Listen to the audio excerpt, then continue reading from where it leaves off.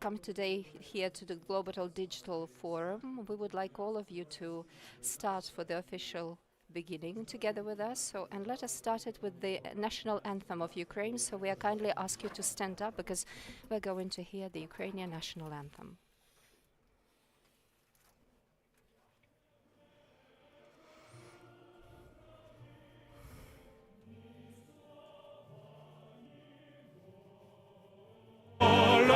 Ще нам, браття українці, усміхнеться доля. Згинуть наші вороженьки, як роса на сонці. Запануємо ми, браття, у своїй сторонці,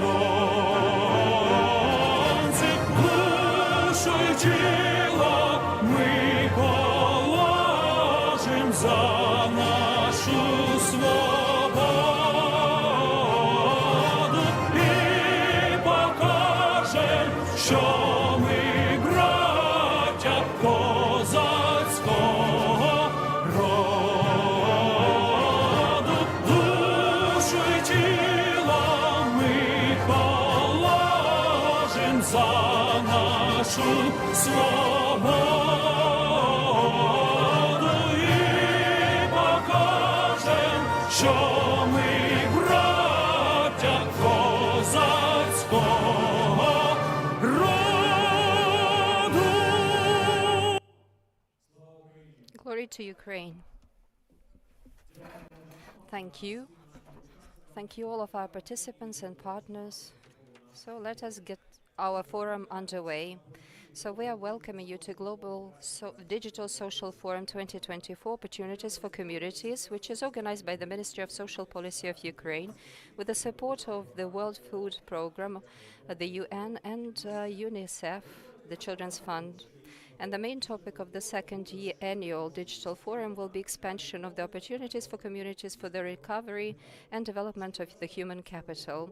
Within the framework of this forum today, we're going to discuss the role of the communities in the digitalization of the social area and also sharing work experiences with our European and world friends and peers. Today, under the conditions of the full-scale invasion, very efficient is the social support as never before, and now it's possible for the state of Ukraine to extend the support very quickly and in a qualitative way due to digitalization. Implementing digital technologies enables us to simplify and streamline procedures, get rid of different red tape, its impediments, and raise the transparency of providing social services. This is especially important for the people who need speedy and qualitative support.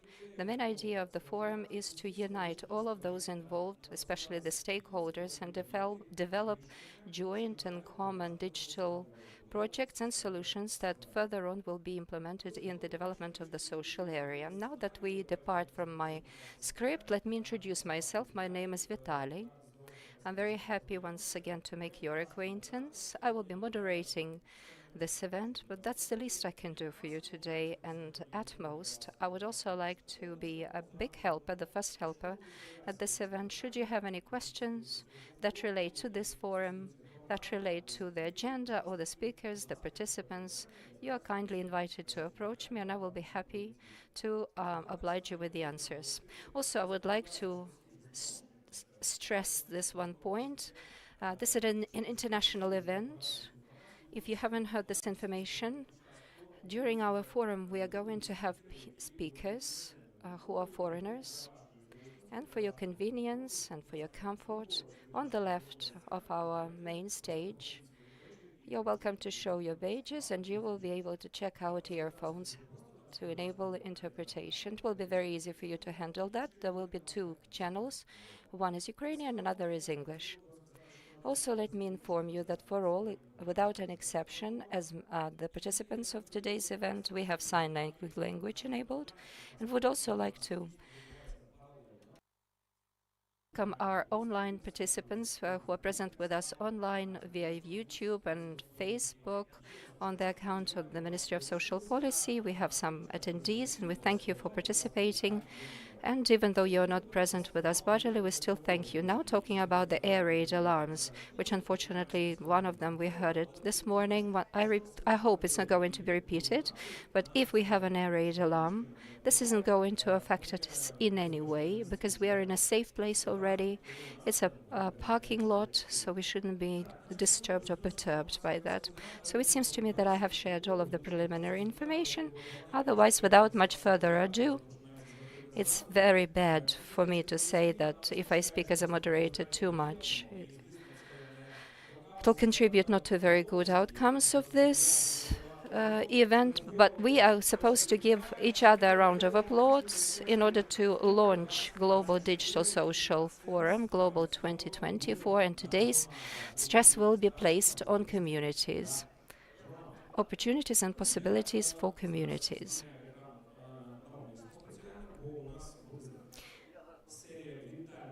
We are going to listen to some welcoming remarks right now. I would like all of you to pay attention to the screen, because now I would like to give the floor to the Vice Minister of Ukraine on the development of science, technologies, education Ukraine, the Minister of Digital Transformation of Ukraine, Mikhail Fedorov. It's going to be his video address, so please watch him on the screen. Hello, all of the participants of this forum. The digital transformation of the social area is one of our priorities. It does not only simplify the life of the Ukrainians, but also enables us to build a transparent country. Social services need to be made available regardless of age or the place of residence, which is why we are launching digital services for Ukrainians to obtain all of the necessary support without any unnecessary red tape. Together with the Ministry of Social Services, we are building a new logic in the area, which is based on qualitative data and digital technologies. First of all, we are building the single system for the social area. On the basis of the system, we have already launched the first services for the IDPs, which has enabled them to get all of the necessary services without having to go to the state institutions.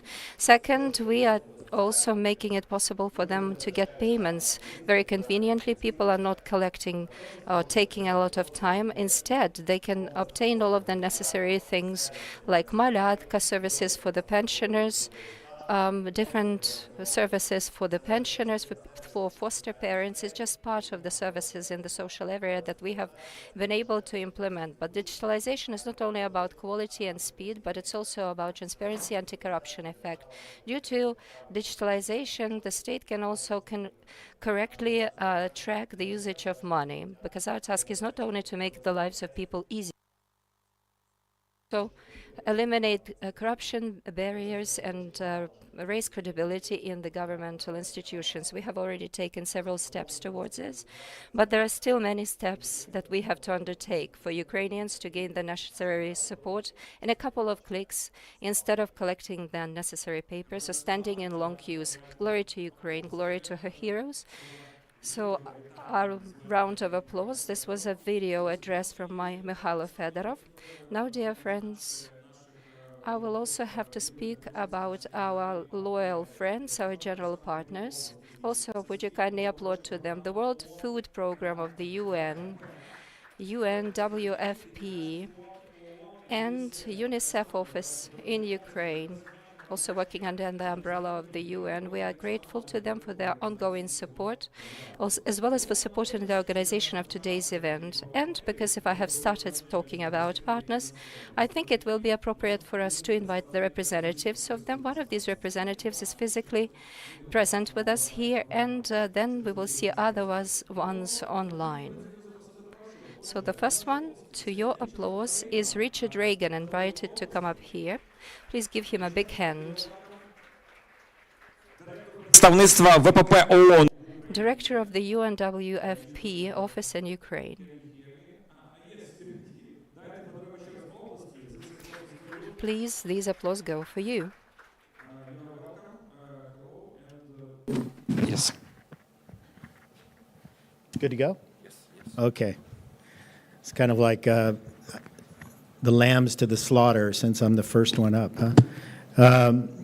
Dober ranek druz, Minister Oksana Zholnovych, Deputy Minister Kostiantyn Koshelenko, Yakuyu, Excellencies, ladies and gentlemen. I've been in Ukraine now for 2 months, so being the first one to speak after being here for only 2 months is a little bit daunting. So I thought I'd start off by telling you a story about the world's shortest speech. So that should tell you that my speech will be short. So I'm sure some of you know who Muhammad Ali is, right? So Muhammad Ali had a junior high education, and he was asked to give the commencement address to Harvard University. Now, this is a guy with a junior high education. And he readily agreed to do that, and he walked to the lectern. He grabbed the lectern, and he looked out at the audience, and he said, "We, me." And then he walked off and sat down. And that was really sort of Muhammad Ali. Anybody who knows the history of Ali, the controversies around him, he was saying to the crowd, to this graduating class, that he is them. And that's, I think, essentially, you know, where we are on this journey together on digitization in the Ukraine. I, as the World Food Program representative here, have worked in very many countries around the world. And nowhere have I seen digitization move at the pace that it's moving in any other country that I've worked in.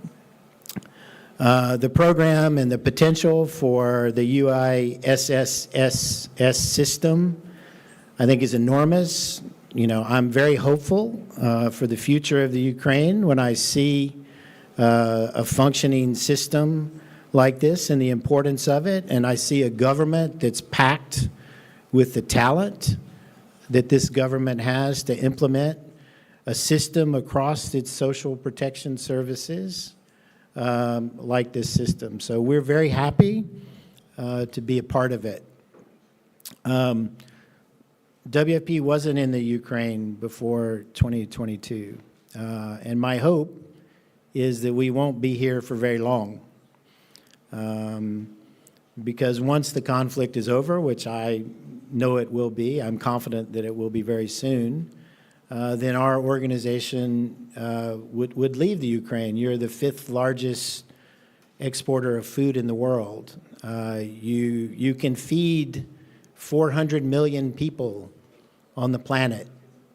So there's not really a need for an organization like the World Food Program. We're the largest humanitarian agency in the world, but that's not something that needs to be provided to Ukrainian citizens once the conflict is over. But what we can do, and what skill we do have, is we're able, while we're here, to work in partnership with the government on building these types of systems. But I do want to say that technology isn't a panacea. It's not a solution to everything. Cooperation needs to remain strong, and there are enormous challenges that lie ahead. Difficult decisions are going to have to be made. And just because we can improve the social protection system together, it doesn't always mean that the funding will be available for us to do this. Even the wealthiest countries in the world today are increasingly rethinking about how they target their social protection. So this is a journey that we're on together, you know, and in the spirit of the greatest boxer in the world, it's we, me, and we have to take this journey together. And I look forward to working closely with you after only 2 months here in Ukraine. So thank you very much. And thank you to Richard Reagan. Thank you for your speech and thank you for your support. Так, дякуємо, Річард Рейган. Зараз у нас буде Next to speak is the representative of our general partners. He will be speaking online. That's why we'll be trying to fix that. We are waiting for Mr. Munir Mamadzadeh. Let's give him a round of applause. He is the head of the UNICEF office in Ukraine. Let's check our connection. But Hello. Hello, can you hear me? Yes, but... Excellent. So you're welcome. Thank you so much. Добрий ранок, друзі, dear Minister Oksana Zholnovych, dear Richard, dear colleagues. Greetings from Odessa, where I am right now, and apologies that I wasn't able to join you in person, but I think being in the field is a good also commitment and testimony to what we're trying to achieve jointly, particularly for the Ministry of Social Policy, because the slogan of the event is all about serving communities, and we as UNICEF are on the ground serving people and supporting to deliver work that is so important and critical and being pushed forward at the central level. And I would like to acknowledge and appreciate personal leadership and efforts of the minister who is moving digitalization agenda forward for social protection, which is so key. And as Richard mentioned, it's not a kind of purpose in itself, but it is all about serving people, serving communities, and serving the most disadvantaged.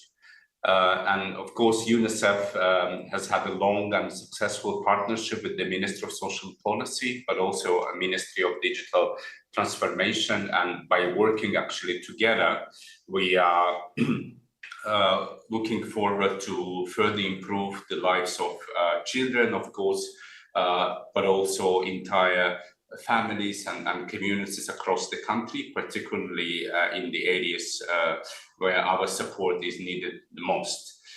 We are here to help to advance government systems to ensure that social services, including child protection services, are easily accessible for more people, and at the same time to ensure that social workers who are instrumental in that work can carry out their vital work in the most efficient way possible. We're expecting that through our partnership, which is multifaceted, there are many things happening, including in digitalization, but I wanted to highlight one specific area which we believe is kind of a flagship, is case management system, with which we will be able to actually make sure that more than or almost 4,000 social workers will receive access to digitalized case management system, through which they can better tailor their response for children and families who may be in need, but are also struggling to receive social services, which are so critical at the time of the war, when so many deprivations are there, particularly for the most vulnerable, but I think it will be very much relevant to the post-war context as well.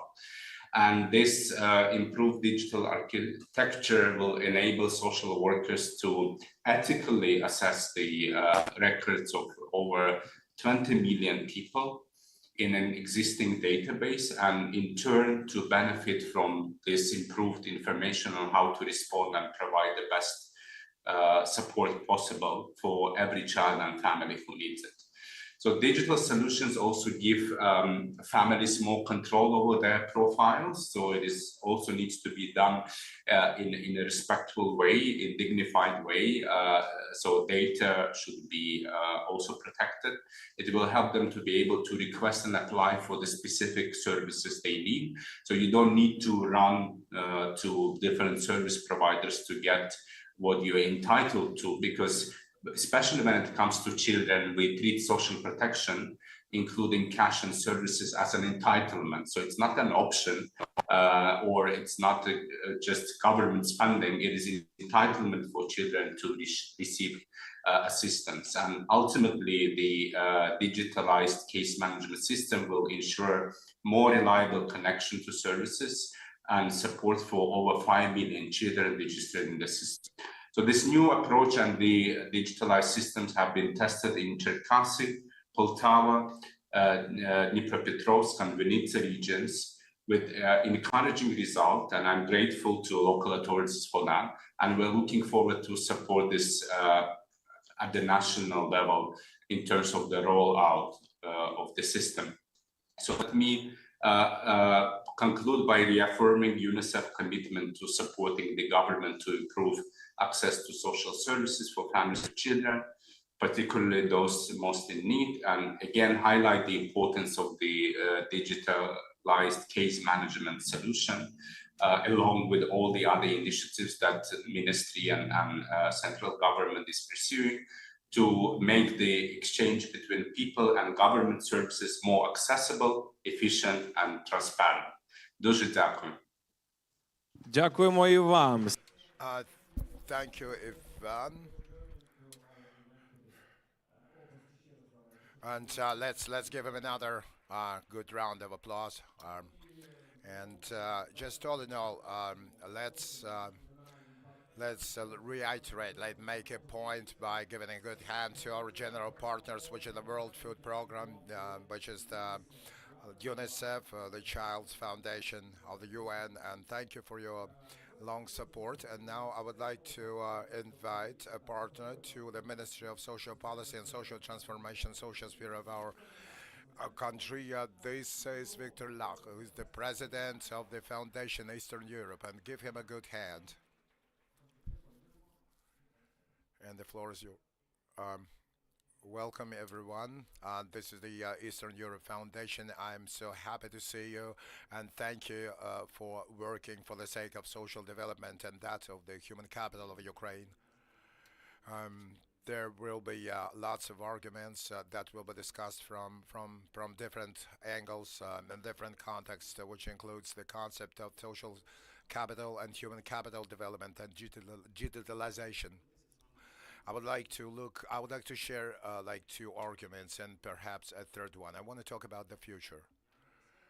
So for myself, I am sort of pinpointing the human capital development as a possibility for each Ukrainian male or female to develop their potential, to get engagement going with the social environment, to gain social support and put into practice all the aspirations, all the talents and possibilities for the development of the country, for the sake of the development of the country, and knowing that today there will be lots of discussions on what approach we have to use to, as much as possible, efficiently renew and recover our country, and to do that to the human capital, and not only to stay to break even, but also to make profit. And so they say the network of NGOs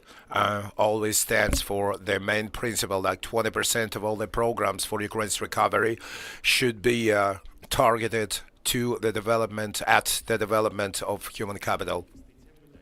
And that's an investment into the people, that's an investment into social development, into the skills and possibilities inclusively. Because without this, we will feel very difficult to build up the country. We need to understand that every Ukrainian male or female or child should be a golden resource of our country in the future.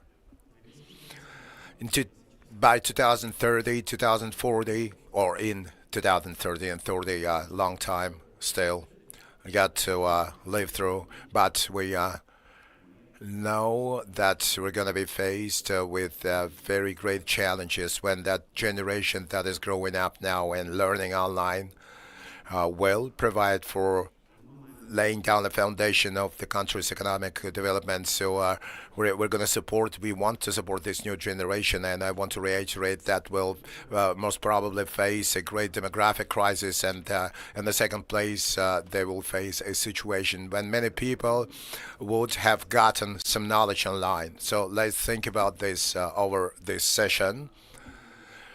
But I've got some more ideas for you. First one, that's the generation, and that includes the good and cool digitalization skills. And another argument about digitalization, I'm proud that we have been actively involved in supporting the digitalization project by the Minister of Social Policy. So in the beginning of the full-scale invasion, we've been doing that, and I'm proud of the results of the performance of our cooperation. We already got a platform to register online humanitarian aid, and now we want to do a platform to designate one's social status, and now we are developing our partnership. We understand by how multi-layered the process of implementing digitalization and making the transformation possible is great. The people that are not only concerned about systems and creating new systems, but also training the people that are to operate those systems for the way forward. We have to make those systems popular, and the people should have enough skills utilizing those kinds of systems in their routine life. And here I think Ukraine has something to be proud of. We got like 20 million DIA users, and Ukraine is in the 30th place, took the 30th place in the global rating of digital governance that is provided by the UN. I would like you to pay attention to the report that was issued recently. The UN does it every 2 years, once in 2 years, but here we have like a streak of hope that Ukraine placed first in Ukraine on level of digital participation or involvement during this war, in the war. Despite war and democracy are different things, far away from each other, but practice has showed that we can generate those things that could be a good start for the rest of the world. And also, I would like to share just one more streak of hope. We have an enormous potential capacity for the development of social services in the digital area. We have all the possible foundations for that. That will be a great state of readiness in the Ukrainians to use digital services. We understand that Ukrainians are compliant and adherent to digital services. We trust them, and we have the human potential, human capacity to develop them. And today we're going to talk about communities, about creating platforms, about like promoting services, and just to say that probably that's one of our priorities, allowing us to get out of the national level and switch to helping the communities, given that more than 600 communities are utilizing the social platform, and we would like the Eastern Europe Foundation provides, and we would like to stimulate, urge you to join such platforms as 70 communities are involved in active work. We're improving infrastructure. We're teaching that SNAB office representatives, and we're developing the human resource via training and them learning and understand by how much bulky and colossal is the objective of to design a mechanism for the coordination of all the partners throughout the process. So I would like to thank everyone and each one. I would like to thank all the international organizations that are involved in Ukraine's activities to supporting the digital transformation. And I would like to also make some prediction a little bit. The projection includes that the mechanisms and the platforms that the state Ukraine is developing today, and we know that in future and very soon we will have, and those platforms will be used by international humanitarian organizations in different countries of the world. The system of social support, of social assistance, a platform to digitally register humanitarian aid, and the DIA, and all those things will be soon used in the other countries, and that will be just us being an example and being proud of making the greatest efforts dedicated to the development of our country. And just imagine what we can do when we have a winning world, and how we can transform our country. I believe in you, I believe in Ukraine. Glory to Ukraine and glory to the heroes. And Viktor Luk, President of the Eastern Europe Foundation, thank you very much for your support. And dear friends, this will end our welcoming part, our introductory part. And now we're switching to getting down to one of the most important things in our forum. So why is it the most important one? Because it presents policy and digital solutions in the social area, and the main name and the theme of the presentation is development of the human capital and efficient digital solutions. For that presentation, I would like to invite two authorized people to this place. This is Oksana Zholnovych, Minister of Social Policy of Ukraine. Your applause, please. And also another good hand to the Deputy Minister on CDTO, and he's Kostiantyn Koshelenko. Now you've got a clicker, and let's just welcome them again.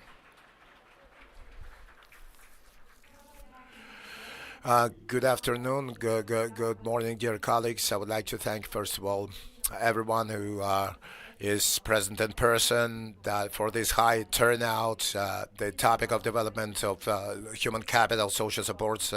It's good that you're caring. It's good to understand that whatever we're doing in our country has to be for the person and should start with the person, and it should be person-centered, human-centered, because otherwise everything else doesn't matter. I would like to thank everyone who is with us online. Thank you for being with us. Thank you for being interested in what we're proposing, what we're implementing. I would like also to make a particular stress, make a particular point to the communities, and our forum is not in vain called inspiration, inspiring the capabilities to be utilized down the communities. So the people are in the communities, but there are no, from the point of view of residents, so to say, there are no people in the ministry, no people on the other levels, but the biggest potential, biggest capacity, biggest desire of the humans, of the person, is concentrated down in the communities. So we would like our politicians to understand what we politicians do, what we're building up. We want it to be understood and strengthened in the communities, and we want to go side by side together, keeping pace together with each other, to make the human capital, the person, to make man in Ukraine feel comfortable, so that every person in Ukraine is happy, so that everyone in Ukraine knows and understands that once we got all the tools, once they're caught in a crisis, they get out of that crisis. Once they are out, they kind of have a roadmap where to go further. Then at every stage of their life, they should be supported to have a quality and good life. Our demographics are not simple. We need to invest as much effort as possible so that everyone in Ukraine everyone who remains here in Ukraine, stays here in Ukraine, feels comfortable and would want to live on here, so that if you are temporarily abroad, then you have a wish to get back and be involved in the building up of the winning Ukraine. And every Ukrainian should opt for, actually, I would say, lining up to reside in this country, to stand together, to create, to make the country a magnet for those creative, for those wanting to realize themselves, put themselves into good practice, who wants to be successful in future. And digital services are an important set of tools, and it was already said with what digital service, we can make our instruments widely usable, not bound to just one position, so that every person, wherever they are, get the same and equal support. We need to make them transparent. We will not have any more resource, much more resource, not very much, and now not very much. So that should be put to a good spending use wherever it is necessary, and at the maximum rate that we want to help. And I do really believe that the tools that we're forming, that the structures and the jigsaw puzzles of which we make the digital constituent of our social sphere will be useful and important not only for the Ukrainian, but also they will be shareable product that will go to the rest of the world, will be an innovation to the social policy that will set standards to the social sphere and social policy for the rest of the world, because there are challenges in every corner of our planet, plenty. But we're now creating a format allowing us to put it to good use, to good response on how to help a good person wherever they are and whatever support they might require.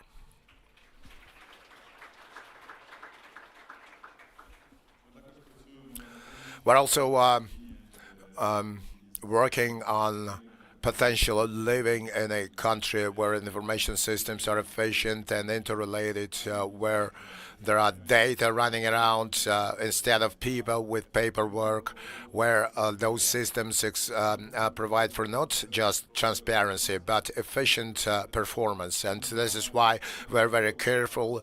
This is why we're not trying to digitalize the mess, but we're digitalizing what we have rethought. That means the systems we are creating and rebuilding, and that's the underlying things that our team is laying down, working on the development of a single sphere of the social system.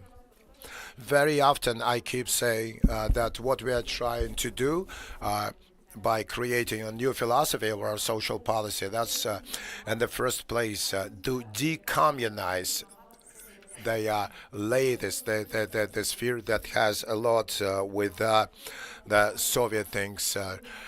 We have gotten a read already of what's related us to our communal past, but there is still things that really prevent us from developing like low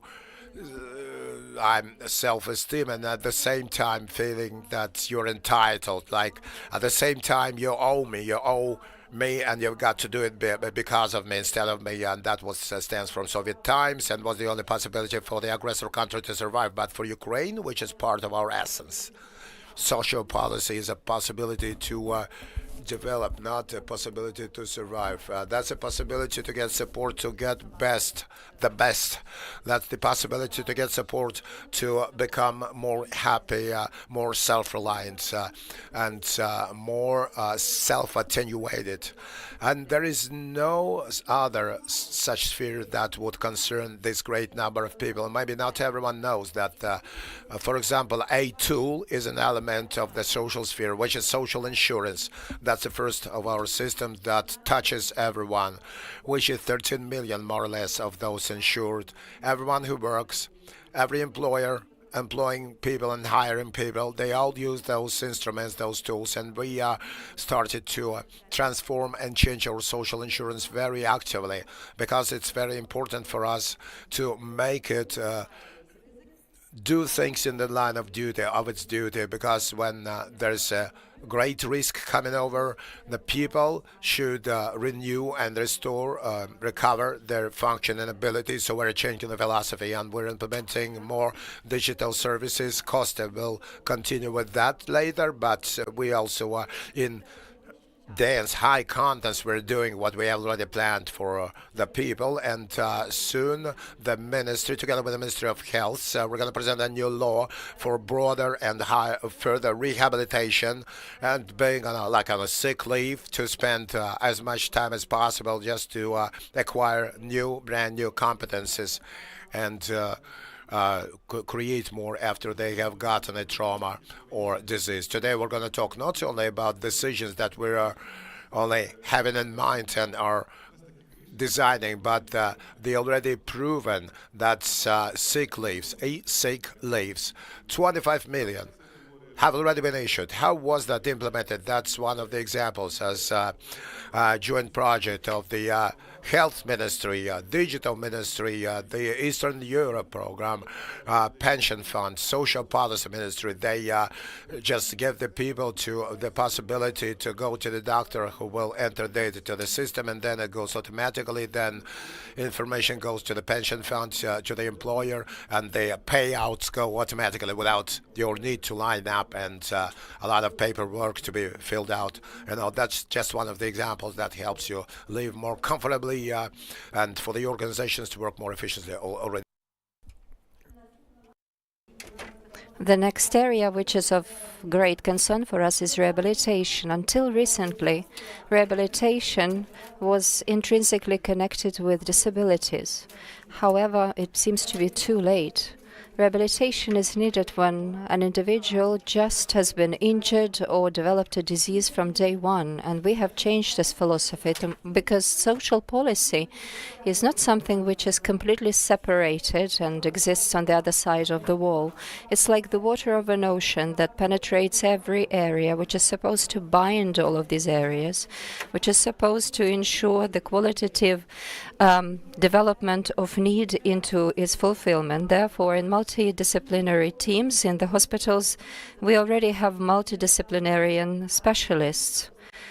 All of the people that have been affected by war are already being provided with the necessary help without gaining any statuses of disabled people. And we want to expand this so that it is not only a social service, but a possibility also for retraining.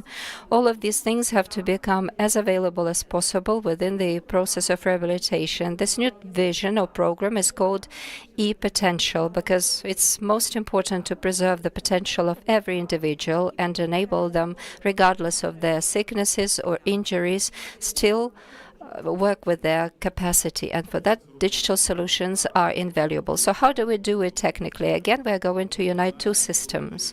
The work of several ministries will have to be combined. On this screen you can only see how the electronic system of healthcare is being implemented, which also to analyze the limitations of functionality. Rehabilitation plans are shaped, and different non-medical data will be submitted to the single database of the social service provision at the Ministry of Social Services to ensure that such services are automated for such people. They will immediately see that on their account, and they will not have to undertake any additional actions or submit any applications.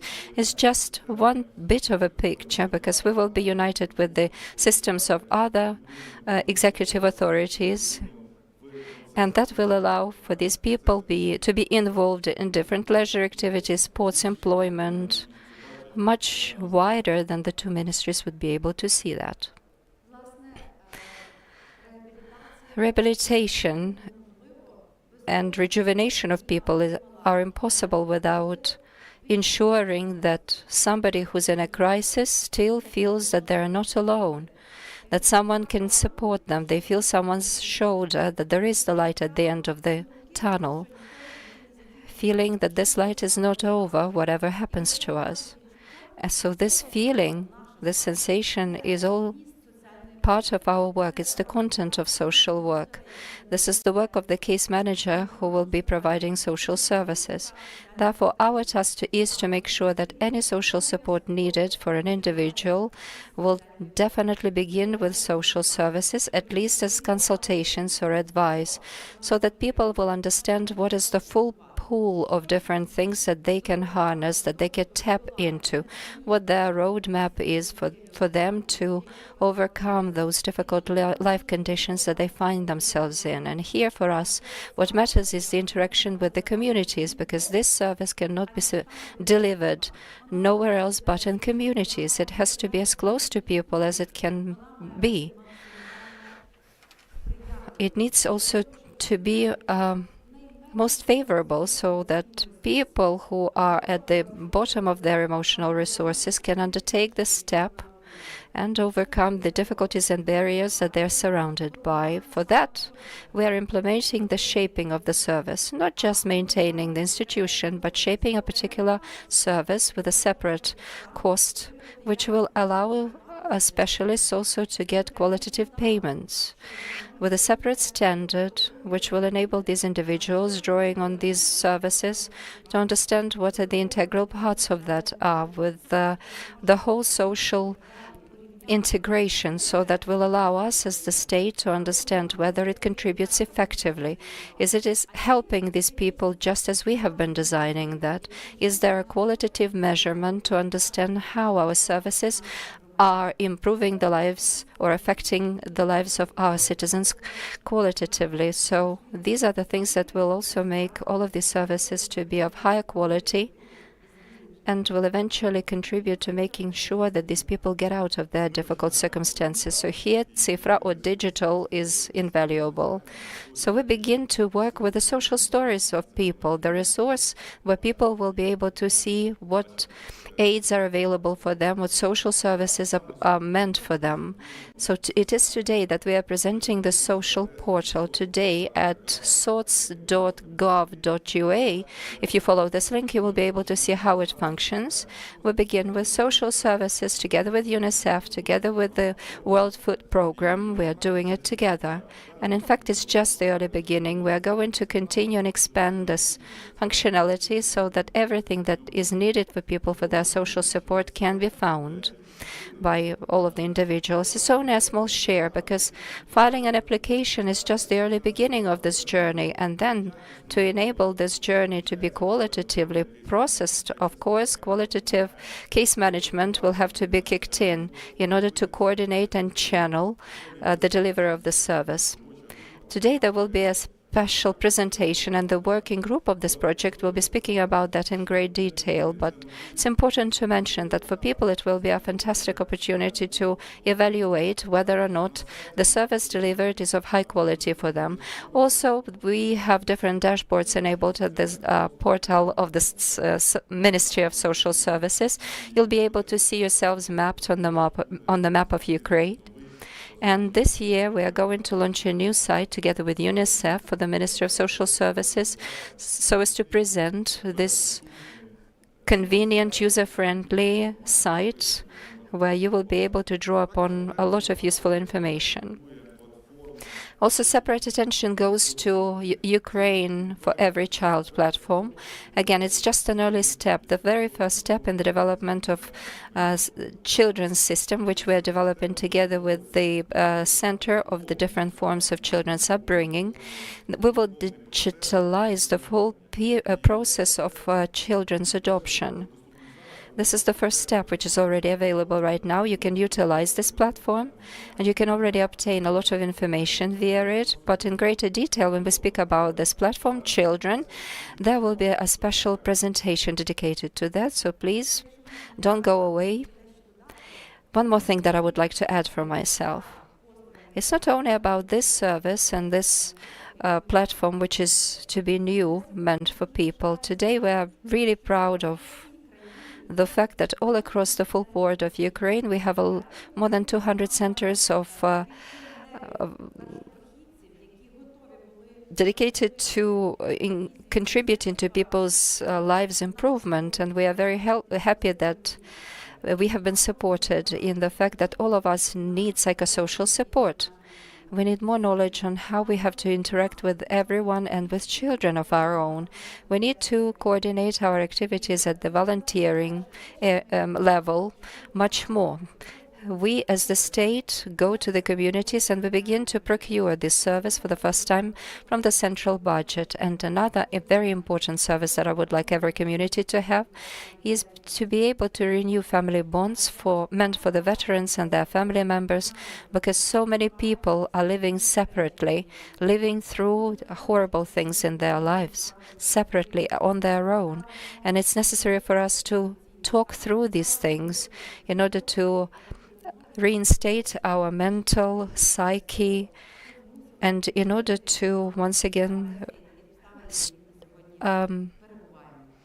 to renew ourselves after all of these dreadful circumstances of the war that we are going through. We do not deal with digitalization for the sake of digitalization. It's not an end in itself, but instead we are creating solutions which will enable us to resolve different tasks that the Ministry of Social Policy sets before us. And these centers are already being equipped with digital solutions in order to run their processes more effectively, because our clients are not only citizens that are utilizing our citizens for the sake of drawing upon benefits and payments, but it's a great network of people working within the social support, that work in the borders of social service provision, who are social care workers. So all of these convenient and efficient working tools are also meant for them. Social benefits. Probably when they speak about the Ministry of Social Policy, the very first thing that 100% of journalists usually ask, what will these social benefits and payments be like? This is something that is already a customary and traditional connection. And this is indeed a vitally important instrument. But each of these payments needs to pursue a certain goal. Why are we making these payments? What is it that we want to achieve? Is it sufficient for achieving the goals that we are pursuing? Is it true that it's the resource that we have? Is it accurately allocated to the accurate groups of people that are in the dire need of such a support? This is the first thing that relates to the content. And the second thing, how can I draw upon these support and services? When I feel so ill, down, do I have to go and collect hundreds of different documents in order to find a way out of these difficult circumstances I'm under? So my goal is to group all of these areas of drawing upon benefits in a very clear-cut way.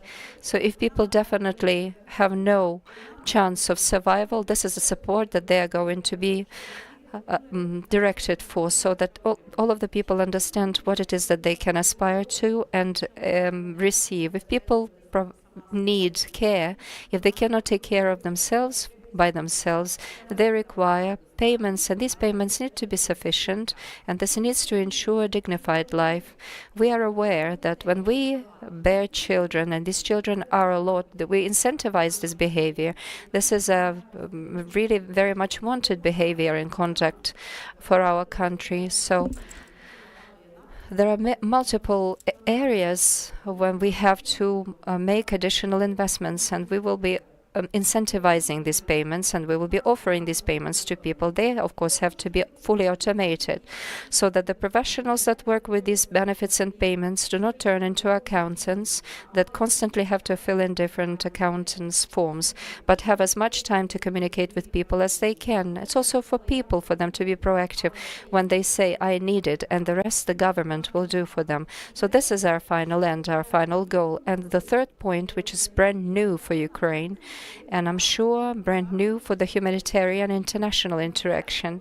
For the first time, we are uniting national payments with the international kinds and types of payments, which are being exercised by our international partners present in Ukraine. I thank them for this openness, for believing in our government, and that we can demonstrate a new form and way to provide basic support on behalf of the government, and the international partners will add additional payments that will help our citizens to handle these circumstances of crisis in a better way.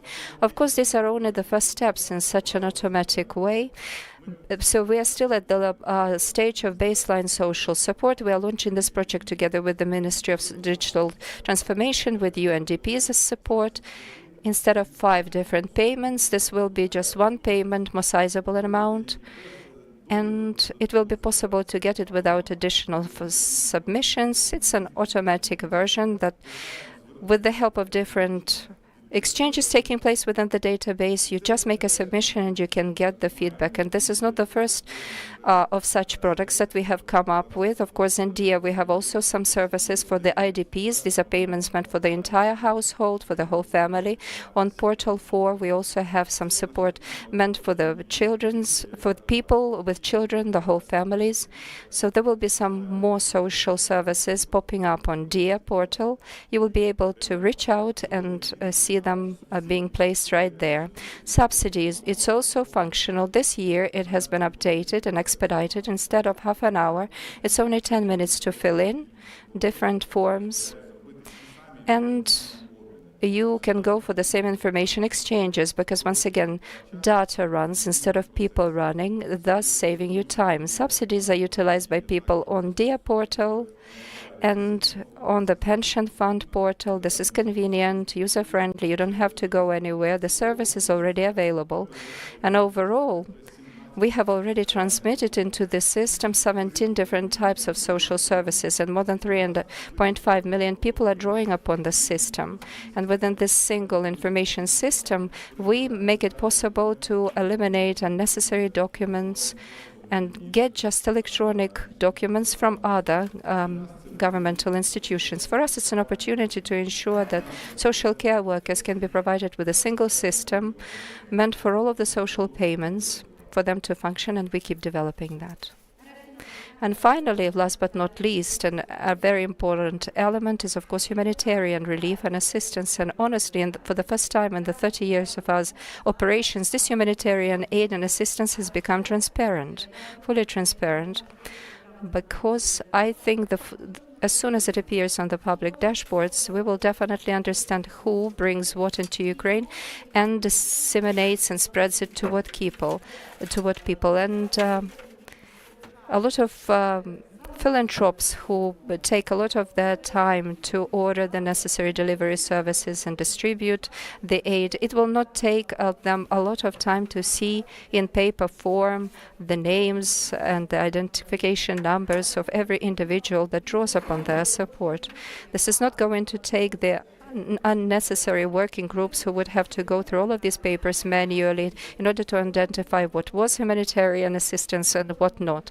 So now it's fully automated, and we want to take it on, and it's important for us that the organizations and beneficiaries and they all understand what is necessary within the communities, so that they, donors, definitely see what the needs are in communities, what needs need to be met, but not go by their discretion. This will allow for every resource to be utilized usefully, and in order to meet all the needs that no government and no country can never be able to meet on their own. The interaction between the public sector, the volunteering sector, with the government and with the communities is the pledge of the successes ensured in all of the democratic countries. And for me, it's a big dream that one day we will become really holistic partners that will definitely trust each other. I know that now the public sector positions themselves as opposed to the government, on the sidelines of the government. It's a historic rudiment, because the government didn't used to be pro-Ukrainian, but I would like it to make sure that all of this ice breaks and no barriers remain. But instead we can pick up and take up each other's activities and act holistically as a single tool with the help of the civil society. We have to hone and we have to harness this civil society's help. So I'm very happy that together with the civil society we have already developed the strategy of the volunteering movement here in Ukraine, and I'm sure that it will be approved shortly, and with the digital tools we'll be able to promote this in order to help the digital society to understand more clearly what initiatives there are and how they can meet different needs and coordinate these activities. Such coordinators of humanitarian activities are already present within these centers in order to implement such public initiatives which are already there in every community, and thus increase quantitatively the number of services that the government can provide. www.gov.ua.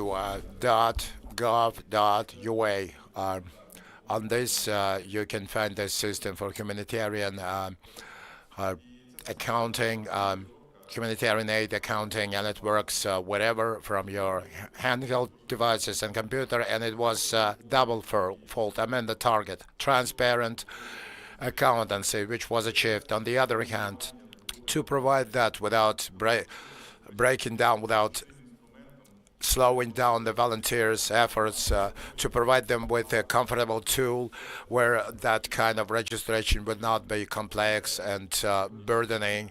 And this is how it works. And this is how the volunteers today, they haul about 700 cargoes that are accounted for within the system. And just to say that the total volume is about 100,000. The system works every day, and we want to build it on. We want to make it English as language and to have broader functionality. And together with the partners, we're going to do it.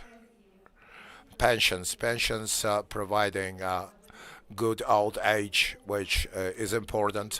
It is important because that will be our stable, projected future. Today, you're talking to my aide.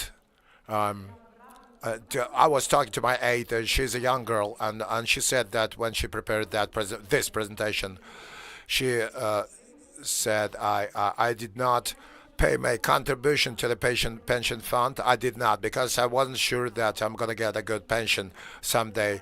I want everybody to believe in that that solid part of pension payouts is guaranteed by state, and it will exist. This will exist as long as our country exists. We want it to thrive, want it to exist long. Like this pension is like 19% of the single investment contribution into the pension, and the state is ready to provide for coverage of 40%, which will be double amount of our investments, which will be better than from any bank. This is why this system is important from the point of view of retaining one's right for future pension security. The second thing is that thanks to this system, we're keeping our grannies and granddads.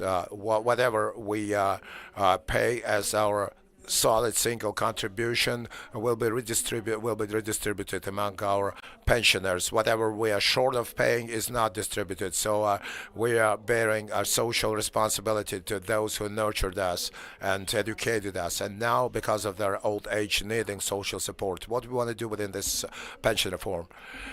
We want to make such changes that would demonstrate a pretty straightforward mechanism for calculations and accounting for and paying out of the pension. But the people normally say, what length of experience and what contributions I'd made, and this is how it is calculated, and we invest those two criteria into the score points that will add up every month, and then at the output it's going to be like a total of points that will be a percentage of Ukraine's average salary, which will be the most relevant category that shows the reality of money, of the means, and what we're making on average every month is what we're feeding ourselves with, and this will be a just and fair variant for the accumulation and paying out of our contributions. And we understand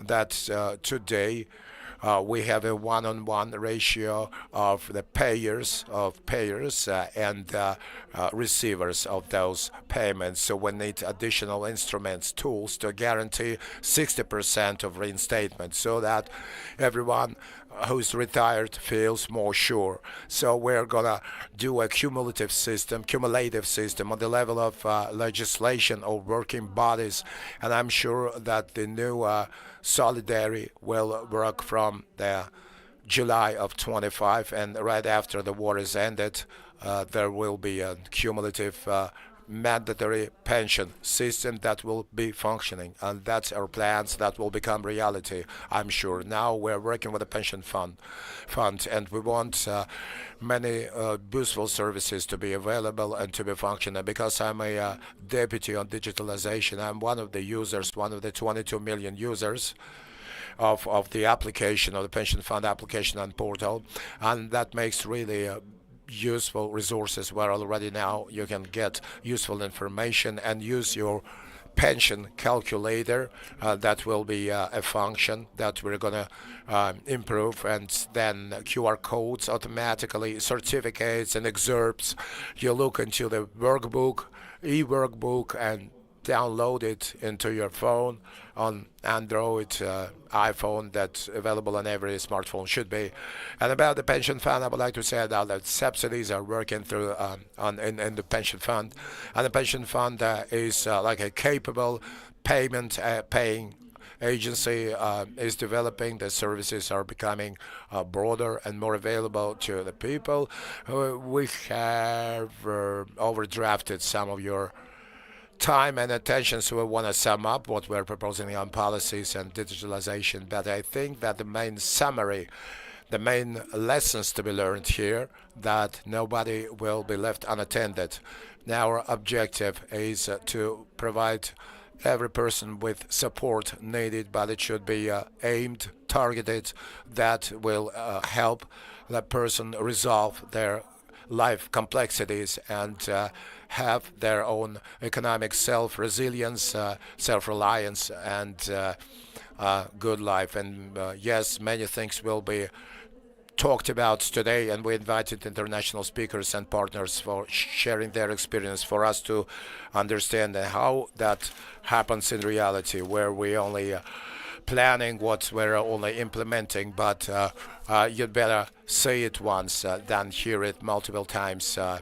And I understand that today, when we talk about these solutions, many communities might not find them understandable, and it's important thereby to talk a lot and quite a lot to relieve everybody of the lack of understanding on how it's going to be implemented. You got what advantage from implementing one or another service. So these forums are important, and are the forums and other side events that we're going to have in the rest of the day. Please join in, and there will be lots of interesting things as to every idea we want to implement. And thank you, our partners who UISSS and World Food Program and other partners that we're doing our managerial decision, making our managerial decisions and providing solutions. And thank you very much. And please know that we value us as reliable partners that will never let us down. Thank you very much for the possibilities. Thank you, Oksana. Thank you, Kostiantyn. And that's the applause in your honor. And now we're going to have a presentation on strategies for our digital transformation and development of social sphere. The only thing I'm adding that this strategy was developed by the Ministry of Social Policy team together with Deloitte, and that was a pretty lengthy process, discussion, and today we are ready to present you with the results. And for that I would like to invite Andrei Poznikov. Applaud please to him, and he's a technology and transformation manager at Deloitte. Andrei, get your clicker and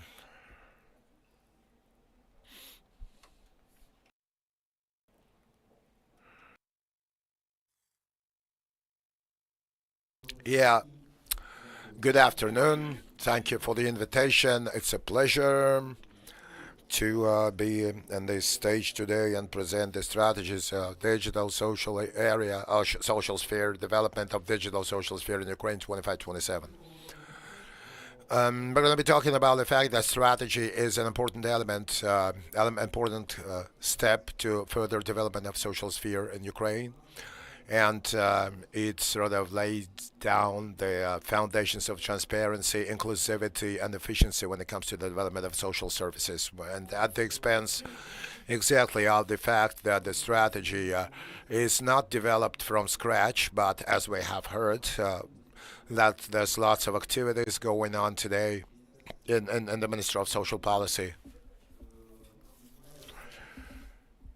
as they are having a bunch of projects that's are already in their either completion or active performance stage. active doing. So all the strategies that are aimed at current development directions areas for 27, the strategy has all the foundations of international experience when it comes to building up the digital transformation in the state sector and the social service sector especially.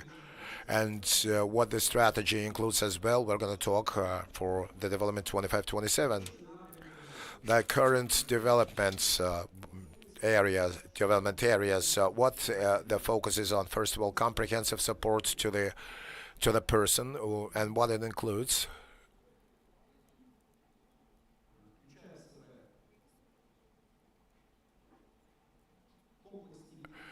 A comprehensive approach that puts together both the financials and social services, then rebuilding one's engagement with the communities, which is active engagement, which is supporting them at the expense of digitalization, and thus understanding how the processes are going on and how the transparency feels when the affiliates and when the communities are faced with the social sphere, then reforming the social sphere, which includes re-engineering and optimization of social service provision processes. The key projects and strategies for 2023 still on developing, and we've heard about them. Then active partnership with key international players helping develop the digitalization in the social area.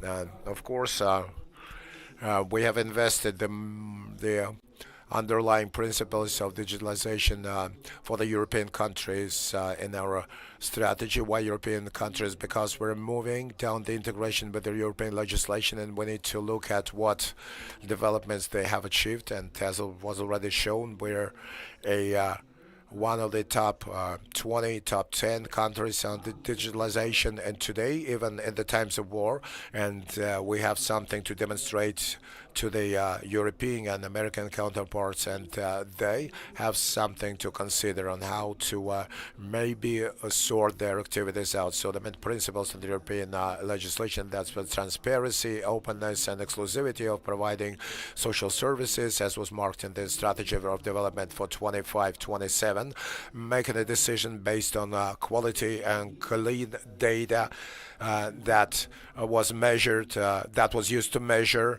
that was to be usable and to make efficient decisions based on that data, digital security and confidentiality, protection of personal data in the European countries. As you know, a lot of efforts is made to protect one's personal data, and that was really highly reflected in the digitalization strategy. Simplification of interaction between businesses, which is exchanging data between also registers, between state institutions and the public.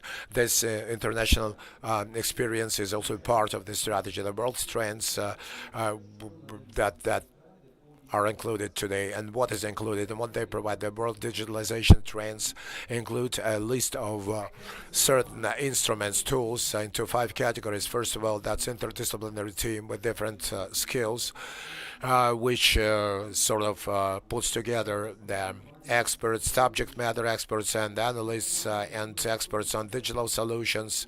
That's the teams using modern technologies, AI, machine learning, then hybrid cooperation with remote work. I think we've laid through that when it came to the COVID times and the war times, and we're using these 2 active components today. Then partnership when it comes to exchanging data between among all the registers of state institutions, and also between private people, individuals. Then regulation of cybersecurity and regulation of data protection. That's one of the important points, because the volume of data is growing day by day, and one needs to regulate it, one needs to control it, and one needs to provide for the transparency and clarity. And also processes, of course, which is the heart of digital transformation, because it's impossible to automate the chaos. Only automate processes could be optimized, and this is what it all starts with when the optimized processes have been aligned, and you can easily automate them and gain some quality data. So re-engineering is some word of buzz been used in the 90s, which is designing, which is total designing, which is a revision of the processes that are based on providing social services to optimize and prepare and implement automation and different systems and analytical data. Without analyticals, without reporting accountability, it's difficult to manage. Without timely analytics, these tools have been laid down, invested, and they were practically used when it came to the implementation of digitalization of the state sector. And there are 4 successful examples that include the formulation of joining together of some of these instruments. These are the successful examples of making and implementing decisions. They include real-life events and services made based on them, then wonderful client experience, positive feedback from the users that got very good service, then projectable planning and the sufficiency of data when you're ready to plan your resources both in internal and external policies, and then strengthening of cybersecurity. That's the 4 solutions that include, for example, in cybersecurity, that includes cloud solutions. The tools that we've already mentioned: analytical data, regular changes, regulation, and cooperation with registers of other different ministers. International experience that was invested into the strategy, embedded in the strategy, allows us to be sure because we're moving in the right direction. Actually, the strategy itself, it includes 2 big areas. The first one is the development of inclusive and readily available social area to provide equality in access to services for all the populations. And the second area is the efficient use of internal resource in social policy. That's the 2 big directions or areas for 25-27 strategy. Now the objectives that the strategy has, first of all, is improve one's quality of life quality. Then equal access, equality in access to social support, social services for different populations. Then efficient help to the vulnerable, to the deprived, and then further development of the information system by now the agencies or the ministries get engaged within one system, thus simplifying interaction, improving the quality of interaction, improving the transparency and optimization, and we can work more efficiently. Optimization of work conditions for social workers, for social security workers. Social security workers should be relieved of their routine work when it comes to some short notices in reporting or gathering data. That will be automatic instead of that, and it is planned that this process will be over by 27 and make your life easier. And standard availability, accessibility, that's already a technical solution to provide some high-quality channel for the engagement between the heart of digitalization, the servers, storing everything. Then the development of digital skills, both within the ministry and among the communities, because we have seen and heard presentations of a certain number of additional resources and applications that we need to use, especially when it came to pensioners. They feel more difficult working with that. So it is within the strategy of developing digital skills, then integration with other systems, an important point, because as was shown, the interaction with the Ministry of Digital Transformation, integration with the DIA application, that all helps this integration that for the end user is not seen. The user doesn't see how much work was done by a great number of people within the team. And cybersecurity, it's impossible to move ahead without that, and we're going real deep into the digital area, so this process of cybersecurity should be implemented as early as possible. Now, what are the purposes of this strategy? There are three of them. Number one, to improve the efficiency for providing social services, and that's about the optimization of administrative processes and their automation, first of all. Just to be in a nutshell, number two is making decisions based on real data, making decisions based on timely and quality data that is required momentarily. And then the third thing is keeping on developing and building up and developing the digital infrastructure. That's a platform that will encompass it all, and that will be the steps that were already made, and they are already within those projects that are being made or about to be completed, and so on. The first target goal includes two blocks. The first block is developing digital solutions. We've seen it already. I think there will be some panel discussions, and the teams that are involved in that will talk about it to you in more detail about the projects that are going on now and in what stage they are in. Then that also pertains to creating new digital solutions, and the strategy has the first re-engineering of the process. As I've already said, it's impossible to automate chaos, a mess.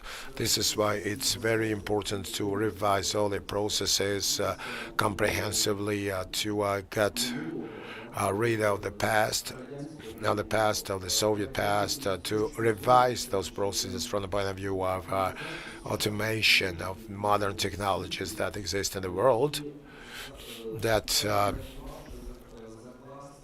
and then by redesigning, we need to lay down a new foundations for quality automation or provide services in a higher quality manner, more informative manner. Data information system has already been presented, and it's already reflected within this system. We're talking about adopting children and interacting with different institutions responsible for that. Procurement system for social service delivery. Already some steps are being undertaken in order to ensure the transparency at the stage of procuring social services, and it's already reflected in the strategy. Goal 2, taking data-based decisions. This is the second part which is taking place right now, and there are some additional things which require additional projects and creating new digital solutions. So we are managing to create the system of managing the whole data. It's a very important step because business analytics nowadays is the major tool for decision taking for the management. Therefore, this point needs to be accounted for, and we did account for that, so that by 2027 the ministry will have the full list of accounting information, documentation, operational documents, external and internal reports meant for users. Everything will be anonymized to make sure that it is user-friendly and efficient at work. Also, anonymized data sets. It's extremely necessary to make sure that people, when they reach out for help, they want to make sure that their personal data is not used. So the reporting is provided for, and personal information is an important thing to be secured. It's also part of our strategy. And goal number 3 is to continue developing digital structure. No new solutions are accounted for here because it's all underpinning, foundation laying. That's why we are speaking about building different projects to ensure IT efficiency, securing information, optimizing information and aggregating it all within one system. All of these are part and parcel of this strategy that will add to the development of what is taking place at the moment. So what are the advantages for the social workers? This is the major slide, I suppose, within this presentation. The development of the single system, when all move on to interacting in a single working environment, is vitally important because it's about instant information sharing, qualitative interaction with each other. well-founded, automated processes which are clear, transparent, and this allows every one of you to work more efficiently. Point 2. The second gain that social workers will receive, this is the implementation of IT projects and programs and products that will allow you to concentrate more on interacting and delivering services. That is, interacting with your patients, clients, rather than being focused on routine, mundane work. So once again, people are not running anymore, but data and informational pieces instead. And also is greater contribution to the interaction with the people that require your help, aid and assistance. So get ready, you will have a lot more free time, and this will allow you to deal with your favorite work in a more active way. That's all from me. Thank you very much for your attention. We thank you, Andriy. You can also give a bigger applaud. Now, dear friends, we would like you to hear about one interesting initiative. The point is that we deal not only with the development of strategies, but we are also active in involving different partners to support different initiatives. In every region, 100 tablets will be allocated, and Oksana Zholnovych, I would like to invite you to come here, being supported with the applause of our attendees. I'm giving you these certificates. Unfortunately, we only have 2 because for the time being, only 2 representatives from the regions are present with us here. In order to make sure that all of our forum is not only about paperwork and the things that we do virtually, we would definitely like to share part of our digital energy in practical terms. And actually nothing else can help a professional than a pad, a tablet, that will enable these people to take all of the necessary information, enter, feed it there, and be more agile and flexible in processing the information based on different questionnaires, and run all of the stories within the framework of electronic case management. That's why I'm so grateful to our international partners that have ensured these tablets for us, for our social workers, and I'm happy to distribute these certificates to the representatives of our regions present with us and articulate about this possibility. So first I'm inviting a representative of Poltava region to come up here, the representative of the regional administration from Poltava region, in order to distribute 100 tablets within your communities. Volodymyr Vasylenko, Deputy Chief of the Military Civilian Administration. Please give him a round of applause. Thank you very much. Next is Natalia Zabolotna. She's a representative from Vinnytsia region, the first deputy of the Chief of the Military Civilian Administration. Again, the certificate goes to you, being supported by the government of Japan and the UNDP. 400 pads have been provided for the representatives of other regions. Unfortunately, they haven't come here today, but we are inviting other regions to get on the board of our piloting projects. In addition to different innovations, we will definitely supply something tangible and material to ease your work. Thank you, Ms. Oksana Zholnovych. Now, dear friends, the Ministry of Social Policies is getting involved with the European Social Network, ESN, to make sure that Ukraine can get closer to the European standards of social care provision. It, as a network, combines and unites different governments, organizations, institutions. So the Ministry is privileged to participate in this network. Due to the exchange of experience within this network, we will be able to adapt our approaches and implement other digital solutions. So the European Social Network, synergies of practice, policy and research. Now with us online, we're going to have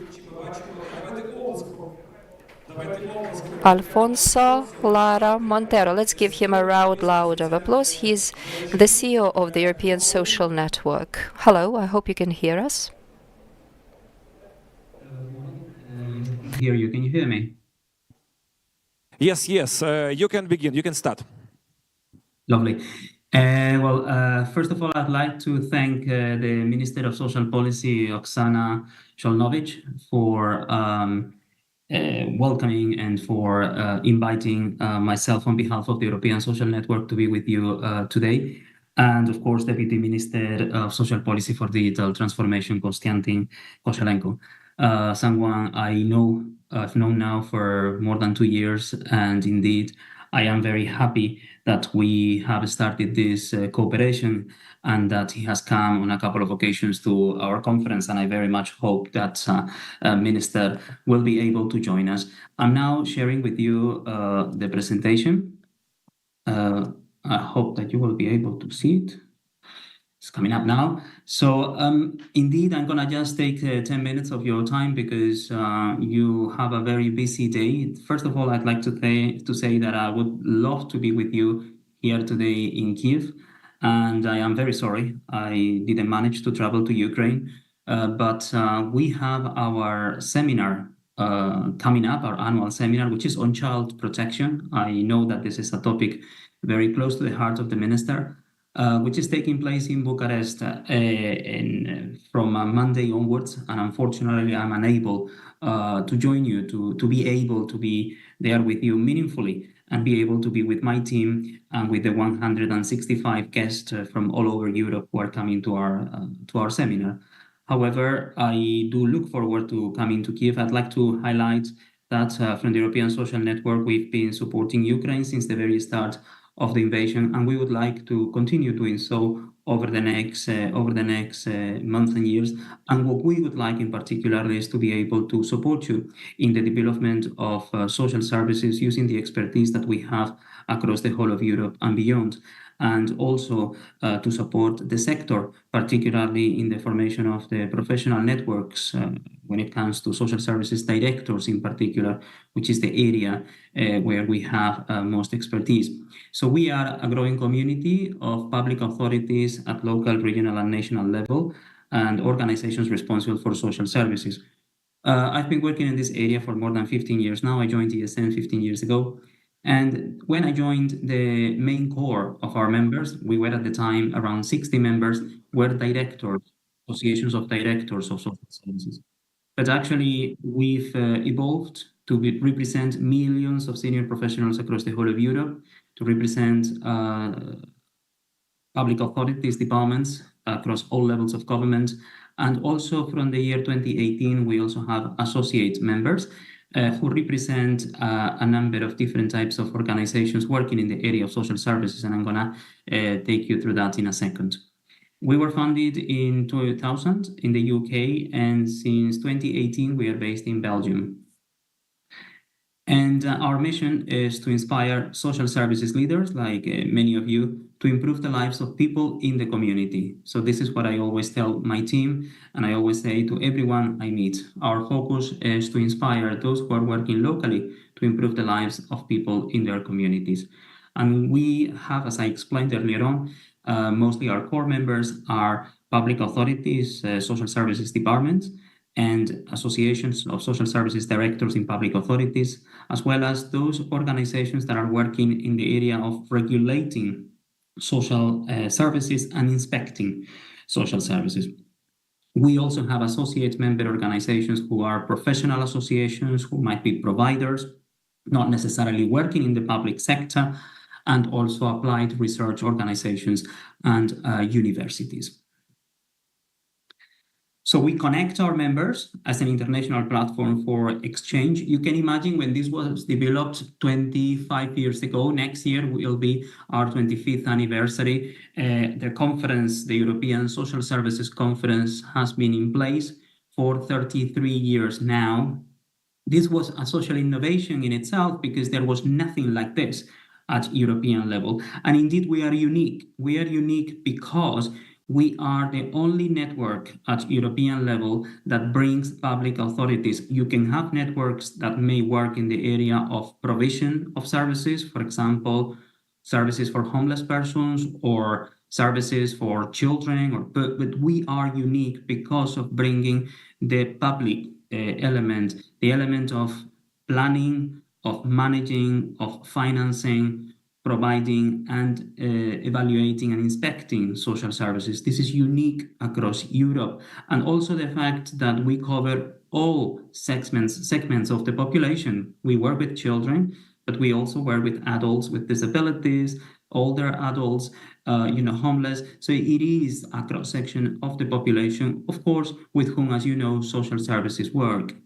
We bring the voice of those working in local, regional, and national social services to the policymakers. And of course, we empower, on the one hand, the professionals, but also people who use services. We always make sure that people who use services are at the center. And we do this through an exchange of knowledge and experiences, through the promotion of innovative models in public social services. We very much pride ourselves in working with our members in promoting innovation in the area of social services, technology, and Kostiantyn knows this well because the first conference he attended was specifically focused on technology. It was the first European social services conference exclusively focused in the area of technology, only for social services. We have had a lot in the area of health. When it comes to social services, it was the first in history in Europe focused exclusively on technology and social services. We promote, on the one hand, efficient and on the other, effective social services and social inclusion policies. It is about doing the right things, but it's also about doing the right things well. And to know this, we need to promote evidence and data analysis, which can help us identify as to whether we are doing the right things and we are doing them well without provoking any harm, and doing it in the best possible way that we can, using also funds effectively.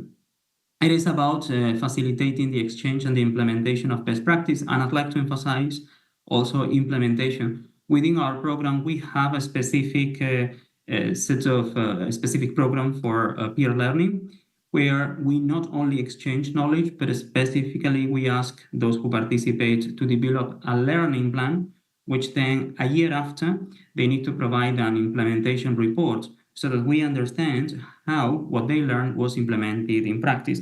I can give you an example of this. Some years ago, one of our members from the north of Spain went to Sweden, and after this, they wanted to understand the procurement system on older people's care facilities. And after this visit, they implemented a new model, which was based on the provision of funding, not just on the base of the number of beds, but based on the outcomes that those persons were achieving. For example, sometimes the outcome might mean that actually you delay the start of the person going to a residential care facility, which is the opposite of how the funds were being provided. The funds were being provided based on the number of people in the care facility. The opposite is in many cases true, where you try to actually delay that process and allow people to stay in their own homes for as long as possible with the right type of support in their own homes and in their own communities. You would agree that for the future, when we become older, this is what we would like to see. It is about bringing the policymakers, bringing the directors, bringing those who are decision makers, but also the practitioners and the researchers together, because we do need everyone around the table to be able to find the best possible solution that can support those people who need social services in the best possible way. And of course, we do work with the European Commission to promote change in social policy, particularly around the area of social inclusion. So how do we work? We've got three main strands. On the one hand, we've got a European Commission's funded program, which has been in place for quite a number of years now, more than 20 years now, where we include a number of thematic working groups, an annual seminar, a roundtable at the European Parliament, or the peer learning program I've just referred to. We have the European Social Services Conference. This has been organized for 33 years now, and Kostiantyn, Deputy Minister, attended twice, this and last year. We receive an average of 700 delegates from close to 40 countries. I believe it is an amazing experience that I hope you will be able to enjoy sometimes, and who knows, maybe in the future we can even bring to Ukraine. We also organized the European Social Services Awards, and this is the 6th edition. This was an initiative which I proposed to the board of ESN back in the year 2018, and we organized it for the first time in 2019. It is a way to celebrate what is happening, what is going well in social services. You would agree with me that in many cases, what we hear about social services is negative, something in the press picked up an issue with a child in child protection, or maybe someone with a disability wasn't properly supported to be fully independent in the community, and the press picked it up. But there are so many things, so many good things that are happening all over Europe, that we need to promote that as well in our sector, and also make the press aware of that. Hence, changing the narrative around social services is very important, and the awards play a key role to be able to do that. And we also, since the year 2021, we have been involved in an increasing number of European projects. We have supported social innovation projects, for example, in rural care. We are now currently involved in a project working on developing an atlas for social services in rural areas across Europe. We've been involved also, we are involved in a project on homelessness to try to improve digitalization of homeless services, which is starting now. We have been involved in projects around the integration of employment and social services. So all of those projects, most of the time, are led by some of our members. We also lead some of them. For example, we are leading one on child protection. And these projects help us to look more in detail into specific areas of work for 2 or 3 years. And we also provide technical assistance. For example, I am involved in a project in the review of social services for the Foundation for Social Welfare Services in Malta, or we also help in the development of community-based care services or strategies in different countries. Again, based on that expertise, we'll be very happy to support you in the process of service development in Ukraine. Very briefly, these are the activities. I'm not going to run into them, but maybe you would want to be aware of the fact that we run 2 thematic working groups on the transformation and resilience of social services, and within the transformation and resilience one, and on resilience and on quality, and within the resilience ones, we have had a big focus on digitalization, which I see is the key theme of this forum today. And indeed, digitalization, we've looked at, on the one hand, case management, which is a very important aspect of how digital, let's say, developments have been taking place in Europe. But also, we've looked at the use of AI for data assessment and the use of AI for, let's say, decision making.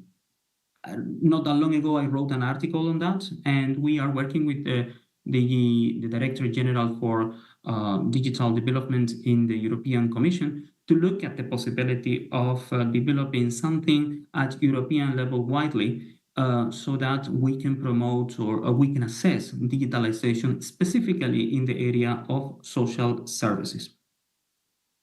These are some of our publications. Please go to our website. They are all fully available on the website. They're not just for ESN members. They're available to everyone. So please do have a look at them. And just very briefly, we are very much preparing our conference for next year. And next year, we want to look at 2 key concepts. On the one hand, relational approaches. You would agree with me that social services cannot foster inclusion alone. You need to work with those in the community, and the community, to be able to build communities, you have to look at relationships. So we want to focus on this and how those developments can be aided by technology. So where care meets tech is next year's program, theme of the program for our conference. And we would be very happy, if you wish to do so, to submit a proposal because now we are looking at those until the end of November so that those proposals can be featured at the conference next year. And of course, the European Social Services Awards, and we are very happy to see that some of our Ukrainian colleagues, public authorities, together with companies and supported by UNICEF, have actually submitted one proposal which a couple of proposals, and one of them has been shortlisted within one of the categories for a European Social Services Award. The best of luck. There's nothing I have to do with, because there is a panel that already selected them, and now there will also be a vote, a public vote, and all of that combined will make the final decision. But indeed, it's a great experience, and as I said, it's about celebrating how good things are happening in social services across Europe. If you want to find more information about who we are and what we do, please don't hesitate to have a look at our website. You've got the general one and also the one on the conference and the awards, and you can also follow us on social media.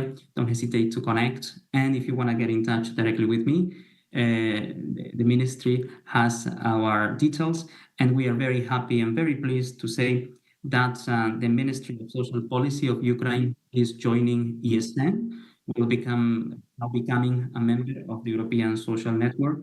And I very much hope that I will be able to come to Kiev very soon to sign our partnership agreement together. All the very best. And should you have any questions, don't hesitate, I'm here. Thank you.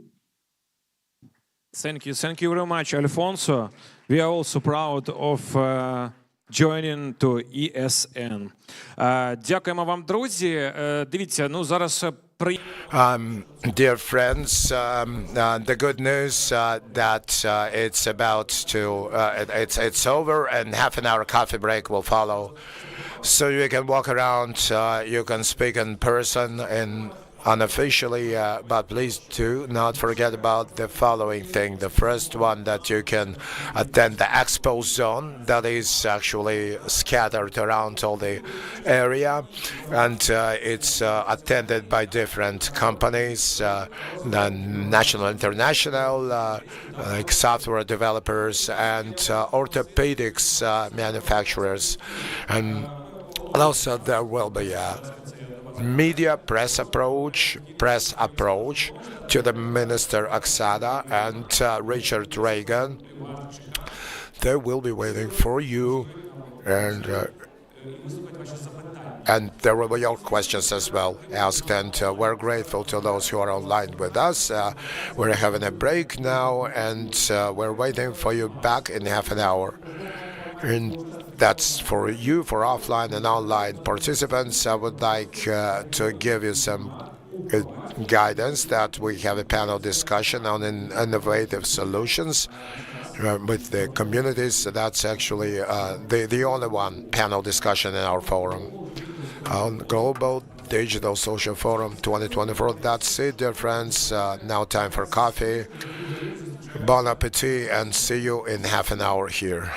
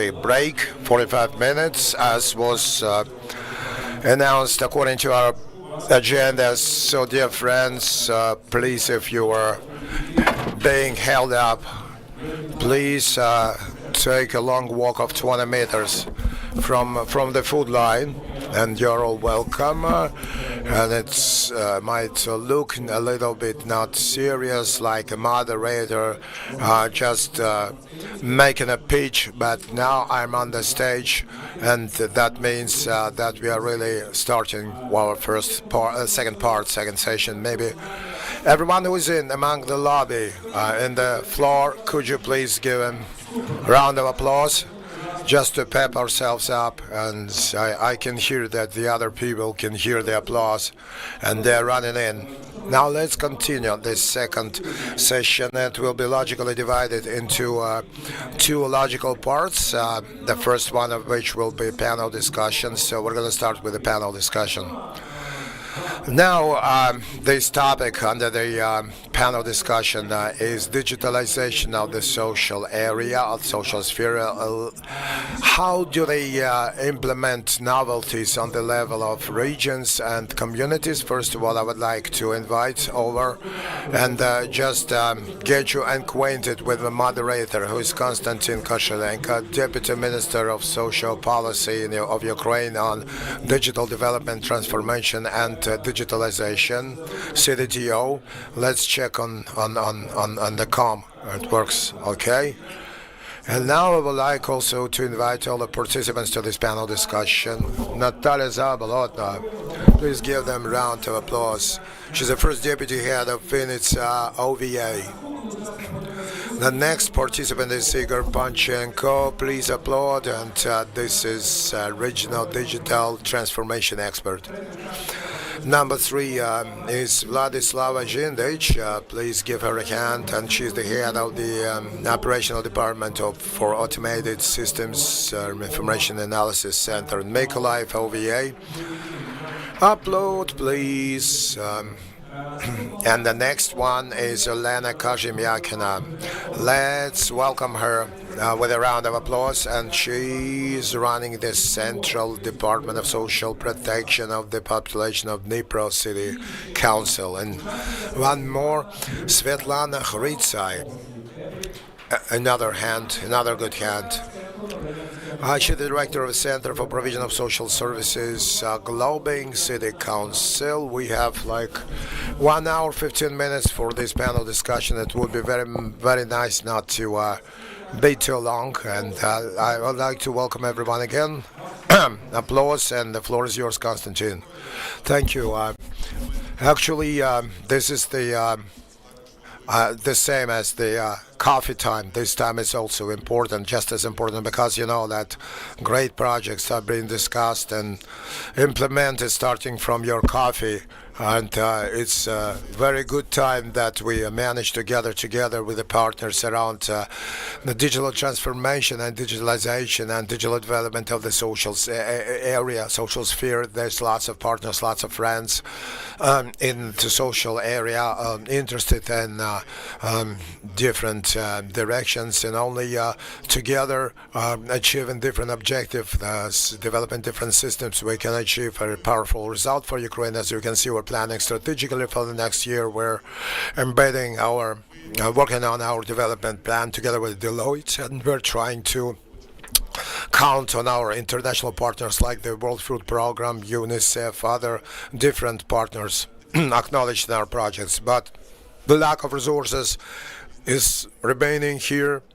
A lack of people, lack of business analysts, lack of project managers. We can move faster. We can even more be concentrated around social support from professionals of powerful organizations. But the regional part is just as important as that side, where we organize and plan and create a project, because when it comes to users of all our systems, are workers of social area, are workers of the synapse, that the people working close to the Ukrainian common people, our clients. And it's very important for us throughout different stages of the project, on the designing stage and projection stage, then questionnairing, then survey of people. We need to be aligned in our actions, because we don't need some abstract systems, not clear what they're used for. We just need a good decision, good solution for our social workers, for people dealing with the citizens immediately, closely, just to make their efforts easier, just to simplify the bureaucracy, to leave more time to deal with people, particularly. So, in my opinion, this panel is the only one, and it's most important for this conference. And we're gonna get down into how, on different levels, innovations are put into practice, what new ideas the colleagues might have, what we need to create for tomorrow when it comes to the digitalization of the social sphere. Now, the first question is for Ms. Natalia.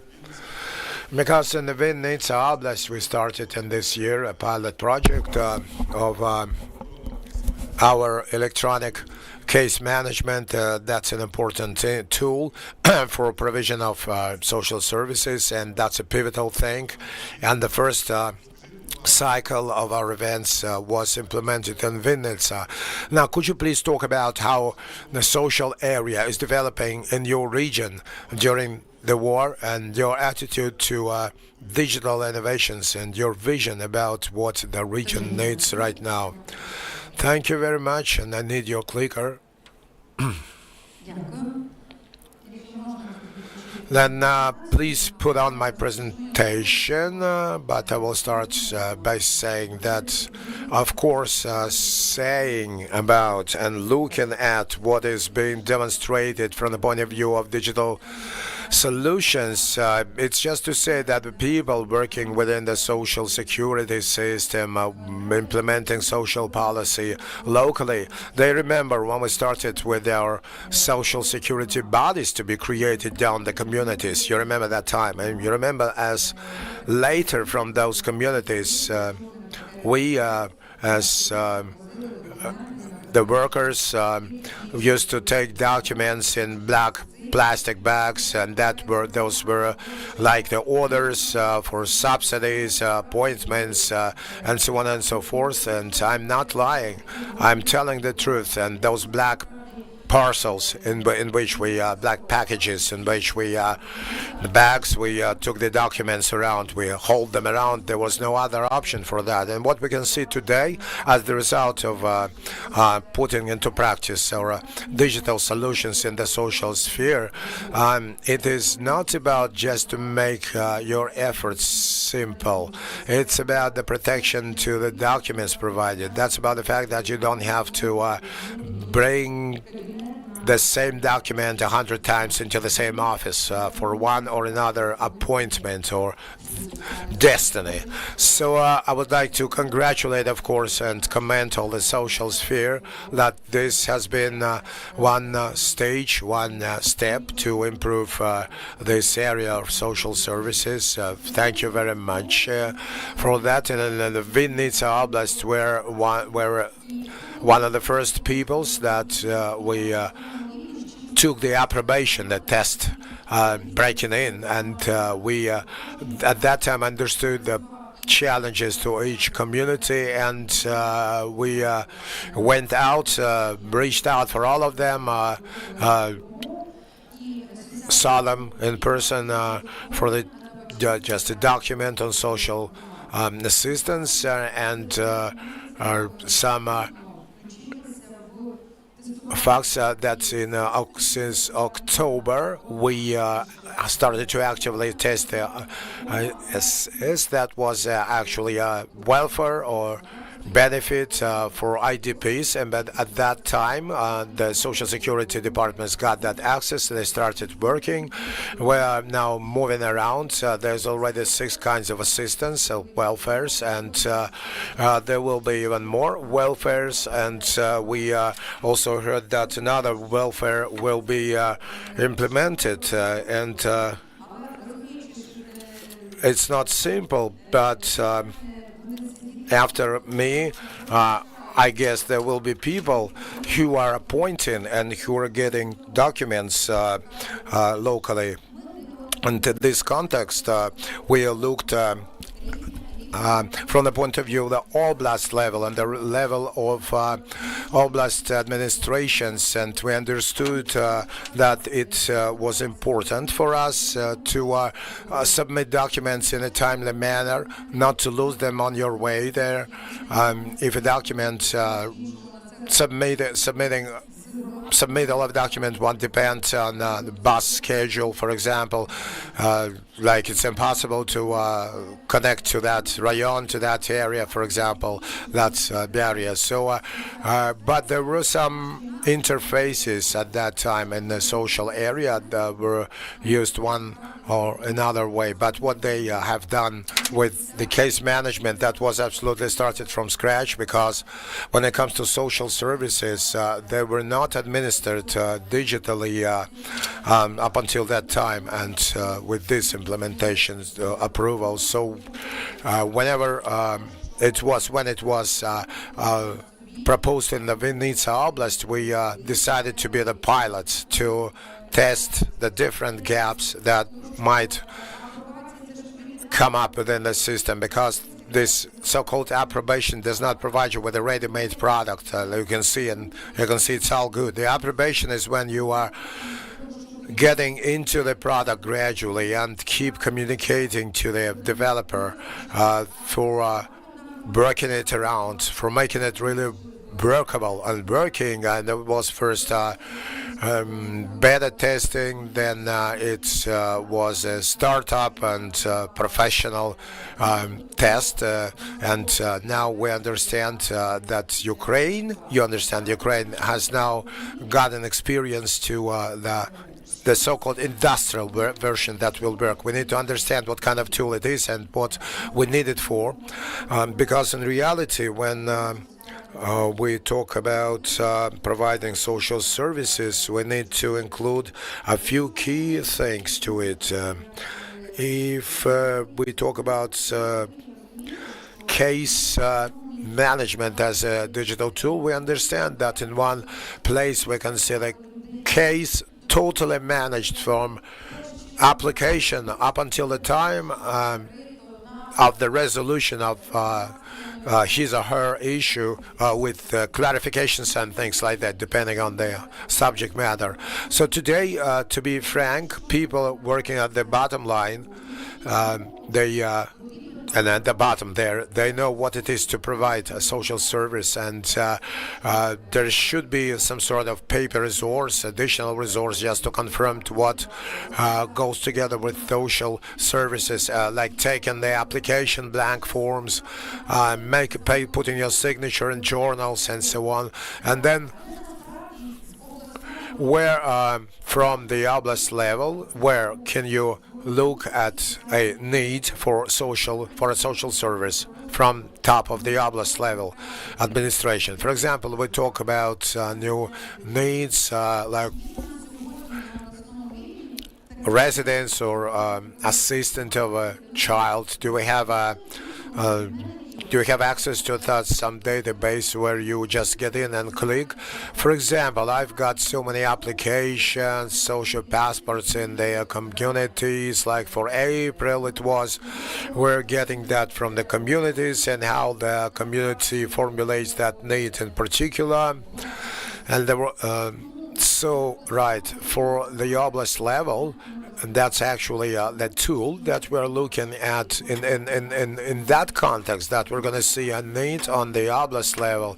Then we're going to see and put it into practice depending on the available social service providers down all the oblast, which also include the particular services that they provide. Can we meant the gaps of needs that we have in the population.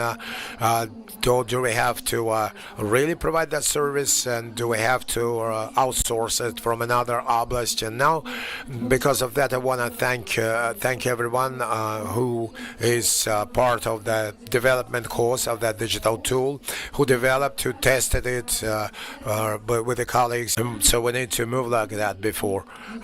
Systemic training, systemic provision it plays a role, because we can talk about inclusive learning, inclusive teaching on paper only, unless we provide a child with an assistant, because a disabled child often requires following from outside, like to walk them in and out and the bathroom and so on. But those systems should be available in every community. We're working on that.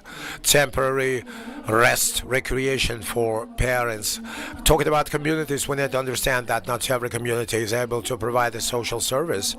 And here, in parallel with digital development, there should be a system of understanding those mechanisms of paying for services, like intermunicipal enterprises on the top level. There are transitory provisions, transition provisions in the law of Ukraine on state budget that the community can pay on the oblast level for service provision. And it became problematic because this possibility that's an upend.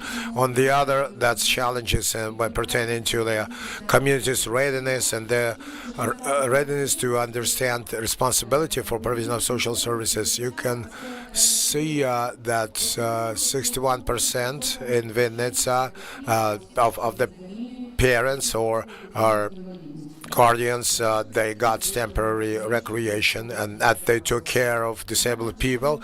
So first of all, there is such a service for the Vinnytsia Oblast, and it's really cool because the moms can get a possibility to take care of their health. For example, have a surgery.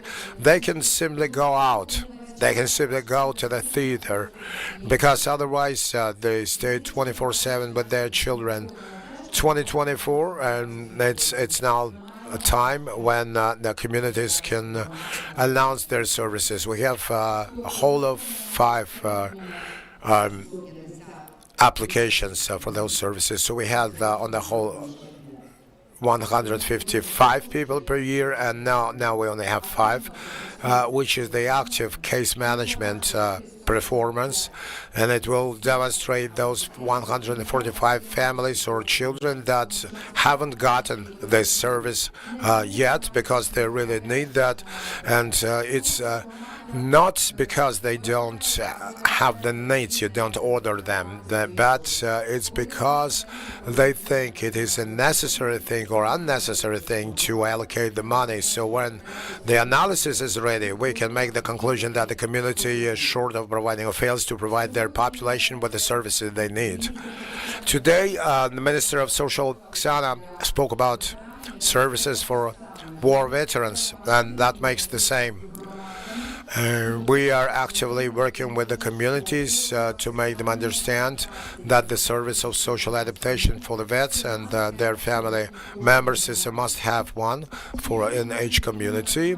The feedback that we hear from the veterans speak about the fact that every family, ideally during a half-year period, that's the fact. And today we're planning the budget, and we're talking about the fact that every community should stipulate and project something for the next year. That's the same social adaptation, but another different format that we provided for in a slightly different way, because very unfortunately such great facilities that are ready to take those disabled and little mobile people, there are very few of them.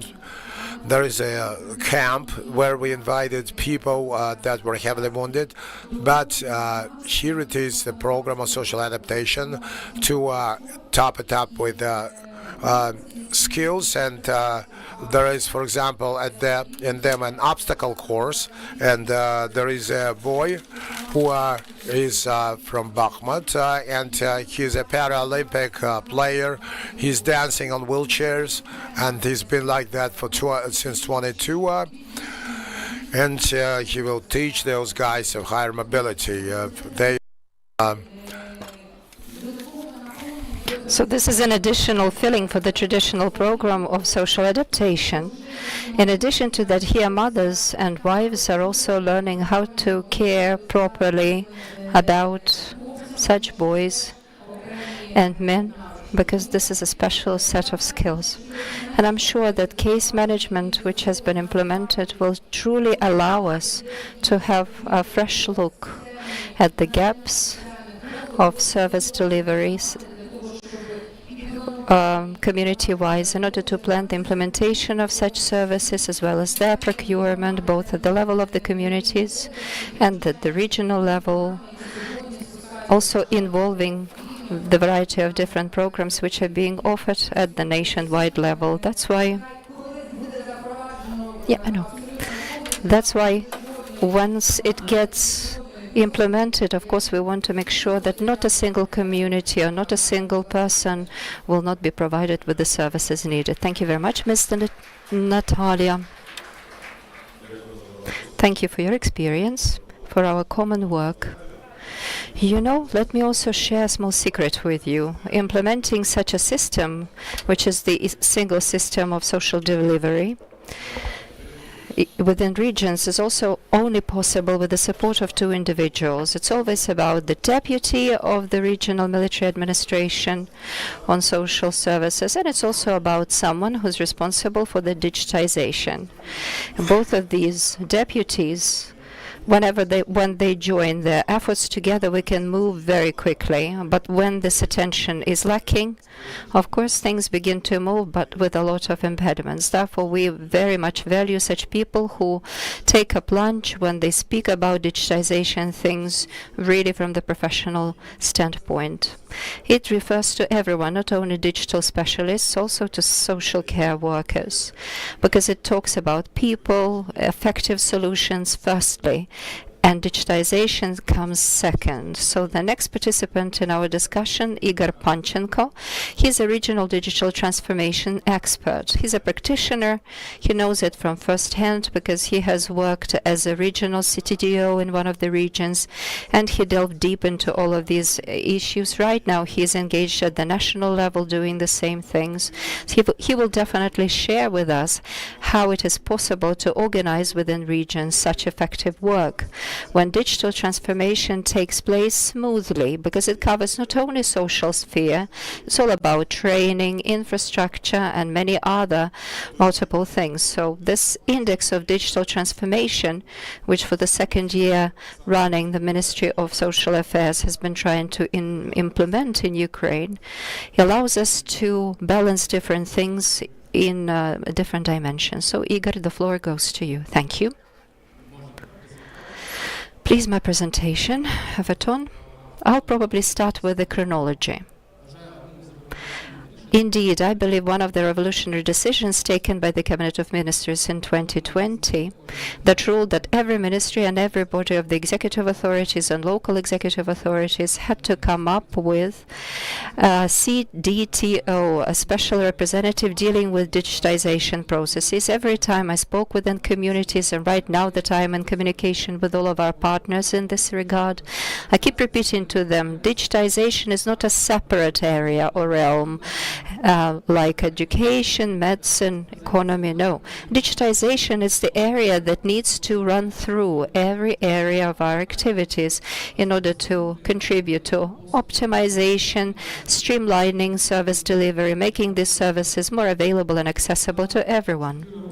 Within 4 years of this painstaking work, as of now, 19 CDTO in regions have been designated and approved in 24 regions. And we are still expecting our team to grow.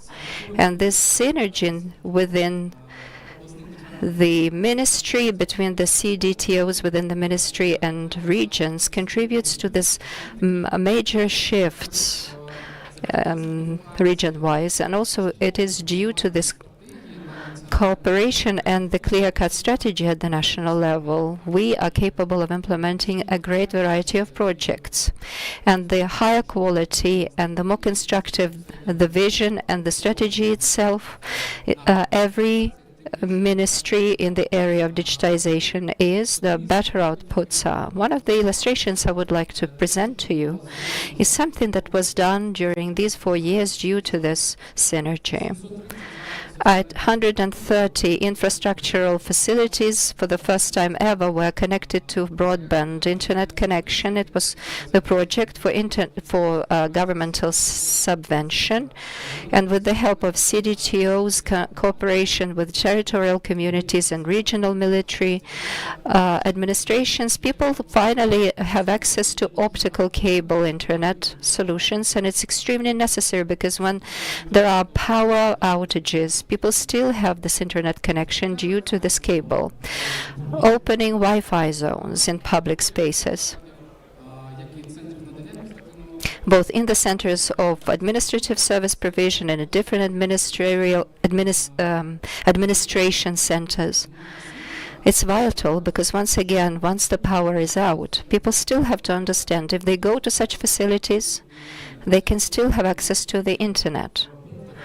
It must be ensured not only in the points of invincibility, but also in other zones where internet hotspots are enabled.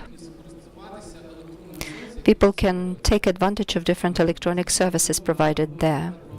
I can't keep quiet about the implementation of the single information system in the social area in order to take care of our citizens. We have connected DIA QR in order to share electronic documents both in the centers for administrative service provision and in the centers of resilience. And something which is important is also the implementation of mobile suitcases in order to deliver services outside such administrative centers of social service provision, so that people can have some representatives come into people other than go into these places. So this is a powerful tool for both the citizens and social workers that makes these services more available. And probably one of important indicators which I would like to talk through is implementing social services at the centers of administrative service provision. Dear friends, there is a regulation 523 issued by the Cabinet of Ministers that has all of the list set out. Please join your efforts with these centers, deliver your services in those comfortable conditions provided so that people, the citizens, understand that there is a centralized access to all of these services. All of these are the indicators which are shaped directly by line ministries.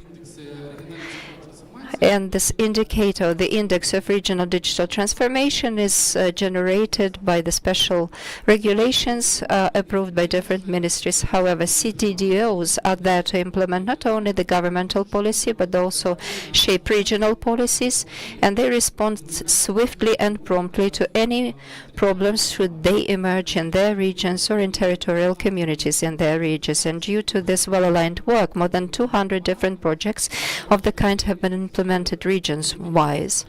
And we have a great number of projects that have already been implemented in the social area.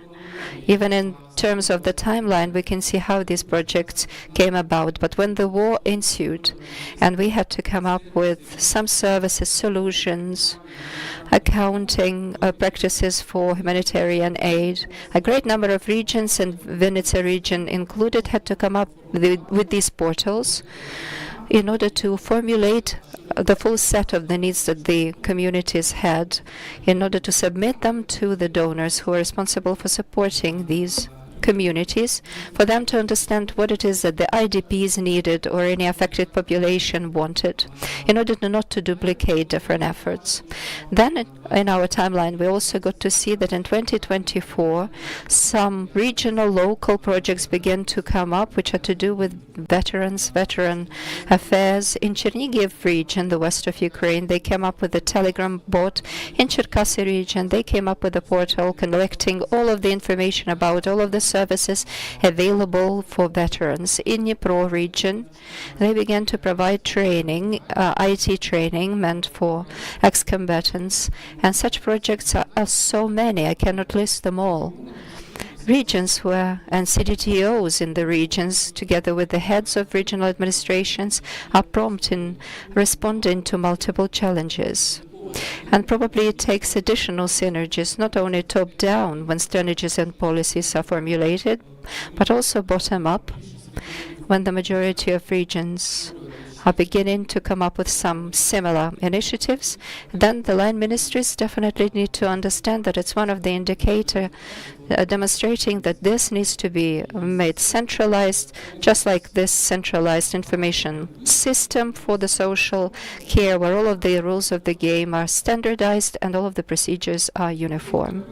A few examples just to illustrate some of the cases. iVeteran project, single window, 30,000 services delivered in just 1 year. The registry of social payments locally implemented. 200,000 people have already been put on the record.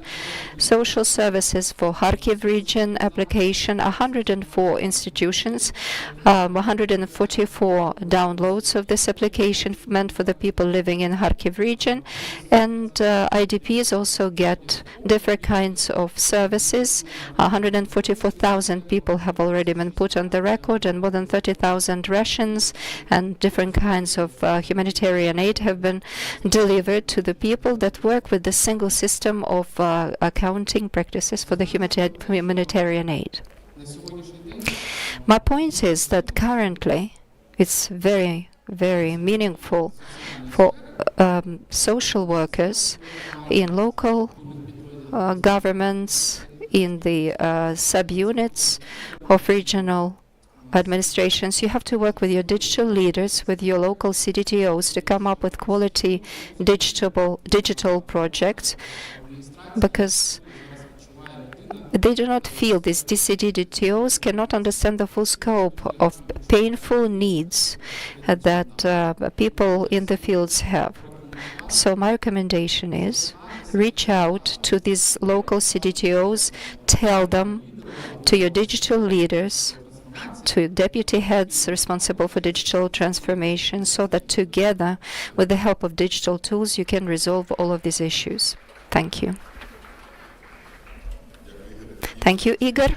Indeed, the more digital tools, the more these algorithms have to take on different mundane, ordinary work, and people can delve into more humane interactions. Concerning our single system, which is meant to implement the possibility to make social payments. One thing to say is that the previous system dated back to the 1990s. Now we are gradually moving on to a new one. It's a stage-by-stage process. Unfortunately, we cannot switch from one system to another in a twinkle of an eye.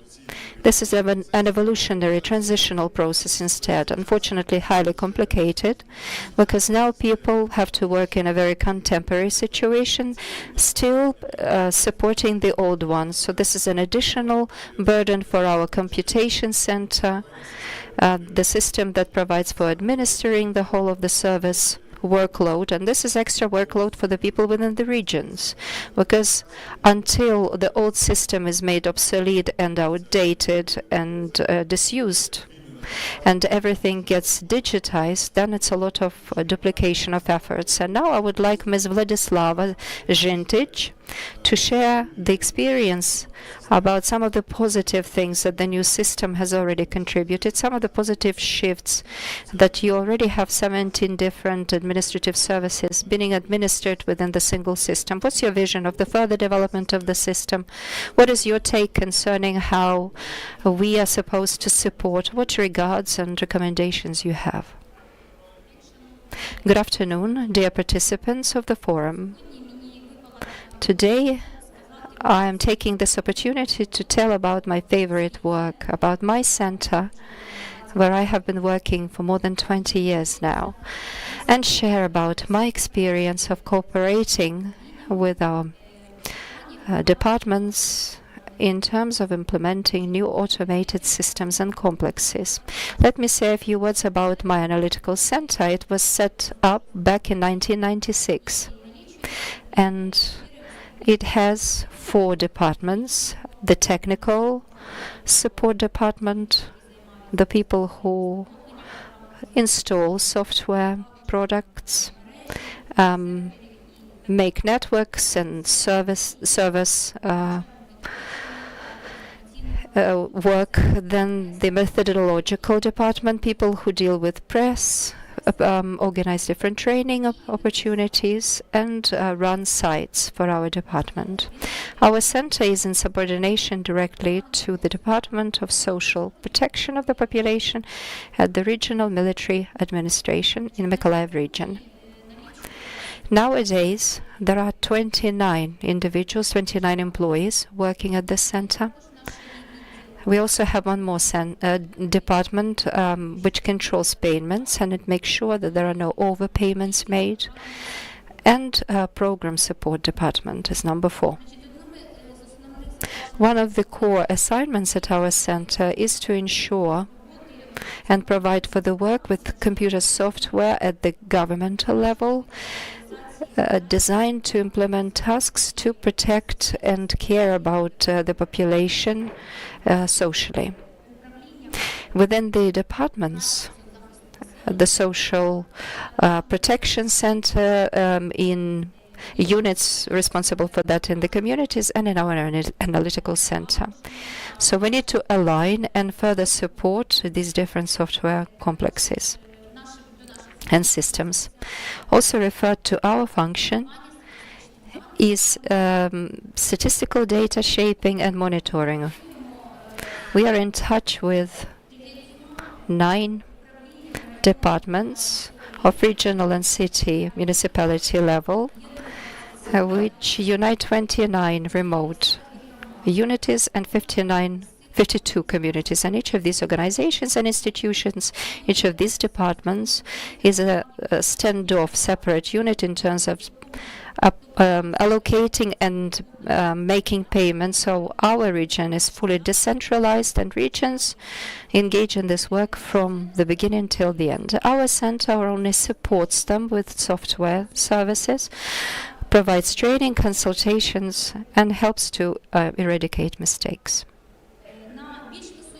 At a higher level, we are in touch with the specialists, with the developers, and those who are responsible for the centralized upkeep of the systems. The specialists of our system that support software and maintain it go through regular training courses, which is also organized at the level of the Ministry of Social Policies in particular. And in our turn, we also run some planned training courses meant for the specialists within the departments. And together with the Center for Professional Development, and for that they are issued with special certificates. Nowadays, we are trying to involve young people in the work of our center. Because this is all about fresh insights, fresh blood injected in the old system. However, right now it's a bit harder for us to deal with these points. As you understand, the salaries are not high enough. Therefore, young people are not much willing to go and work for us, and regrettably, it's a challenge. Implementing new programs, this is always a complicated, long-lasting process that requires a great deal of knowledge, endurance, And it's complicated for everyone involved in it, but most complicated it is for those who are responsible for that directly. I mean, the specialists in the field. First of all, this has to do with the fact that we need to reject the old things, some things that they have already fully automated, and they have to lay their hands and master something brand new, something that contains numerous mistakes that will have to be eliminated eventually. Second of all, this is a huge workload on these specialists and a shortage of qualified personnel. And here, the task of our center lies in the field that we make this process of implementation more efficient and thus prevent and thwart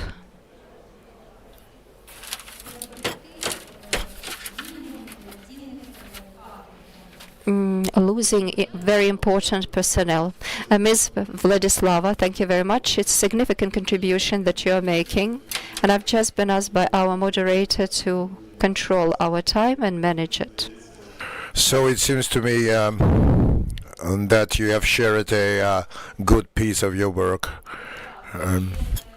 Yes, and lately or recently, one such implementation of ours, the most complicated and most time-taking, was the graduate implementation into the UISSS system that we started up in 22, and that was the IDP needs, first of all, in focus. I just would like to say that it was a very painstaking process because in the time of war, things need to be resolved pretty quickly and mistakes corrected quickly, and I understand that this system is very promising and I can see that it has a nice future because this system is not limited, maybe usable with different applications to it as addition, and it prevents corruption because it's automated to, and there's no manual work here. And if I want to share my experience as to operating this system, then there are such innovations that make the specialists' efforts easier, which is document work, document circulation. We upload the already existing documents electronically from the other different systems. And this is also co-shared with DIA, but there are some nuances to it.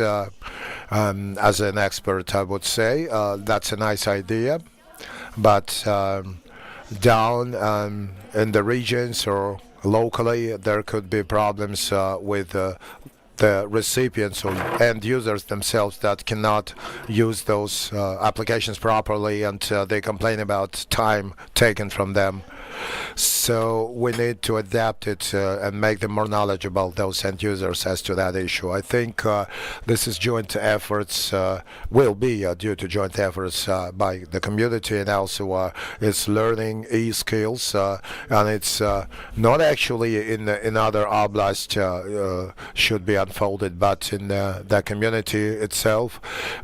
So people should be used to pilot those digital solutions, because there's always people that grab their first smartphone or got in Facebook for the first time, and the same concerns state-provided digital solutions. Somebody's helping, and they should be friendly enough. Somebody's sharing experience, and then it goes as word of mouth, on and circulated and around the community, and then they stand up. Yes, that's right, our specialists grab the phones and do it for the end user first, showing them. Then that's an innovation which includes cooperation with DIA, when people via the DIA can apply themselves or request themselves, but it should be even more worked around to enforce more control, because people make a lot of mistakes. Sometimes what they send up is a mess. It's impossible to process, and we need we need feedback, nice feedback with the end users, just to send them our remarks if something goes wrong. Thank you for your feedback. Right, we're gonna try to simplify the interface just to read every one of the mistakes, and we will cancel some mandatory previously cells to be filled out, and so on and so forth. And we will just show you an example of just one click away. The solution is one or 2 clicks away, will go automatically. You know, dear friends, it's important to communicate what you're doing very much, because unless you do it, it can't be seen.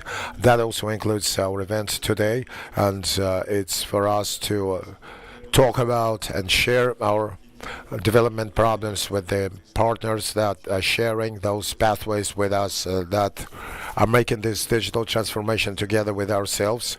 It's important to share with the regions, with the citizens, knowing, making them know those digital transformations so that they share on with the colleagues.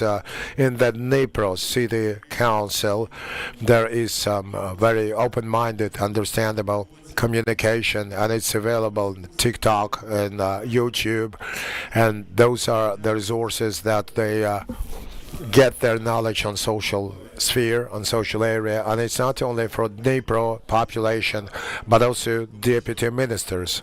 You know, it's very important to speak complicated things in very simple terms, not with some chicanery texts not understood by the authors sometimes. So please, Miss Elena, share this experience with us, and please talk to us about how you manage to connect to this kind of communication way, and what you may share with the colleagues and other people from the regions. Good afternoon, dear participants. Just to start with presentation, okay? Department of Social Policy, Dnipro City Council presents Dnipro Social. Our city has 8 regions, 8 rayons or neighborhoods on both banks of the Dnieper River, and we have more than 1 million people in this city. Around this time, starting from 22, the Dnipro city has accepted more to 2020 more IDPs, and that's a large city. Then in 2019, we got the issue of reorganizing of our social area in the city to adapt it to the needs of the citizens of our community. This is why we changed the structure of the social area, and today we have made an adapted model of social sphere on the provision of different kinds of assistance, both at the expense of state budget money and local budget money. And today, the department is providing for the implementation of social guarantees for different populations, like the disabled, like the elderly people, the veterans, families with children, without parental care, and internally displaced people. The main areas in which our department operates are social welfare, social assistance, welfare, and social guarantees, because about a third of the Dnipro population utilizes social services at the Department of Social Security. This is social services to elderly people. Our center covers more than 11,000 such citizens, and that includes social security for the veterans and internally displaced people, social adaptation of disabled people. That also includes transport costs taxi, for example, fares, and that social adaptation, domestic adaptation, then on helping the homeless. We, by the way, evacuate the people abroad during the war. That also includes social support to following people with children, children left without parents. It's 3,000 the population numbers of those children, and struggling with violence. That includes a full cycle. There's a mobile brigade that works and goes out and withdraws the survivor from the family, the victim, and then refers them to a social area, social facility. During the full-scale invasion, I've already said that Dnipro accepted over 200,000 internally displaced people. Apart from that, since Dnipro is a fly-in area that is heavily bombarded, in 2022, our department developed a program for provision of welfare at the expense of the city budget for people of the city whose residence was destroyed or damaged as the result of bombardments. Today, I want to say that this kind of welfare was given to more than 180 people, 1,000 people, and the amount was actually 180 something million, and it's one of the existing programs to help those that are victims of bombardments starting from 2014. Also, Dnipro city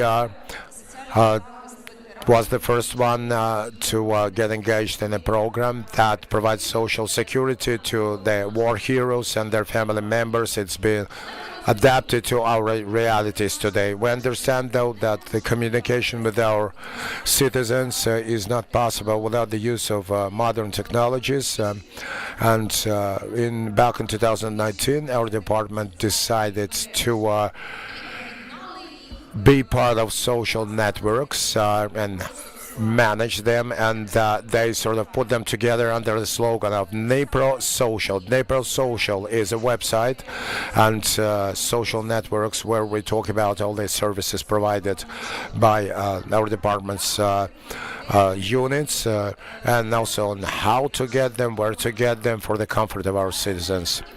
So now on the screen you can see all our social networks presented in QR codes that the Dnipro citizens are using. That includes YouTube, Facebook, Instagram, TikTok, Viber, Telegram, and short video about our work in the social networks, what networks we have.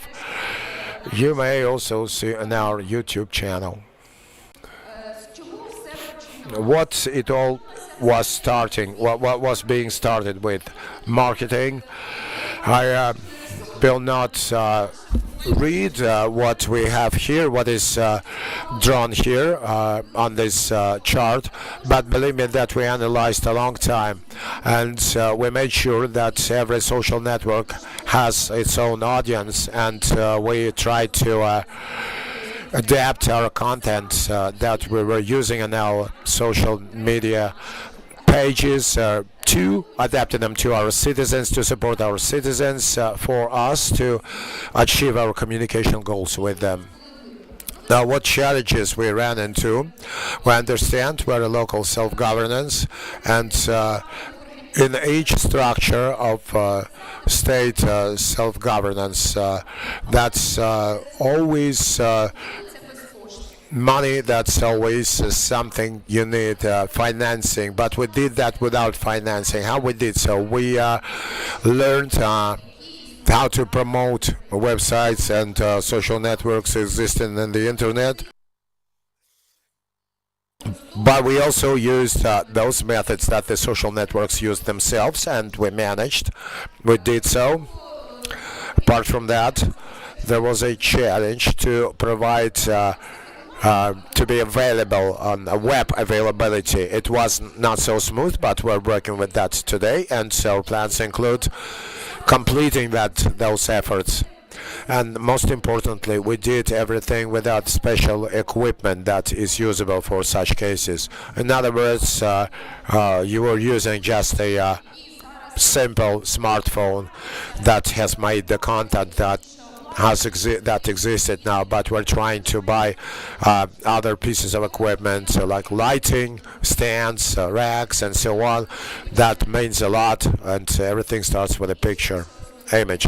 What's our main achievements? If you look into our pictures, infographics, we have broken it down by social network, subscription and coverage. But we know we're users of many social networks, such as life.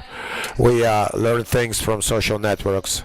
And we can tell you that on these infographics, we have broken down our subscribers on a monthly base, and it makes over 500 citizens every month. But the coverage is conversely larger, about 200,000 people that are monitoring our social networks without subscription, though. We're working on that, but I would like to remark that today Dnipro Social is on the first lines in Google search engine, and this is one of our most serious achievements. Thanks. And also important is communication. Can we have a presentation on how to communicate? How do we communicate? What do we do? First of all, we draw the audience's attention and we retain it. And that's the 3 seconds rule, that you've got to look 3 seconds to get interested in the possibility or service that they may potentially get from our content.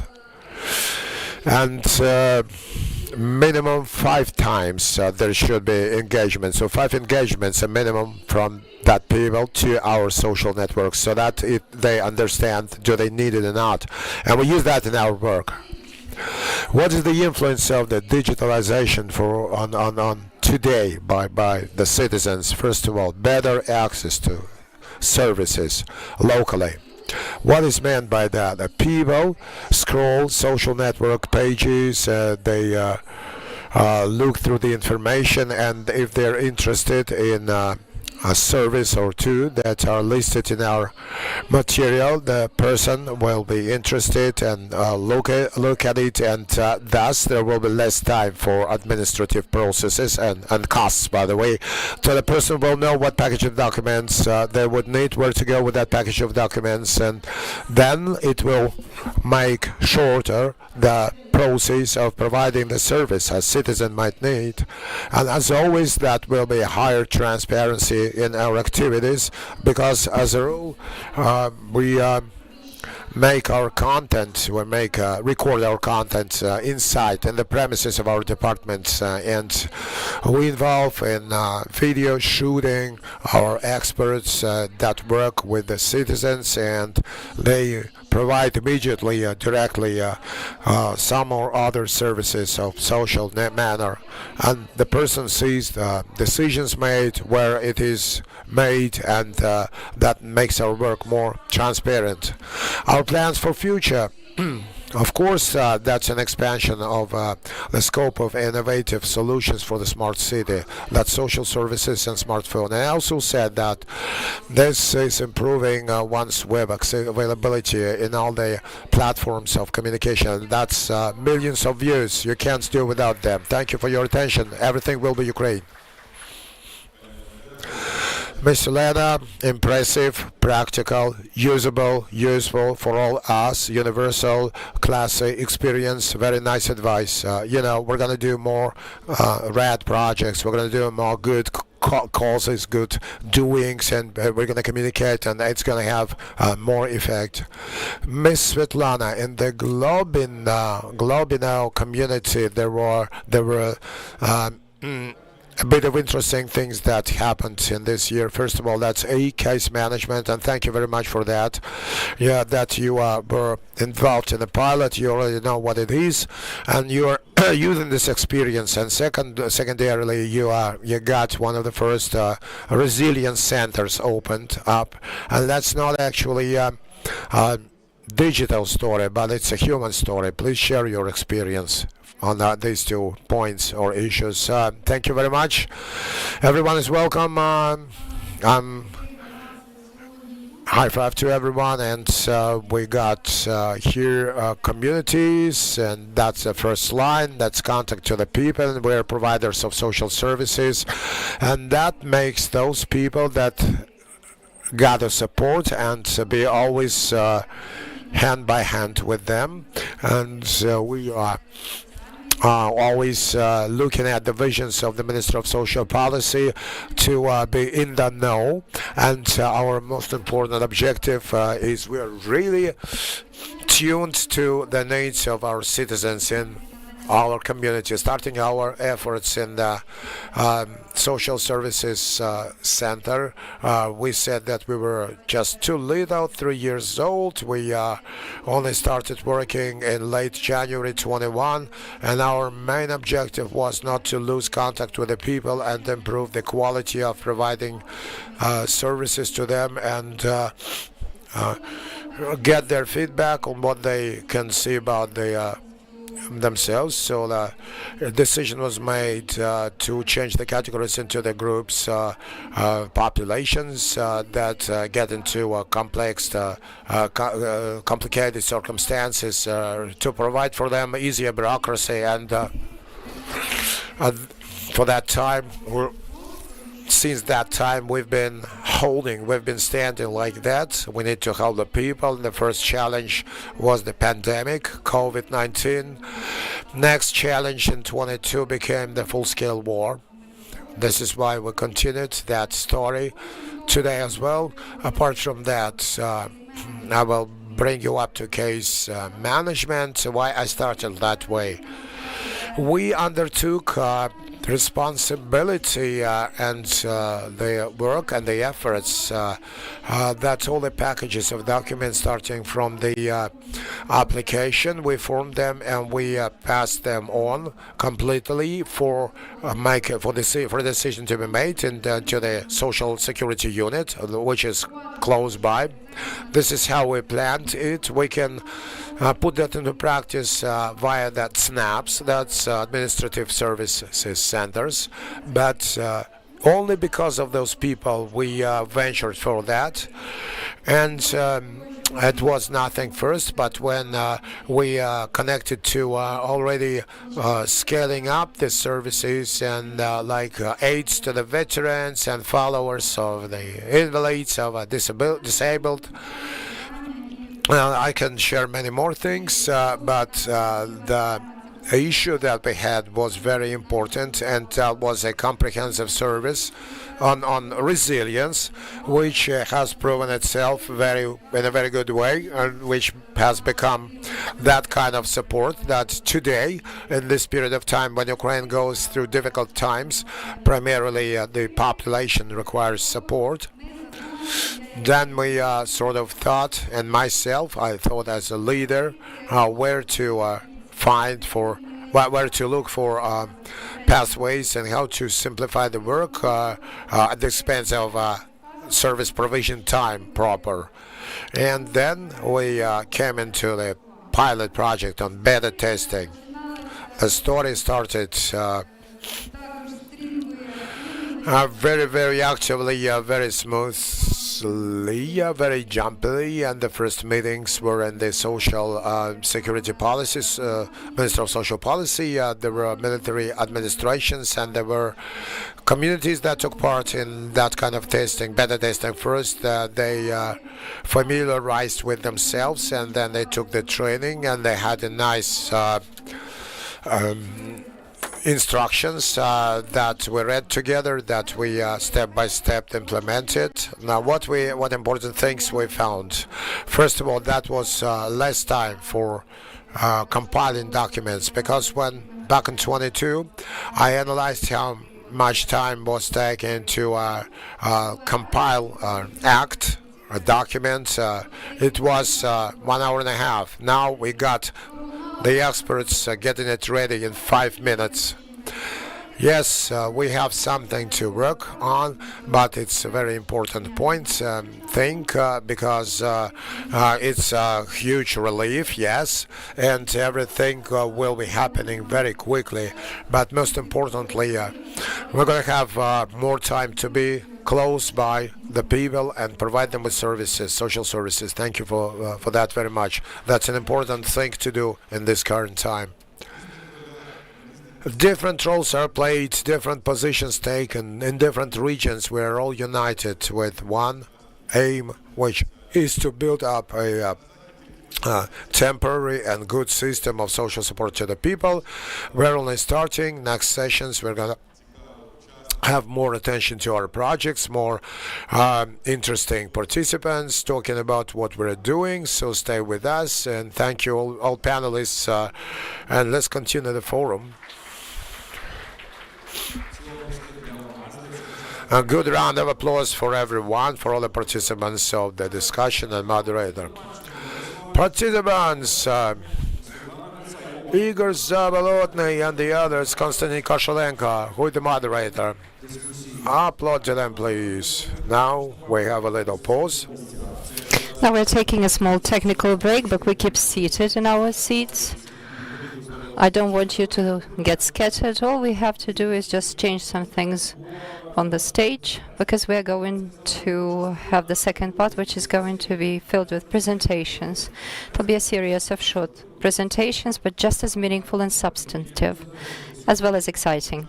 Before I start inviting participants and people who will be making these presentations, sometimes as many as 3 people at one time, let me remind you about the exhibition, which is presented at the back of this room, but then again it's recommended that you visit it during break times. And another relevant question for all of you: where can we get the photos, the materials? If I omit some information, you have a QR code specially developed for that on your badges, on the reverse of your badges with your names.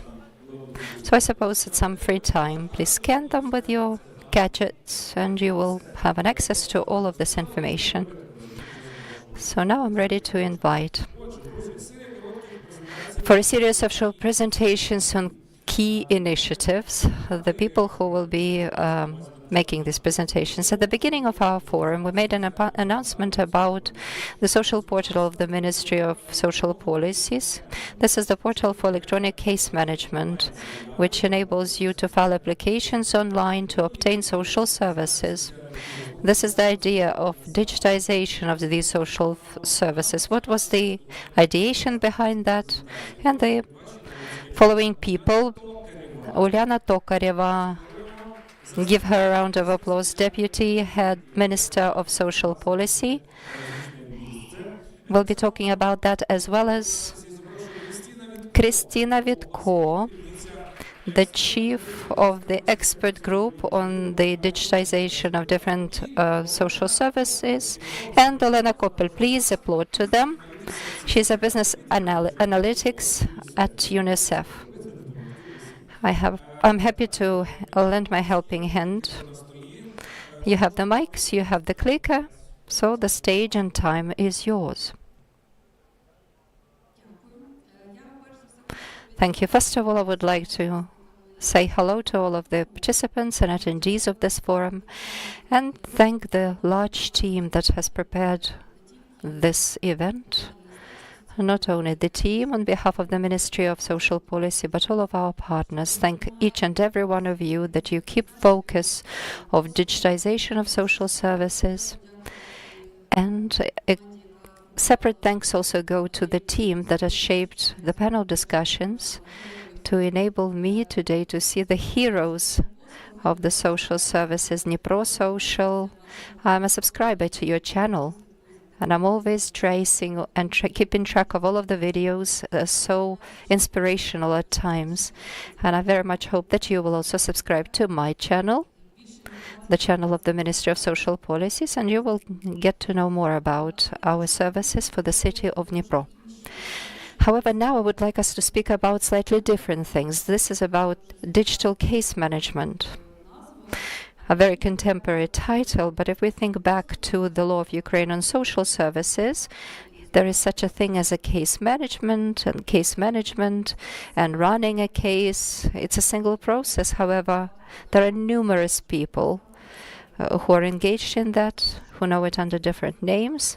Digitalization of social services 100% is impossible. Of course, we can help it as a process. However, social services is something that will definitely require empathy, humane touch, and at the focal point of all that is a specialist who delivers these services. And it's essential to understand that these people are at the heart of case management. So a small story, an anecdote from my personal life. Once I made an attempt at digitalization of social services and case management back in 2017, 2018. Then I was based in a local community, and together with different teams, we tried to go for this case management, and we did it. There were very good 2 products offered, and we offered this to the notice of the Ministry of Social Services. However, they were declined. And eventually I had to go and get employment at the Ministry of Social Policies to make case management work. Definitely it's a joke, but beyond jokes. We have opportunities to develop such cool ideas. We have still places within our team available. So if you have some innovative ideas concerning social service delivery, please get on the board of our team. Another story to share, also from my life. At the very beginning, Mr. Richard Reagan inspired us with his stories, that we follow up on this tradition too. Another story to share with you. Once in my community, I was busy dealing with the development of social services delivery. Unfortunately, I don't have any photographs dating back to that time, but once we ordered some documents, rather forms, to manage and run cases for social services for the whole year for 105 specialists. And we had a long corridor, and eventually when these documents were all printed, they took up all of the length of that corridor. Unfortunately, I don't have this photograph because the Russians have destroyed my native city of Mariupol, but Poltava region, by the way, in their center, has taken a snapshot of all of the documents that they usually use. All of the personal data is blurred here, so don't you worry. But you can see a whole heap of different paper carriers of information about how social services are delivered. So we understand how unfriendly this is to the environment, firstly, and secondly, how much manual work it takes. And thank you to Globina for articulating how much time eventually is going to be relieved for us now that we are going to go for automation. Therefore, when we shaped this approach and our team began to work on setting up digital tools for digital case management purposes, we identified the following major benefits that we were supposed to get. The first one being that a common decision can be made together with other sectors, not only within the area of social protection, I mean different centers and sectors involved in that, but also involving such sectors as healthcare or education, which are also highly impactful on social service delivery. And this digital case management and these tools enabling information sharing will give us exactly that. Also, it's an active opportunity for someone that draws upon these social services to go on a journey to get these social services and to make it much shorter, because we have such instruments as Quick Start and some other things, but I'm sure that Christina will speak about these things in a more exciting way.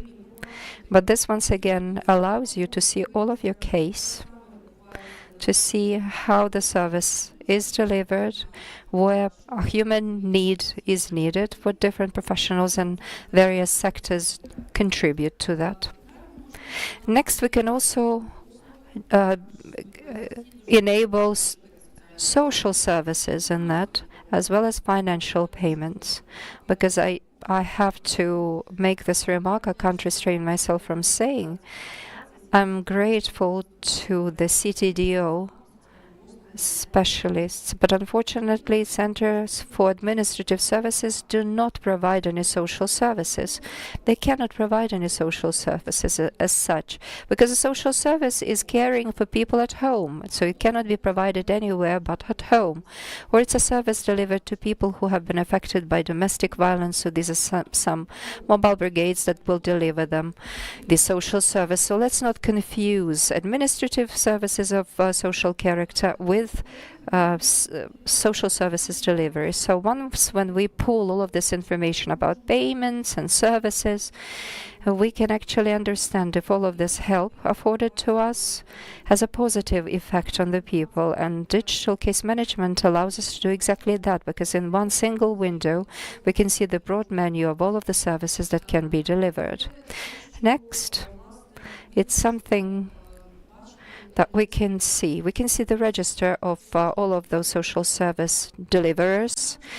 Digital case management affords us to shape such kind of information about those that deliver such services professionally or non-professionally, who can be municipal nannies, who can do whatever, and these registries eventually allow us to operate this information and see the full scope of the picture.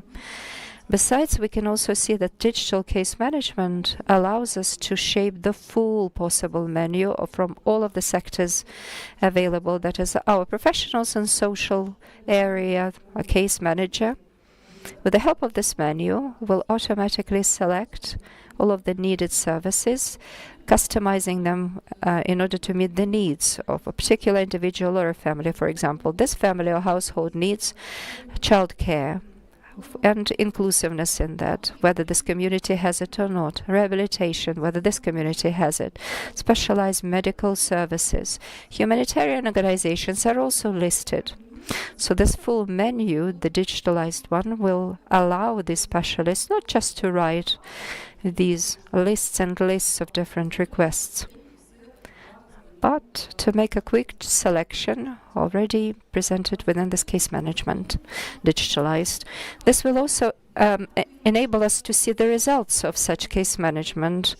The patients themselves will be able to see that, as well as the digital case managers will be able to see how their work proceeds, as well as the coordinator. You will be able to see the dynamics, whether everything is moving according to the schedule, etc. So these are highly helpful tools, simplifying, streamlining our work, making it transparent, and saving us lots of time for unnecessary, redundant things. Remember the requests, those of you who are busy working within communities. For example, those who are willing to go to such a training course, you can learn how to work with losses or bereavements. And now you begin to find such specialists, see which professional has been through that and which one not. So this case management system will eventually allow us to see all of the people working within communities. You will not have to submit these applications manually, but again, we will be able to see who requires additional training and on what topics, who requires additional professional development, upskilling, where extra efforts have to be taken in order to strengthen the team, add an international project to increase the resources of those that deliver these social services. Additionally, this will enable us to see needs assessments of the people within specific communities. Right now, numerous communities do it again manually. But if someone files an application for a social service and within this community there is no possibility to answer this need, we will still see the statistics of such requests, and then it will be much easier for these communities to respond to such requests and for us at the national level to provide them with this support. So how can it happen, this digitalization? Now, officially, we have 2 million people, data 2023, 2 million people received these services at the level of communities, and their cases were managed by 6,500 specialists, 3,500 social workers. At different social service centers and plus 3,000 care workers working in separate institutions. So you can imagine how complicated it is. If we remove this paper component from the whole process, then it will become much easier. Therefore, the prerequisite needed is that we have to ensure the necessary number of specialists. Ms. Natalia Zabalota has already spoken about that at length. Technical possibilities within communities. I thank for the audit conducted by our peers at CDTO department, deputies on digitization issues, and they have already demonstrated how many social care departments have such digital services and access to them. So it's absolutely indispensable to have all of the necessary internet access, facilities for that, hardware to run such processes, to make sure that everything is fully operational. Next, it's necessary to raise literacy, digital literacy, and it's no secret, perhaps, for you that the Ministry of Social Policy, together with UNICEF, is planning for a very broad training possibility for all of those who will be involved in digital case management. Ms. Natalia Zabalotna has also said it. I apologize for quoting you all the time, but social services will be funded from local communities. It's also a prerequisite. Therefore, there needs to be a proactive identification of such recipients of social services. So it's necessary for people to know about the full scope of these social services. That's why I was so happy. I was overjoyed about what Dnipro Socialny or Social Dnipro are busy working with. At this point, I would like to turn the mic to Christina, but let me point one more thing. Digital tools are always an addition. Key players here are women and men that deliver these services. That's why I would like to extend my thanks to everyone who are working on the front of social service delivery, humanitarian, social workers, all of the charity funds, etc. Profuse thank you to all of you.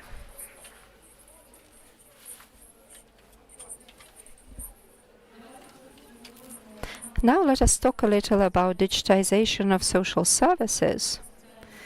Digitization of social area enables people to simplify access to drawing upon these services. It optimizes bureaucratic processes and, on the whole, increases the quality of social support delivered. The Ministry of Social Services, together, Ministry of Social Policy, together with its partners, keep developing this single system, in electronic system within this social care, and we are developing digital case management, which is supposed to activate people who provide these services and ensure remote access to citizens in order to obtain these services. I would like to take this opportunity to thank our partners, World Food Programme, due to whom we got this project underway. Electronic case management, digitalization of social services, UNICEF, who keep supporting us in the development of this project, and Eastern Europe Fund, UNDP, who are always standing side by side and are ready to give their lending hand in our digitization projects. As you can see, nowadays we have already digitized 95% of such social services. There is a special social portal available where there are electronic accounts for every individual who draws upon these services. So this simplifies the mechanism of both delivery and obtaining such services. Due to our partner UNDP, we have been able to provide piloting regions that have tried out this program with tablets, electronic tablets, to help the people who cannot go themselves and make requests for these social services.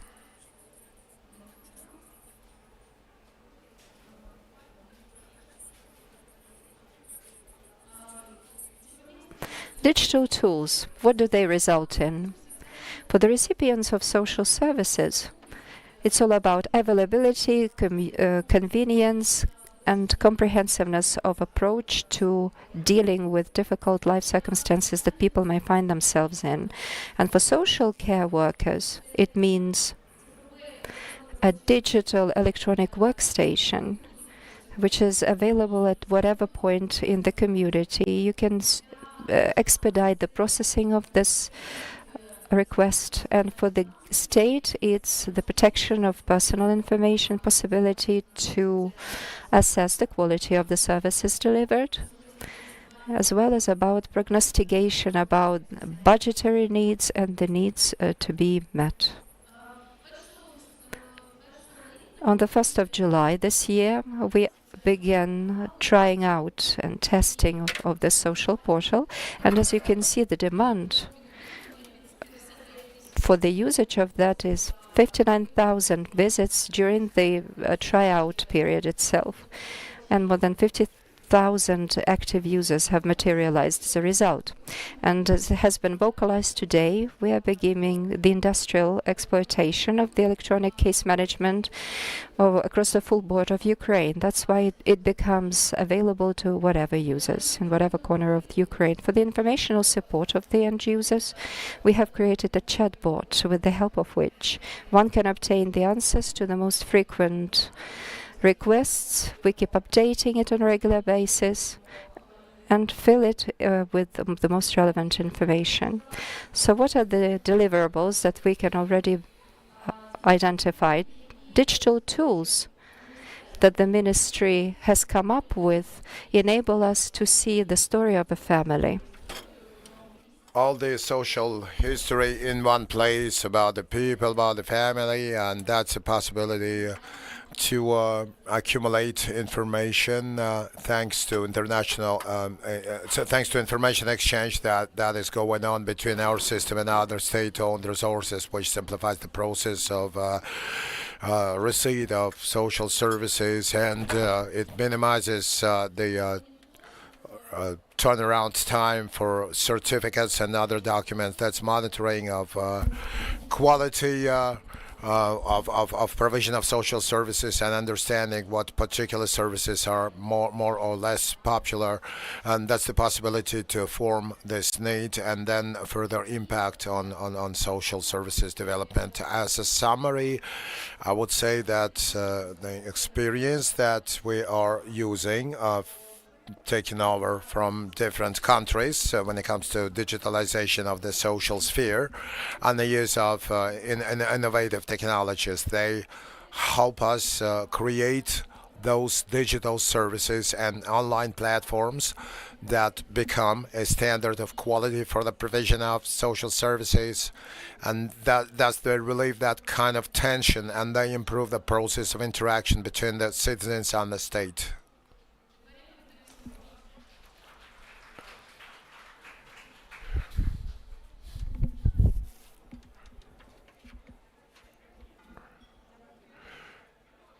Thank you, Christina. Good afternoon, dear colleagues. First of all, it's just to say, make the point that we're watching some extraordinary changes in the social sphere. Digitalization is not a trend, it's the possibility to change the lives of millions of Ukrainians. This is why UNICEF is supporting the government on this way.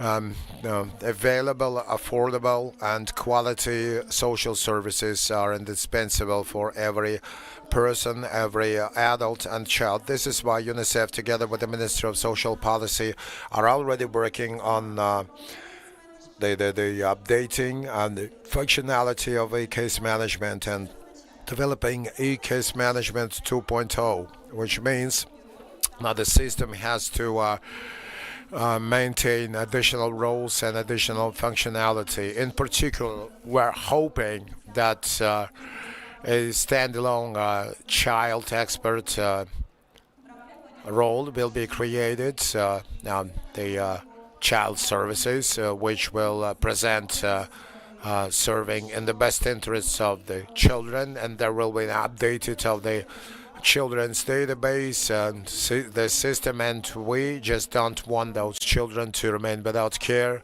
and those technologies can help us about this process, but we all understand that technology alone is not enough.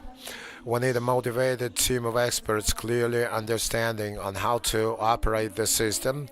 This is why we're supporting a series of regional interventions in different oblasts of Ukraine. And already today, there's like 1,000 social workers have visited those events online, plus 3,000 colleagues offline, and then 3,000 joined us online to understand how EU case management works. 7 regions of Ukraine have been already visited, and we're planning Odessa and Chernihiv Oblast in the near future. If we talk about online learning, not offline learning, before the launch of the system, our experts, together with the Minister of Social Policy of Ukraine, they went on and did special studying on online, learning online, where representatives of all the regions could join and familiarize with the modular training, modular teaching. Our team is not planning to stop with this, and we're already planning to develop a full-fledged communication strategy on the electronic case management system, so that all the citizens understand how they can provide that. We are also working on online e-learning, where experts will find answers to the question on how exactly to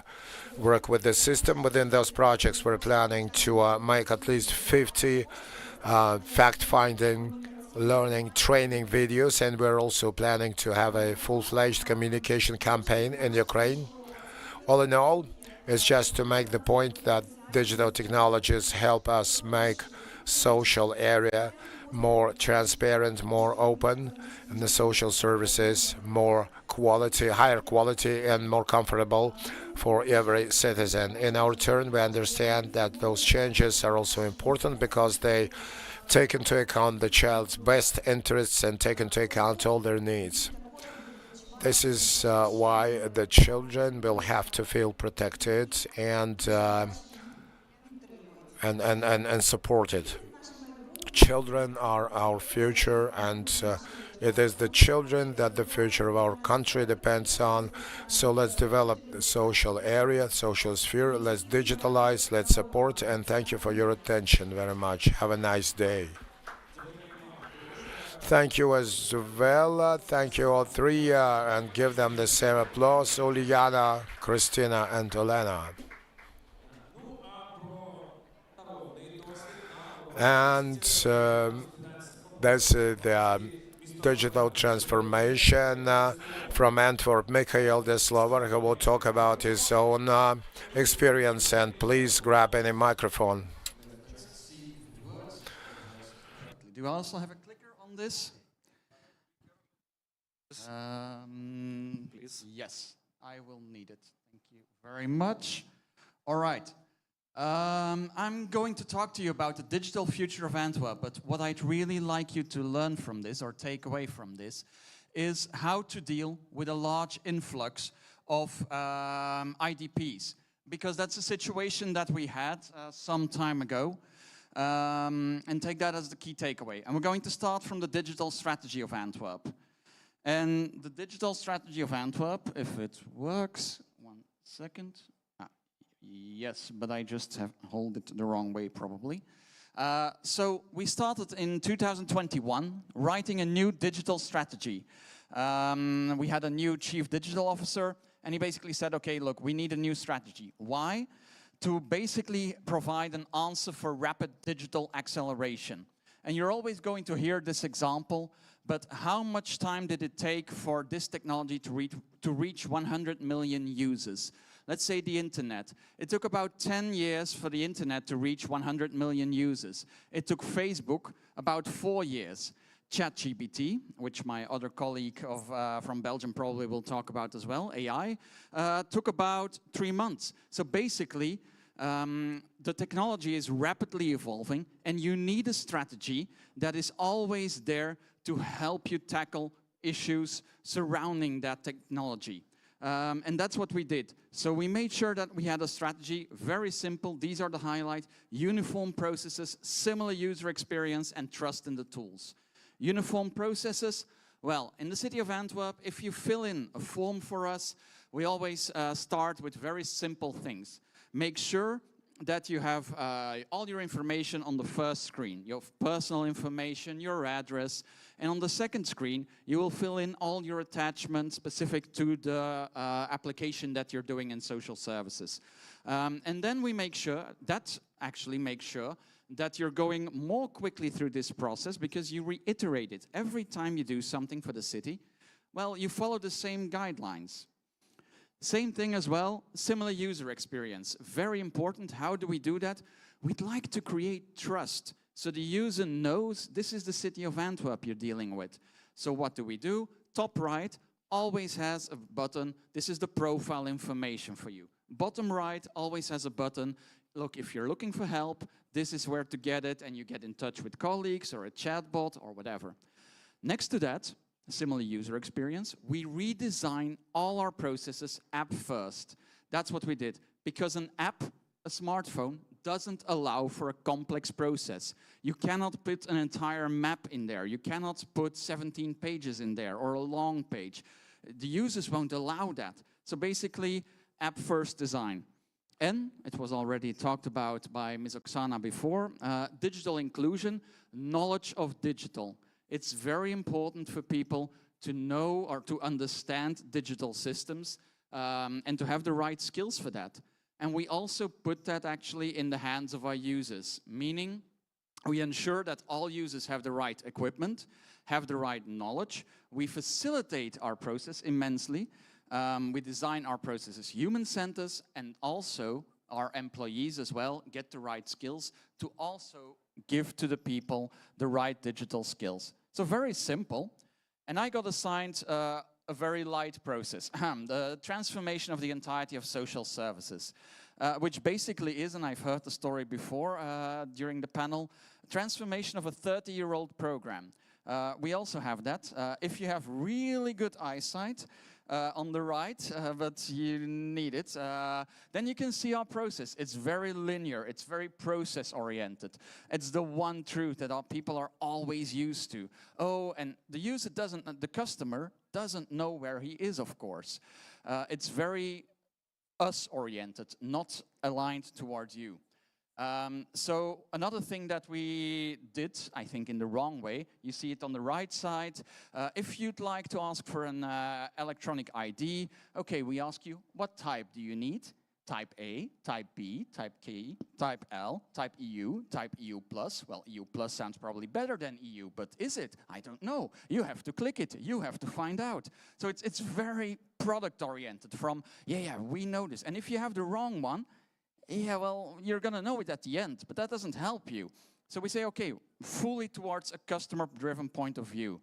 And the most important thing that we did, and I'm going to skip this one, is we first started with what does our user want?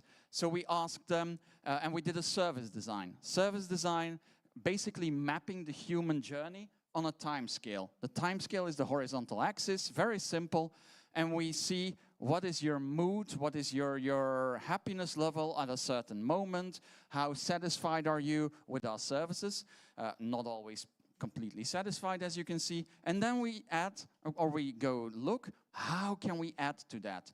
At which moment can a digital tool, application, service, or just a call enhance the experience? And that's very important to start basically from that. And what did we find out? Well, it's logical basically, but still, we found it out, it's great.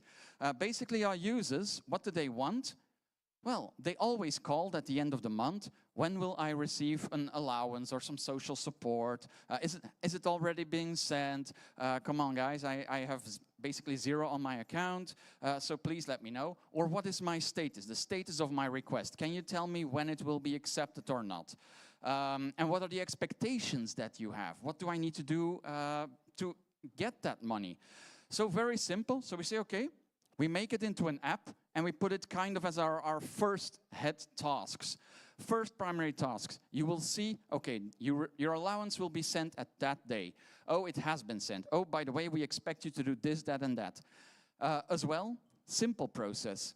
We will check which product you need rather than the other way around. We heard it before as well. Let the data speak for you, basically. We have so much data, just use it so the user doesn't need to fill it in. Great strategy, right? Okay, so that's really good. As I said, we write 2021. End of 2021, we had the strategy ready, we had our projects ready, budget ready, great. And then the full-scale invasion as well started. And you say, well, it's Antwerp, it's far away. Well, actually, 3% of our population in a matter of months became Ukrainian. Which is now my second family, I'd have to add, but it was a very tough time for us as well to get the influx of people ready. As well, at the end of 2022, we had a cyber attack on our system. So basically, how does your strategy uphold under duress? Well, we always stick to the strategy. It's very simple. If your strategy needs to change because of duress or because of a sudden thing, then it's a bad strategy. So, for example, what can you see on our portal? Well, you can see it's very simple. It's our Ukrainian portal. It says, I need help or I'm offering help. Very simple. And we start from there. And our users click on that and they find out. Next to that, okay, we also know that users need like a physical point because not everything can be done digital when people arrive. So we had a physical welcoming point, basically very simple. People come there, they talk with, we had really a few people who spoke Ukrainian in our city. You come there, you talk to somebody, you explain your situation, but they immediately make for you one appointment at all services that you need to go to. So you don't need to go yourself, find out yourself where to go, what to do. No, we make it a bit easier, also for us, of course. But you remember, we said app first. We also had an app that we wanted to launch. However, yeah, that's going to be a difficult one. Because we'd like digital inclusion, we'd like for that group as well to as well be involved and use it. But there are difficulties like language, right? Or like specific terms. I, for example, now know what Synthesia is and I can pronounce it almost without flaw. However, people coming from Ukraine do not know the Belgian system, Belgian abbreviations, so you need to learn this. Digital inclusion is a very hard one, but it's part of our core DNA. And basically, what we did is we hired digital coaches, a lot of digital coaches, and they really go sit next to you, one-on-one, sometimes an hour and a half, and they help you install all the tools, going from even an email account, a bank account, an EID system like your DIA, but also, of course, our app. And they make sure that you also understand it. And we did that actually with a really relevant amount of success, because after 3 months, our target audience, 25% of them, used the app to check, oh, when will my allowance be sent and when can I help? So basically really important. What else? Well, digital transformation. It's basically really smart people, right? I mean, you're also here. It's really smart people. And it's based on the idea that we're able to transform processes. So what do we have? Well, we had a really old process where you had to wait 6 to 8 weeks before you got your documents. However, now you have this huge influx of people. It was 15,000 in a couple of weeks that came to us. And they all needed some medical care. They wanted to rent apartments. They wanted to get started and help, see what they could do. So we said, okay, let's redesign our process. And instead of the 6-8 weeks, we'd say, okay, you know what? We're going to split up our process. After like 2-3 days, you will receive a basic document that allows you to rent an apartment, seek medical help, something to relieve your stress, but also have some purpose, you know? And then later on, we will deal with the rest. The full process comes later. What do we add as well? Automatic rights. We've heard it today as well. In case management, give people exactly what they want and what they have allocated on. And so we did that. For example, if your ID needs to be renewed, we don't make it hard anymore, like, oh, go stand in the queue, wait there, then go to another aisle and do that. No, we send you one email. Look, your ID needs to be renewed. We know it. Click here to make a new appointment. And for example, the same happened with children. In Belgium, there is a law, mandatory education, until you're 18. If you don't go to school as a parent, you get punished. But that's hard, because people come into our school at the middle of the year. Come to our country in the middle of the year. So we had some struggles with that. What if there are no free places? That was the case. What if the kids don't speak the language? Obviously, that was the case. What if they have traumas? So we used our digital transformation, or at least our transformation specialists, to also think about various ways in which people can go to school. And the new kids could go to school. For example, we thought, can they maybe follow school in Ukraine digitally? Or can we build new schools? That was not a big hit. Or can we find new teachers? Actually, we found a few. And so basically, this is really a talk that your transformation people can do a lot on various levels. Not always just digital. They rethink your processes and they make business fluent. And what do we have? It's a shame that it's automatically already flipped through. But we built basically, or we have Belukra now, which is a Ukrainian school in Belgium that gives the Ukrainian curriculum. So people can follow the normal school. They also, the kids, I cannot go back, it's a shame. You'll see a beautiful Vyshyvanka and stuff, and kids actually helping to get to know Europeans, the Ukrainian culture. So they give T-shirts with the trident on and everything. But they also do events and make amazing Ukrainian dishes. And that also helps with European culture, getting to know Ukrainian culture. And of course, all the proceeds then can go to a good cause, like the war. And so basically my final slide, which I'd like to show you, or my final example, and then I go to key takeaways, is basically whenever we do an upscaling, capacity building, digital transformation or transformation, you think about things as a whole. You go through your process, but you think, okay, in what way can we completely holistically rebuild everything? This is we had too few houses. If you have 15,000 people coming in a city that is already cramped, people will not find a place. So we built a container village. It's not super nice, but it's a home for a temporary location. But of course, we also said, well, a home needs like a psychosocial office. It's there. A home needs like language courses, so people can get the language. It needs basic childcare, because moms sometimes have to go to Dutch classes or work or this. Like was said before as well, you want people to also have some time to process everything what's happened. There is leisure, there's a football field. We didn't know you loved wrestling so much, so it was a football field. But also very important, digital upskilling was right there, straight away. Because for us it was super relevant that everyone got the right digital skills to survive in an environment where it is needed. And so basically my key takeaways, digital transformation is a business and a change management program, not just IT. Transformation principles can really be applied everywhere and should. Very important, ask your customers. They know what they want. Ask them what they need and you get it back. Use service design, anything else, and after a while, they're going to also expect the government to work like a market does, or a professional company does, like Netflix, for example. And during crisis or duress, stick to your strategy, and it was also already said before, get rid of the old. If you have old systems that don't facilitate or serve your purpose, get rid of them. We had a cyber attack. We said, okay, what do we not need anymore? Okay, it was about 20% of our systems, apparently. And we got rid of it, and we built something new. As well, involve sufficient partners, civil society, very important to do all the work.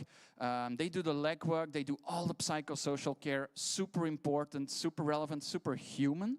However, take up the coordination indeed from a government point of view or from a centralized point of view.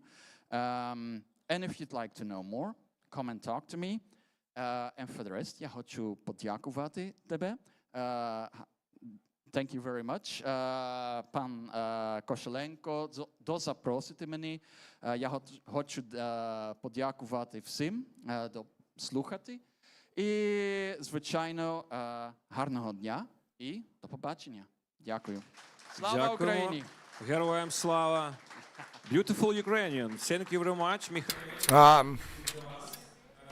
Ну і на цьому ми робимо перерву. And now we're making coffee break, just a little one, half an hour. So you can have your coffee, you can speak, and you can breathe some fresh air, but not more than half an hour. Okay, without further ado, the only thing I'm gonna mention, got a photo area, Instabox and all the other things. If you like pictures, and don't forget about our expo zone.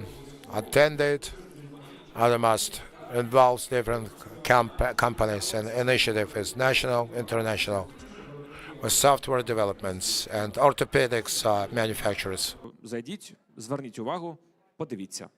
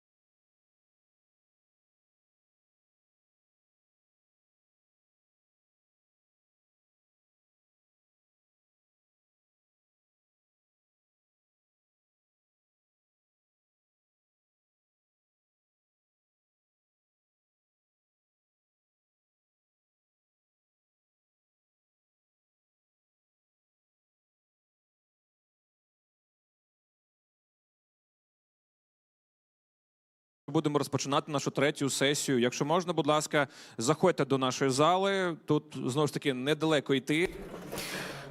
Please join us. It's not far away from the area where you're having your coffee break, so please do join us. I suppose you are refreshed.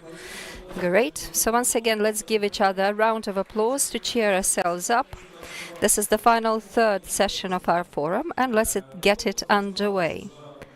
It has worked that I started working out loud in my mic. More people are joining us. So let me focus our attention on the information about the QR codes disseminated here. A lot are asking us about where can we get presentations, photographs, information presented here today. All of this is easily available if you follow the QR code, which is on the back of your badges. You can immediately get all of this information in a split second. So now we are on to the third, final session of today. Now we would like to depart slightly from the topic of service and take up a new topic indeed, which is digitalization of services. And we will be speaking about the cooperation between different funds and institutions together with the Ministry of Social Policy. It's the project that was initiated last year in order to initiate the most synergy for the Ukrainian citizens enabled by different foreign organizations, in particular to support the citizens in hostilities area and can draw upon very low pensions. 400,000 Ukrainian pensioners have already received more than 2 billion Ukrainian hryvnias worth of such pension payments. Why is it necessary to target this particular audience and this topic? So, our panel discussion is digitalization of payments. Bogdan Matvichuk, would you kindly give him a big hand? The General Director of Social Support on behalf of the Ministry of Social Policies. Bogdan, hello and welcome. Yes, you can applaud to him even more. Next, Svetlana Udovenka is invited here on the stage. Please welcome her with her applause. She's a specialist in the Department of Monetary Remittances under UN. Yes, Alexander Maletsky, you're also invited. Welcome and hello. He's deputy chairman of the board at the Pension Fund of Ukraine and responsible for the digitization in his institution, and he is a CDTO. Hello to you. How's your mood? Everything's all right? So the mic goes to you guys. Hello everyone, good afternoon. Before I begin to share about the synergies with the WFP and other organizations, I would like to share more about the situation with payments. Even before the full-scale invasion, all of the payments, you can imagine, had been decentralized. Everything had been done regionally. But with the onslaught of the military aggression, a problem emerged. Where do we get all of these cases? All of them remained in the occupied territories. We never knew what was paid to whom. The case was closed. It was impossible to trace it anymore. Which is why, in 2022, we began the full modification of payments, their full centralization, and entering all of this into a single processing. I will explain in a minute what that is. Let us first imagine what paper cases are all about. Ms. Ulana has already demonstrated some photographs of that, and I would like to show it too. Just paper cases, what they usually look like, paper files. It's about 100 pages in every file. This is a new one, much thinner, because it's just been started. So for your understanding, this is a case upon a case, because things cannot be contained within the same file, so we have an extra file to begin.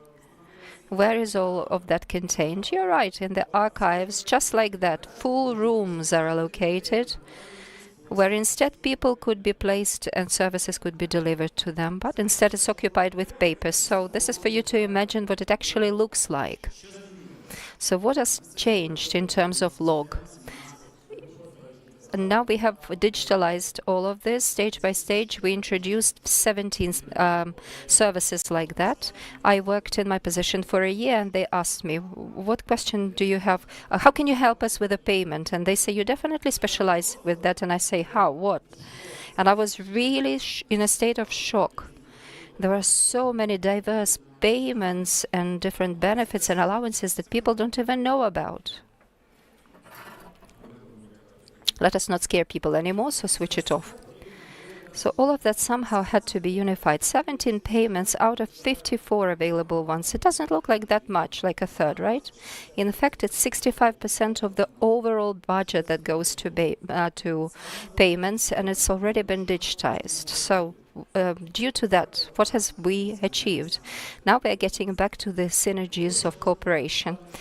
The full-scale invasion eruption, there was a claimant principle. The people that knew immediately claimed for these payments and got them. But the people who never knew about that, they never reached out to the donor, never applied never filed their application. They could never get anything. Some people would get 5 to 6 different payments by different organizations, whereas others would get 0. So in 2023, we opted for a revolutionary thing indeed. Just because all of this information had been unified in a single processing system, we could provide information to the people that were in a dire need of payments. We submitted this information to the notice of the international partners. A huge number of projects were implemented in just 2 years to 4.9 billion by targeting specific people. We looked at how much people were getting. In different registries, we compared and collated the information. And when all of this was digitalized, we passed this information on to the donors. So all of the single processing, when all of these payments and information on them is kept in the same space, this helps. This is instrumental both for the people and helpful to the donors, something that I showed you in terms of the papers, and that we have been able to get rid of. No papers are anymore needed. People don't have to take any notices. You can imagine you come to the Center of Administrative Services and they say, well, you have to provide us with this and this set of documents, usually they say, and people begin to turn their heads all around. And there's a whole business. They provide you with all of these things and you have to pay for it. 20 papers. People come for security reasons, for social care, but instead they will have to spend immediately up to 200 hryvnias just for the sake of printing out different papers. And now this is all due to digitization. The floor goes to Svetlana. Thank you for your attention, by the way. I hope you can hear me well. And to follow up on what Bogdan has just said, I will say a couple of things about our common projects with the Ministry of Social Policy, with the Pension Fund of Ukraine. At the World Food Programme, we deliver additional monetary payments, as Ms. Zholnovych has already spoken about, for some of the most vulnerable cohorts of the population, for the pensioners, retirees, especially in the areas of possible or active hostilities, as well as for separate categories of people with disabilities. So how can this assistance be implemented, particularly digital aid? How does that proceed? We can automate all of the information concerning payments and get that from the Ministry of Social Policies, the Pension Fund. That is to say, the aid is provided to people without actually having to file an application. Yes, the criterion to determine all of this is, of course, different regulations about our common projects, but more importantly for us, when we provide this assistance to the most vulnerable groups of population, once again, they don't have to reach out for that. Everything is done automatically. Money goes automatically to their bank accounts or is delivered by Ukroposhta, the postal service of Ukraine, to the remote parts of Ukraine where the conditions are least conducive for people to obtain social payments and allowances, for example, via bank accounts. But something else which is important in this respect, it's necessary to speak about the outputs, just as Mr. Bogdan mentioned it right at the outset, as well as the moderator. We began to disseminate this monetary help, meaning it mostly for the retirees. It was more than a year ago. It was August 29th. And to begin to provide these payments, there are so many people underpinning this process, both the recipients and us in the pension fund, the Ministry of Social Policies. The Ministry of Social Policies, the informational service, talking about the coverage and the outreach. We can have the information presented on the screen, by the way. So the coverage. This additional monetary payment was received by more than 750,000 people. As of today, as was already said, that assistance was provided and is being provided to the most vulnerable group of people who are retired, and also other different categories, including people with disability. Just to say the last thing, we're still providing assistance, and it will be available up until December 24. After which, after which we're gonna get some funding from international donors. Hopefully, they'll be helping on, and that's on coverage, and also there are specific targets of that particular assistance and welfare. We're continuing to provide it on, and I'm getting it over to the next speaker. He will talk about these welfares.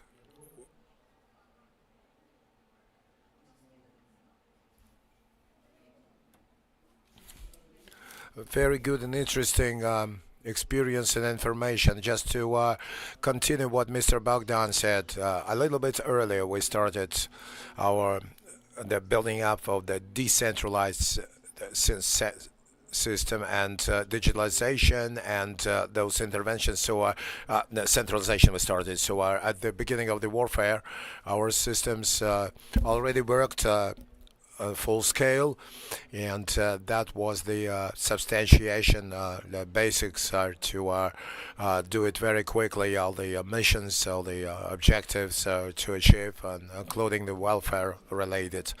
That was a unique experience of people that are still getting some welfare from the country, and also from the state gets from international donors. Thank them for that. At the same time, the availability of digital solutions allowed us to do what was previously focused on. So requests, applications were without requests, and we provided for two kinds of welfare payments. Frontline pensioners, which very low pensions, lower than a threshold. Just to put that into practice, we were given time 1.5 months. So that was from the passing of the resolution itself by the Cabinet of Minister, and it was not possible. I mean, this payout list wasn't possible without the already aligned and coordinated things. We had to provide security, data security, so we had no right to pass this information on to donors. Plus, the information at the same time had to be conversely personalized. So that was crazy amount of work that we did with the UNDP, with the project, plus the bank that provided for the payments, after which we included the Ukr Post, Ukrainian Post, to use with personalized data, confirmations, then approval of payments, then with the banks, then the mechanism is working.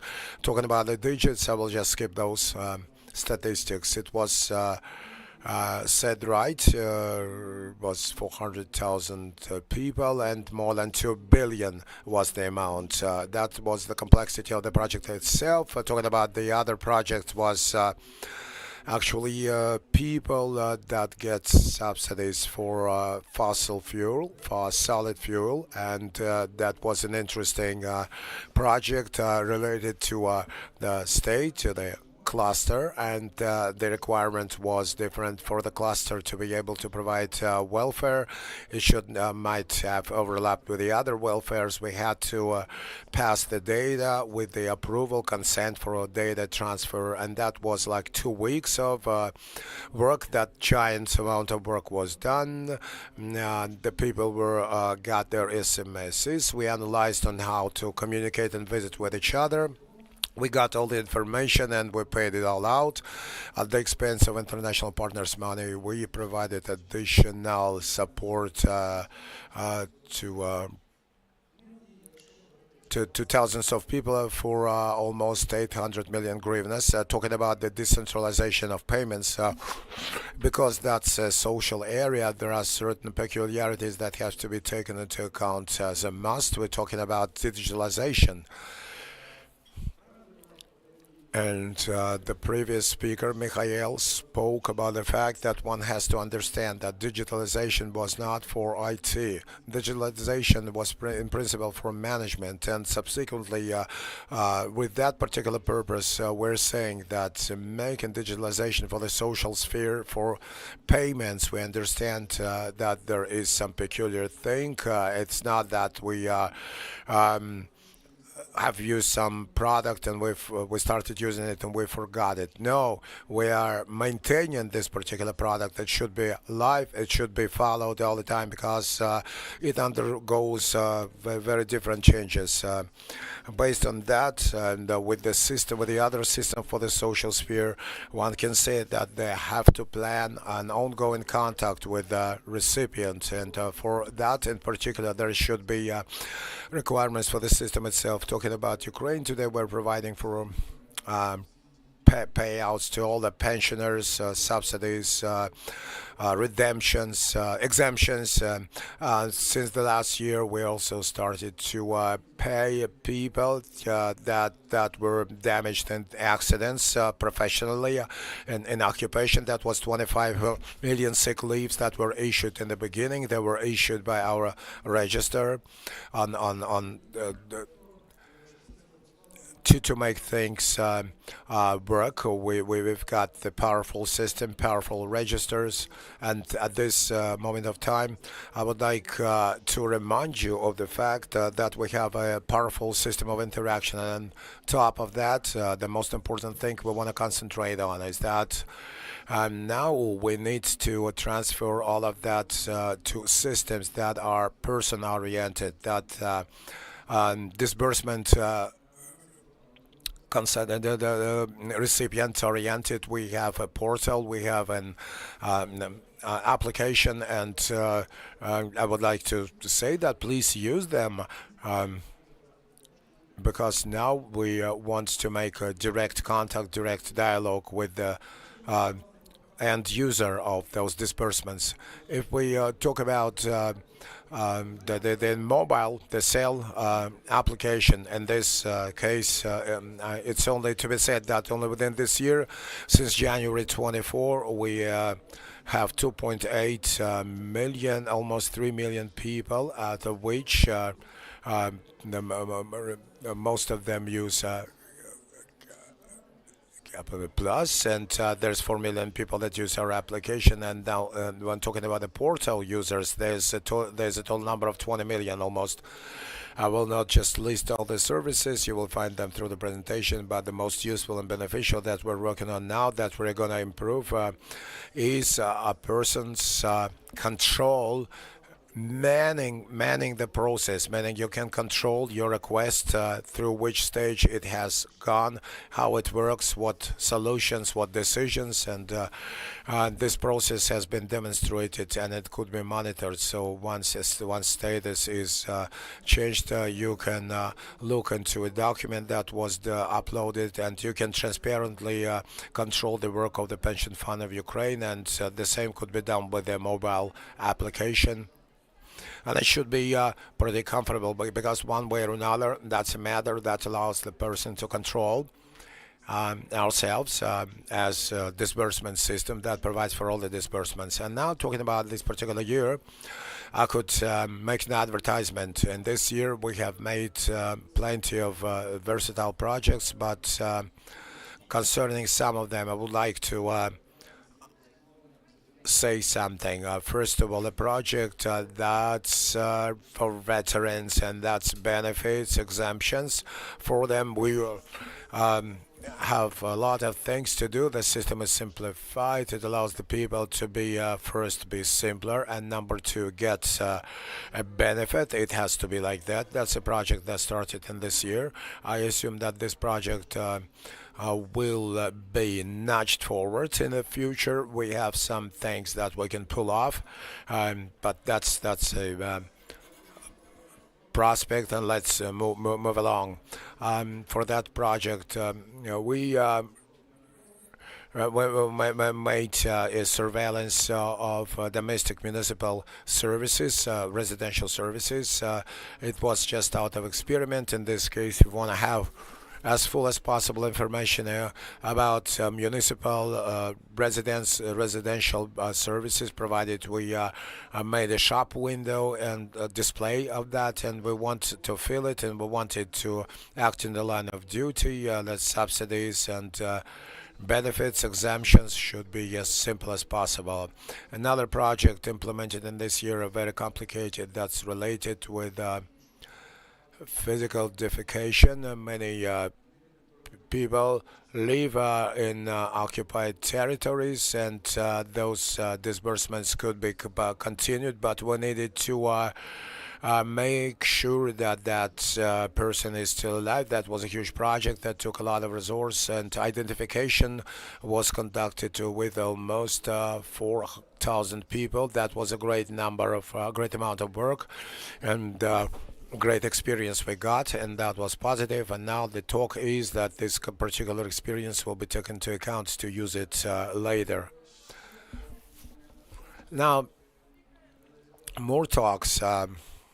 There is an interaction or engagement with the register of conscripts and reservists. And there is an e-declaration, and there is our data, and that's with the insurers. We dealt about also labor relations, and the main source of information is also used for those purposes as well. Therefore, we keep on working on dealing with those things, and we want them to work properly. And now, briefly about what we can see in the future. They said the right thing today. There should be full digitalization.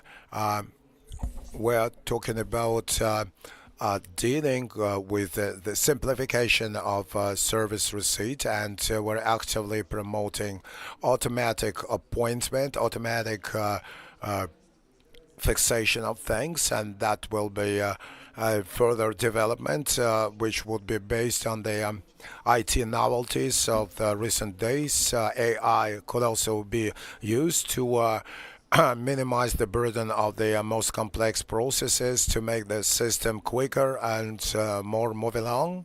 I think that all our missions will be in time, and we don't want to be embarrassed, and we want to look straight in the eyes of the people. That's our resources. You make use of them, and that'll be helpful. Thank you, Bogdan, Svetlana, Alexander. All the applause was for you. We could do it again. Now, dear friends, before I get down to the next topic, I would like to actually offer you to maybe close your ranks and go closer, because we have a large room, large premises, but I just want us to be productive and energetic. Could you please relocate yourselves from the back seats and move closer? That will be more comfortable for you and for the speakers. So in May, on May 15th, International Family Days, there was a launch of a resource that was called Ukraine for Every Child, and it helps parents to find out more about parenthood experience that is unique and prepare them for meeting their baby down to psychological training. Let's talk about digital solutions for children, for the family, Ukraine for Every Child, the only state platform for family nurturing, and maybe you're planning someone in the way that will be very much useful. Irina Pastakovska, Deputy Head of Social Policy on European Integration, and also Katerina Frolova, CDTO of the Coordination Center, our Family Nurture and Supervision of Children. Natalia she is a specialist of the Child Foundation, UN, UNICEF, and Child Protection. Microphone is working. We got a clicker, and we're ready to hand it over. Could you please give it another good hand? And we're starting. Good afternoon. It's incredibly pleasant to see you all, see a lot of grad students among the floor. I think that the majority of you haven't yet started thinking about child adoption, maybe as such a matter, or how to provide the right support. But today, we might inspire you to think about that, and you will think about at least on how come and where you can find that information. In Ukraine now, there are most children that are orphans or deprived of parental care. Those children are already down the families or with their guardians, adopters, fosters. But actually, we have more than 5,000 orphans or people without parental care that are still in care facilities. And for us, in the first place, it is to give each child the right form of support to find their proper family. And also, just as important is to give support to those families to actually make them knowledgeable on how to take care of the children, and therefore they are entitled to have the right social services about which we have heard so much on the level of community, especially in case of invalidity, disability, so that the state, the community give them the right support, the right services. But today we will hear a little bit immediately about digital tools and how we're gonna build up that network to develop family forms of child nurturing, child raising. What influences one's decision to adopt, foster a child? That may be your own experience. That may be experience or motivation to increase your family or to take care of another child. That might be actually the experience of somebody close to you, like neighbors or friends or somebody else's example. And that's, of course, the availability of support that already existed. But first of all, that is knowledge. Knowledge, first of all, about the fact that there are children in need of such care and support. And secondarily, that's the understanding of what to expect and where to find the right information about family child raising forms as a structured process, so that every person that has made and picked this decision would find proper support, equal support. But unfortunately, up until September the 15th, Ukraine had no such resource that was able to provide all the answers to those questions on how to become foster, how to become a foster family, how to become a big family, foster family, and how to take care of a child. Because we pretty often heard from those adopters to be that they gathered information in snatches from different sources, from different resources to just to avoid that particular thing, because of support from UNICEF, together with the Coordination Center of Family Care and Child Raising, we made a platform that has all the information that is going to be the resource where you can come around for the first time, get your information, and clearly know what to expect and get the right support. So with this, it's over to Katerina, who will be able to talk in more detail about the platform itself.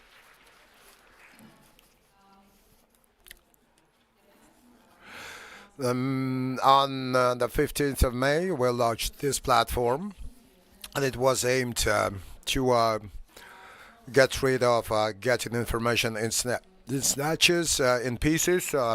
There's a lot of resources on family child raising forms, but we got a lot of resources to get it all together and provide for an easy user experience. And to pick up the right information for that platform, we spoke a lot with the adopting parents to be the foster ones, the guardians, the foster families, and just to understand which requests they have, what they would find beneficial. For that, we gathered resources like roadmaps on adopting a child, like motivating videos on those that already have taken those children into their family, other resources like books and films, articles and videos on different family child raising things, and also videos with frequently asked questions. And over the last the days and months, over 40,000 over the last days, about 40,000 views, and through all this time since the 15th, over 100,000 views. And you can also find an adoption course. It's only adoption, not the other forms, and that's about those who is thinking about the adoption proper, not it's unlike the other forms, and it's also for the motivation. If you want to still seeking motivation with the nuances on affinity theory and things like that, and your relationships, and that's also oriented to the friends and relatives of the adopters to be, and there's the course is called Born by Heart, and you can find registration on the site, on this website, and there's already more than 1,000 people that have registered. That's a space where you can get some expert support from our consultants on various scopes of issues. That could be questions for a social worker, for a legal advisor. That could be a request for psychological support. That will make different aspects of information support. And it was almost more than 400 requests that we got in through 30 days. This is how the platform is developing, and I assume that we're very responsible as adults for those children that were left without parental care, and we think that we need to contribute to family children, not children without a family, and this is what we're aspiring for and making such digital solutions for.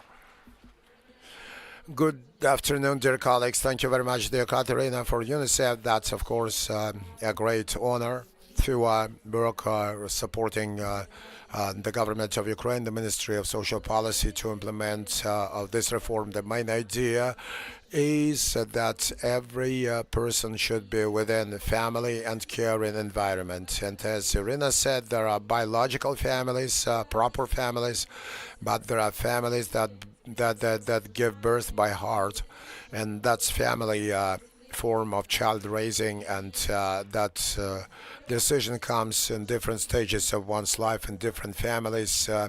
People didn't have enough information when the decision was already made, and they wanted, and they were poised to do this, to go that way. Now we're proudly sharing this platform. You can find all the information here and now. I spoke with the developers, and they said that was like a Wikipedia where you can get all the consultations and advice That's very good recommendations and advice for every family in Ukraine.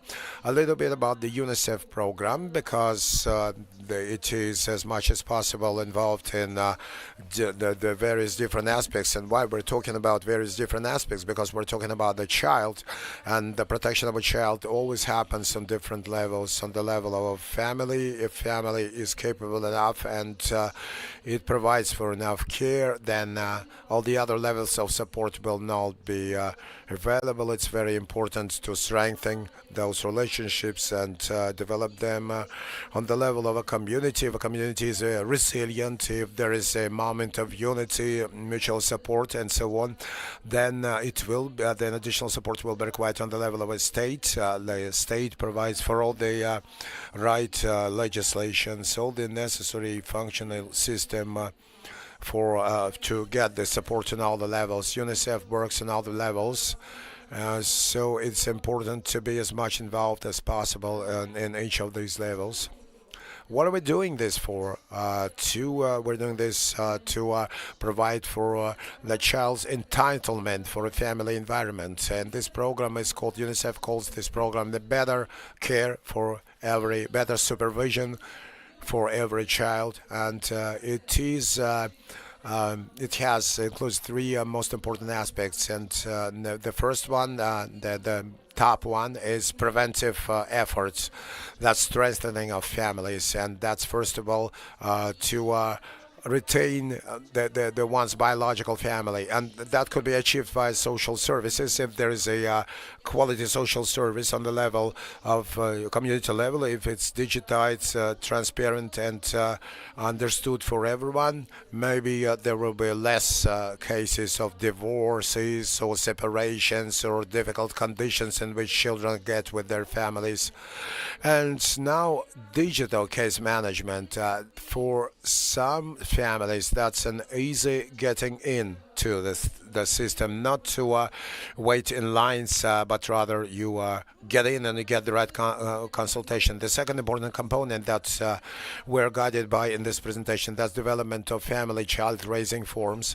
As I've already said, families could be different, and those people that assume that responsibility, it's very important to support them as much high quality as possible support. So this platform we're talking about, it includes all the motivation factors, but also it's got some tools, it's got some documents, it's got some tips, it's got some access to online consultations that every family can get. And the third important component of both the reform and the program that UNICEF supports is transformation of institutional care facilities, because logic say if all the families are biological, then they are saved. If there are children that they got some alternatives to family care, if they cannot still part with their biological family, and maybe not so much institutional care compared to 10 years ago. So on this stage, you've got to go through it, and that's an evolution, and that's exactly international experience. What a Ukrainian and international experience says, according to them, it's better to have a traditional family environment for a child. Thank you very much. That was very great honor to us. And thank you, Ms. Natalia. And really, as you said, that's a resource like Wikipedia for everyone. So I recommend that everyone goes on gt.com.ua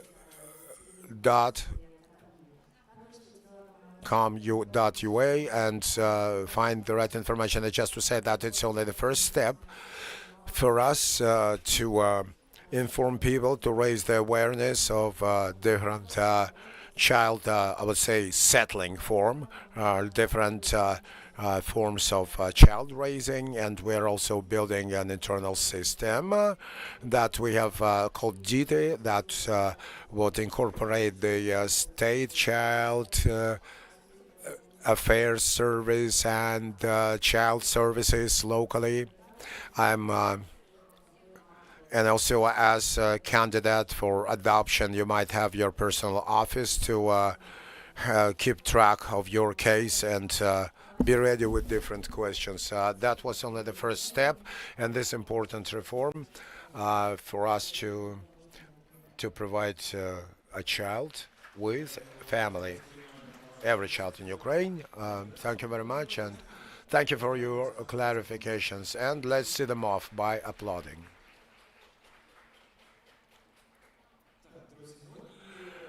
All right, dear friends, and the next topic will be digital tools for Europe, Ukraine, joint future, uh, how it helps develop partnership and cooperation. I would like to invite over here the leader of digital strategy from Alexander Stefan from Belgium. Welcome, please, Alexandra.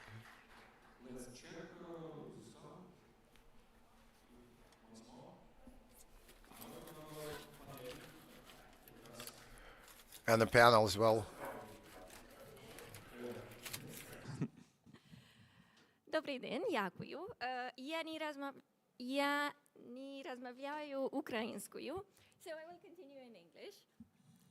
Thank you very much for having me today. Thank you to the Ministry of Social Policy. Thank you very much for building this day and creating this opportunity for us to learn from you as well. I'm coming all the way from Brussels to be here with you today, and I'm really hoping to share some insights from the work that we do in European policy and to find ways to work together following this conference for the years ahead, especially hoping for Ukraine to be part of the EU very soon.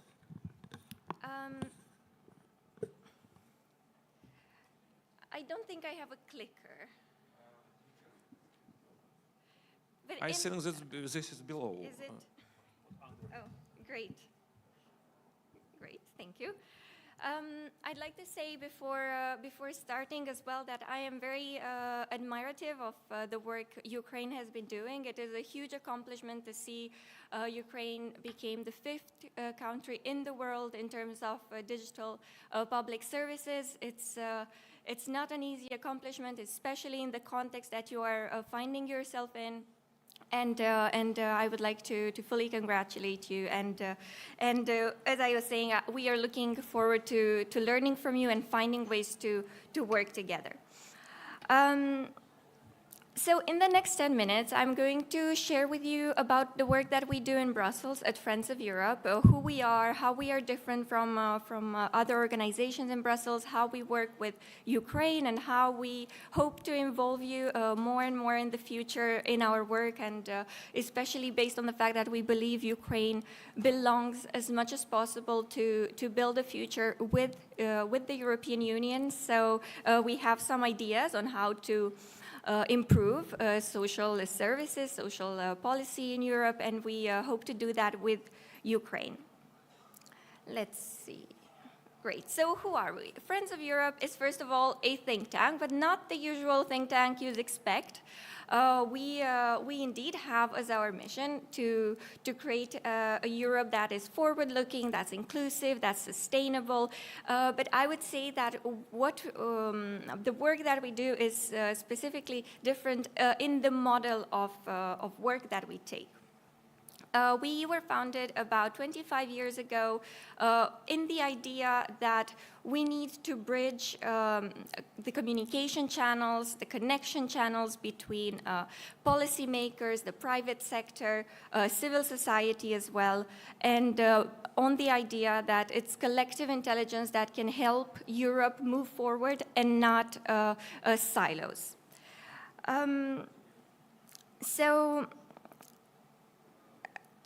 Telling you a bit more now about our model of work. We are a full multi-stakeholder and multidisciplinary organization. We involve, as I was saying, all sectors as part of our work, and especially those affected by policies. So we work directly with citizens, and we are the only think tank in the world that has a citizen engagement unit. I'll tell you a bit more about that in a moment. We are multidisciplinary, which means that we aim as much as possible to break the silos between topics, between policy areas, and we do that, of course, by focusing on each individually. from peace and security and defense to health to climate and energy, as well as digitalization, space, and so on. We also take a whole of economy, whole of society approach, where it's really important for us to make sure that no one is left behind and everyone is included in the conversation, as well as including unusual suspects in Brussels policy making. We have, for instance, a European Young Leaders program.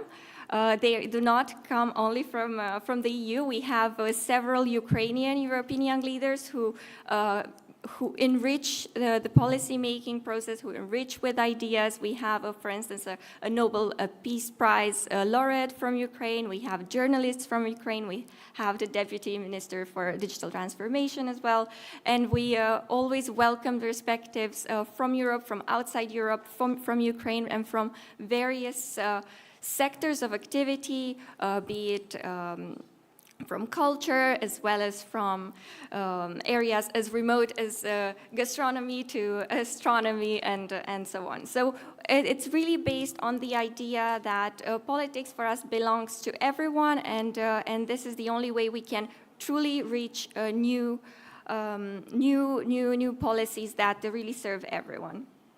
We hold conversations that have a different dimension. We really focus on the idea of asking the not so easy questions and being rather a critical friend to Europe in the hope that this can help take things forward. And last but not least, we have, of course, a series of experts with that embed our work with data and foresight. As I was mentioning earlier, we are the only think tank in the world that has a citizen engagement unit. That's because we truly believe we need better connections between those affected by policies and policymakers. Therefore, Debating Europe, which is our citizen engagement unit, has a very strong mandate to encourage and empower people to help them play a greater role in the policies that affect their lives and the lives of future generations, as well as foster dialogue with them, provide them with the skills that they need, and of course, nurture a healthy public space by connecting them to policymakers as well.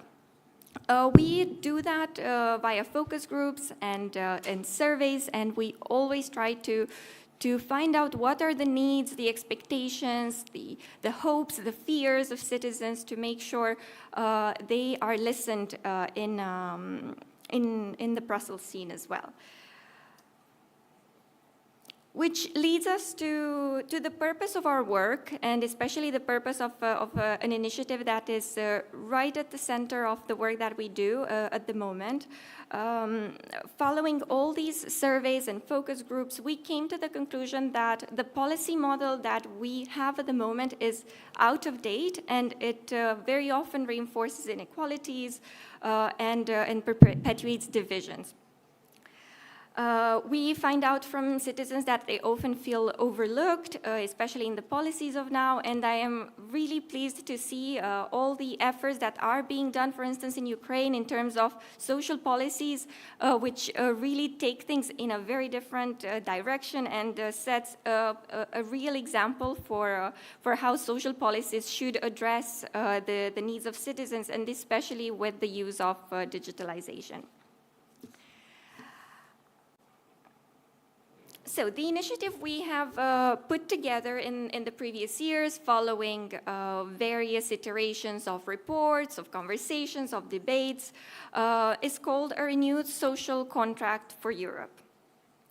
This is based on the idea that we need to consider the roles, responsibilities, expectations of every actor in society. What is the private sector meant to represent? What is the public sector meant to deliver? And how can citizens also give back to their communities?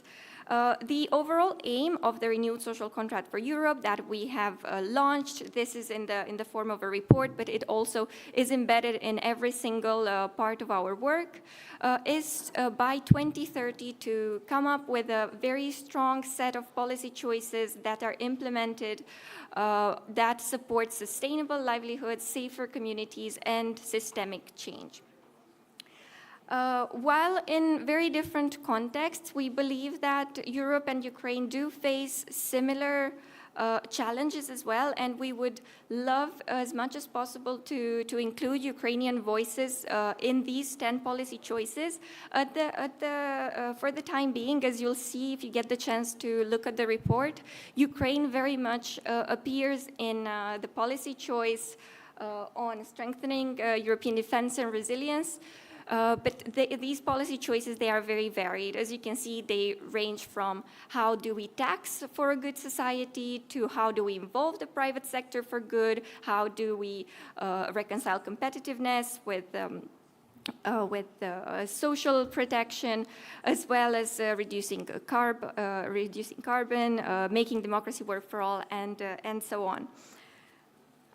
In terms of social policy, this appears in our recommendations overall. As you can imagine, a renewed social contract will always be based on a multitude of social policies, but especially in two of them, where, as I was mentioning, I believe Ukraine and the EU do face very similar challenges and have the chance to work together to take things forward. In Europe, for instance, of course, we are renowned for having some of the best levels of social protection in the world. We rank very highly in terms of well-being, quality of life, but there are many, many challenges. There has been a social turn with the European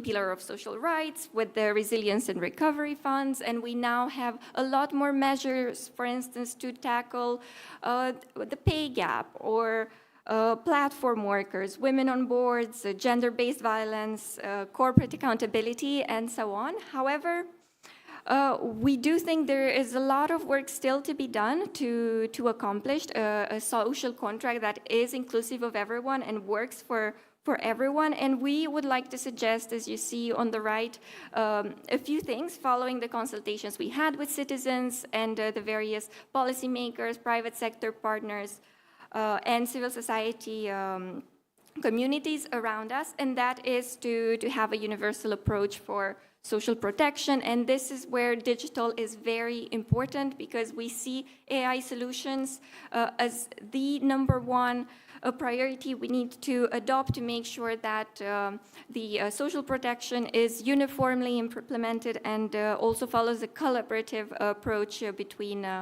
member states, and of course with Ukraine following the very good example you set in many of these. Secondly, we believe that rural development is really key for the time being, for the next years, in terms of providing equal opportunities. We absolutely need to look at digital skills and digital infrastructure. And last but not least, we need to focus on underserved communities when it comes to the social economy and tech for good, and how do we make sure that underserved communities are prioritized in these ventures.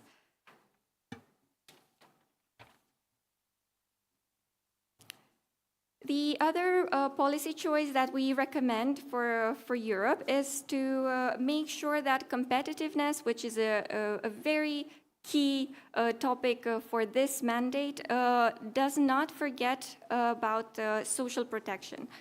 There are three main ways here we see this could happen. For instance, Europe could lead in healthcare innovation, for instance, by promoting AI sandboxes in hospitals, and also focusing on gathering data, still following secure procedures and privacy considerations, as well as making sure that it implements in all procurement contracts and private-public partnerships the idea of giving back to community via social clauses or community dividends. And I'd be really curious to see in Ukraine how the ministry is working with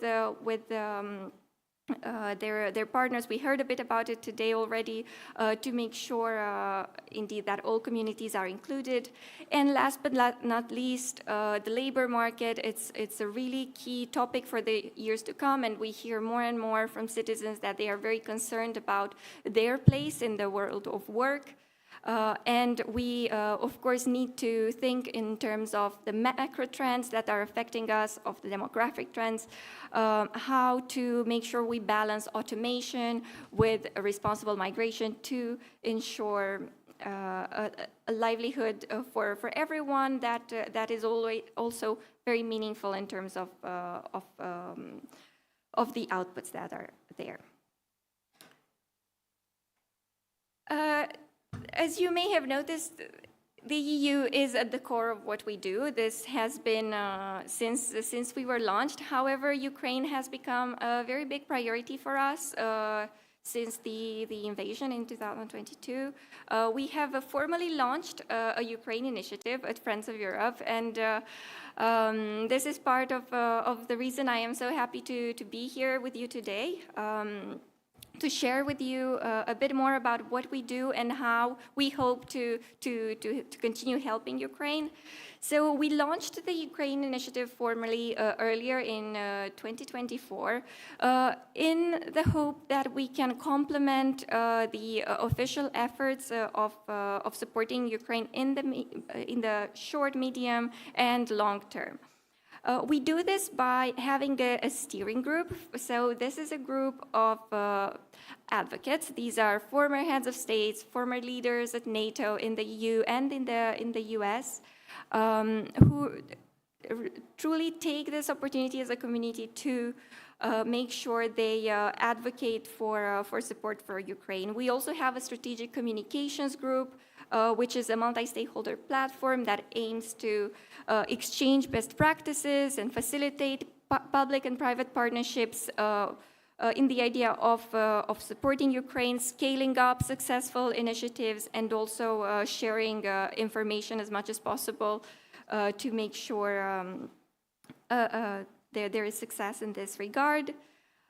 We also have a multitude of policy papers and reports that advocate and provide a basis of research for key topics for Ukraine. For instance, we have this report called Ukraine, Cost of Inaction, What's at Stake for Our Economies, Politics and Democracies, where we explain why it is so important to make sure support for Ukraine is ensured. And last but not least, we aim to bring on the Brussels scene with EU policymakers real stories from Ukraine. What does it mean to live with war, how your lives are impacted, and make sure that you are heard. And it is beyond the facts and the numbers that can very often be very cold and not have enough impact. But with a series of videos, of stories that we have also displayed at our security summit, at our events, on our social media, we aim to gather more support and for Ukraine to stay at the center for Europe. In terms of next steps, as time is running out, what we are working on currently is an AI for Good for Ukraine initiative, where we aim to showcase case studies from Ukraine on how very diverse domains can be helped with the support of AI to ensure life in Ukraine is as manageable as possible, during the conflict, but also afterwards. So we look at AI, for instance, for public information, as well as AI for recovery, for ecosystem rebuilding, especially for culture, which is a very important topic for us, as well as, of course, humanitarian aid, crisis response. There have been some very wonderful initiatives that I've heard about today in the discussions, as well as in the expo.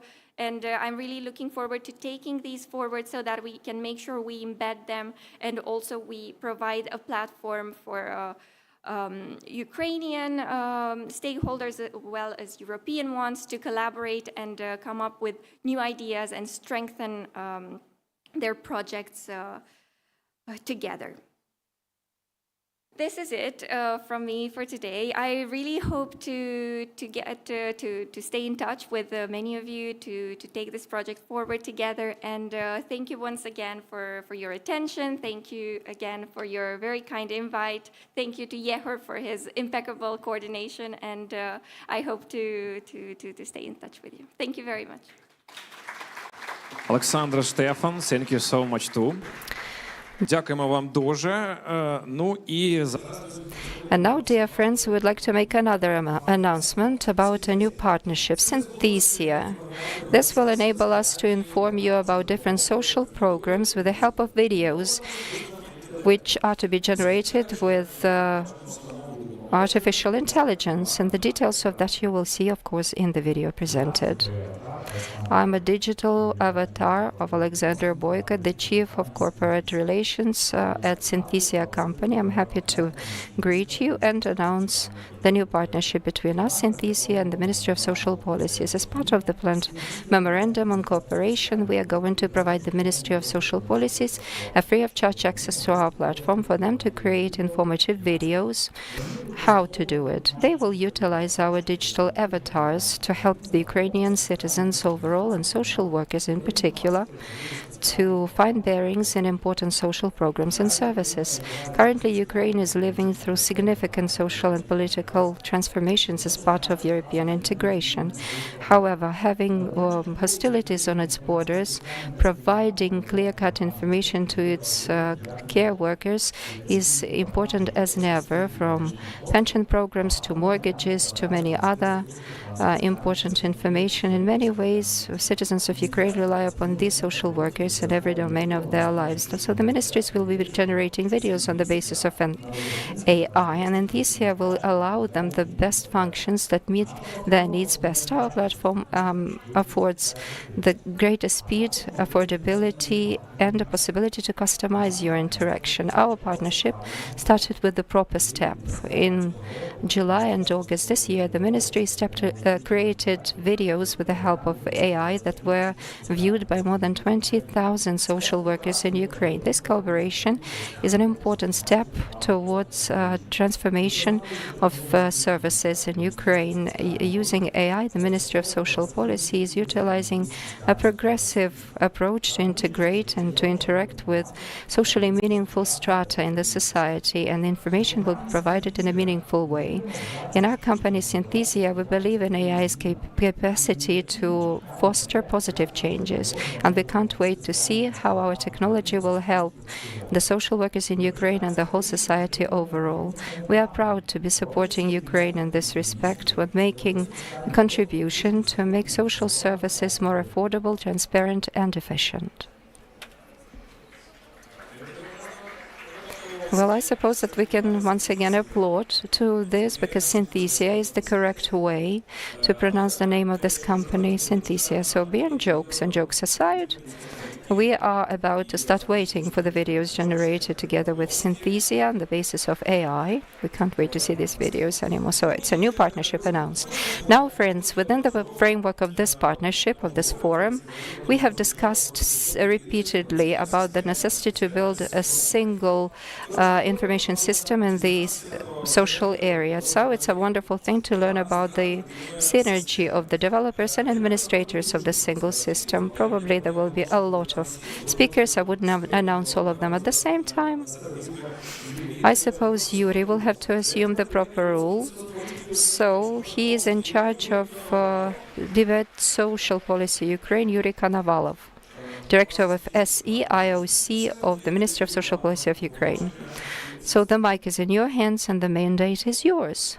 Good afternoon, dear colleagues, peers. It's a great pleasure to see all of your faces. Thank you for your kind invitation, for being able to share our experience about our synergy with the developers, administrators, international partners that enable us to implement contemporary technologies in the social area. Amongst our panelists and speakers, we have the representatives of the World Food Programme, developers of the Single Information Programme, mid-range solutions. Also, we have administrators responsible for the uphold of this program and system. Each of our administrators have their own significance. They add their own contribution to the overall value of our work, which allows us to simplify and implement complicated solutions in a simpler way. That is why I would like to start with the overview of our work with international partners. And let me give the floor to Alexander Veika, Government Relations Officer of the UN World Food Programme in Ukraine. Тут ничего не видно. Вот вы смешной. Как я что-то здесь вижу? Это бесполезно. Thank you very much indeed for this invitation. It's a global forum. As far as I understand, we have some 200 individuals right now watching us online, especially the ones abroad too. So if you don't mind, I will make a brief presentation in English concerning the contribution of the World Food Programme to the development and establishment of the single information system in the social area. So what am I to press?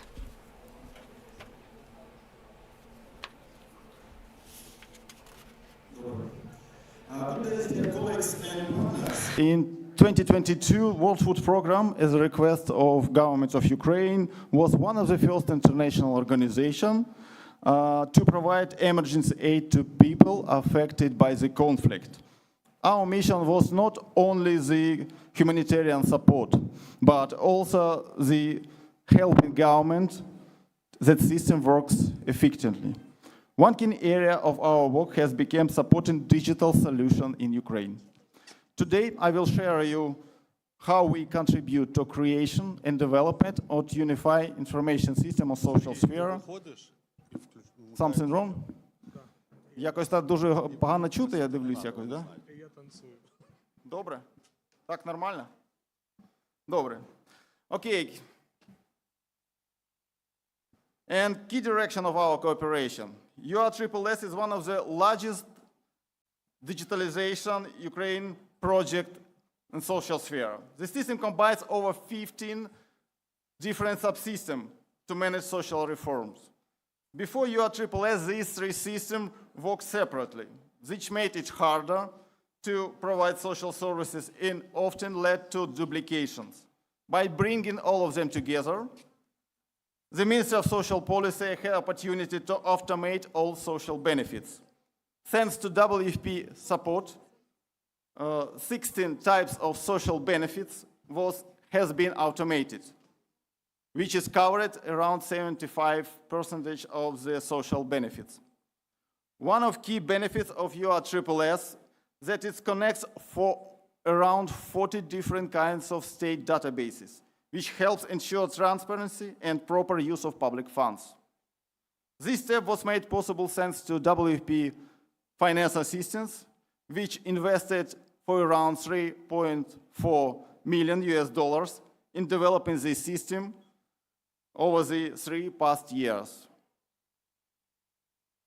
There are different components of UISSS which was developed and implemented thanks to WFP assistance. The centralized management of IDPs. This was the first our contribution. The system centralized and automates the process for assisting internally displaced persons, making it easier to track their needs and to provide timely assistance. Streamlined collaboration with international organizations. UISSS integrates software that helps such organizations like a WFP to organize and contribute different kinds of social assistance, monetary assistance, preferably to the beneficiaries. Unified database for social benefits. UISSS supports the functionality of 2 major registers, one for people eligible for benefits and another for housing subsidies. Comprehensive support for disability issues. This system also includes a centralized database for managing all disability-related matters. Remote communication and information sharing. Through the remote communication, US allows social workers and beneficiaries to access and share information between each other without in-person visits. Automation of social programs. The system automates numerous processes, including the delivery of social assistance and monetary benefits. Integration with financial institutions. The bank cabinet feature in the UISSS simplifies the process of exchanging and coordination between Ministry of Social Policy and financial institutions. And the final, not the final, but very common and very, known for everyone is case management. Case management for social services. UISSS includes web-based software for case management, allowing social services to track individual cases more efficiently. And one of our next, also very known projects is WFP Cash Top-Up Program. The implementation of UISSS has greatly helped improve our WFP Cash Top-Up Program. UISSS allows us to better target beneficiaries, to avoid giving the same help to the same person more than once. This system also makes it easy to WFP to access and download beneficiary data, which help us work more smoothly with banks and ensure that money to send to the right people in the right time. This improves transparency, helps manage database better, and makes it easier to track where the aid goes. This has been a key part of our success in WFP Cash Top-Up project. Responding to crisis. As an example, Kakhovka Dam. When the Kakhovka Dam was destroyed, the government of UISSS used this system to quickly help those affected by flooding. Thanks to the system flexibility, it was quickly updated to allow people impacted by the flood to apply social services through the local social protection offices. This rapid response was only possible because of UISSS could adapt and to meet the needs in emergency situation. Training and forums. WFP has also contributed to training for social workers who work with UISSS. In April and June 2024, we, together with Ministry of Social Policy and Information System IOTS, together with IOTS, organized several great trainings for around 250 people, where we could propose for them to teach how to use these new features, and also people from this training could share their experiences. A key output of training session was improving the ability of social workers to use UISSS efficiently in their daily tasks. They learned how to use new functions like automation payment for IDPs and gaining practical skills in using digital tools. And forum for discussion and achievements. WFP also organized and supports the forum together with the Ministry of Social Policy just in June 2022 with the title Building Capacity Instead of Dependence. Some of you has already participated in this forum. It brought together representation from the Ministry of Social Policy, governments, embassies, WFP, UNICEF, and international experts, where we discuss the progress of digitalization and social support, and we plan next our plans. And today, our today's forum, Global Digital Social Forum 2024, empowers the community, continues this work. This year event focuses on sharing the success stories of UISSS, identifying challenges, and finding new ways to improve social services in Ukraine. And digital transformation of social sphere. One of the key outcomes of UISSS has been to significant improvement on how social services delivered. UISSS allows the government to respond quickly to the need of the population while keeping track of how funds are used. Since the beginning of full-scale invasion of Ukraine, WFP was able to use this system to provide aid for more than 3 million people in the first months of the war. This represented of 76% of the total international assistance to the people. This success was due to the system's ability to quickly adapt to new challenges. UISSS recognized as one of the best service projects in Europe and received the Digital Transformation Award at the European Social Services Award 2023. This shows the importance of UISSS not just for Ukraine, but also as a model for other countries looking to modernize the social services. And so for conclusion, for WFP, it is crucial that the progress made through our contribution continues to benefit Ukraine long after the country, when we leave the country. UISSS stands as a lasting solution, ensuring that the social protection system remains effective both during the crisis and in the periods of stability.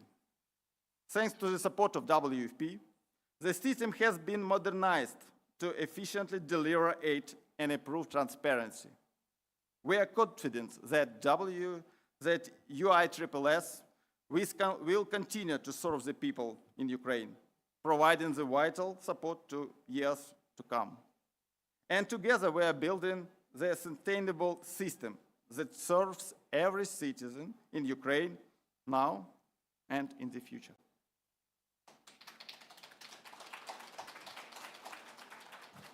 Дуже дякую за увагу. Я надіюсь.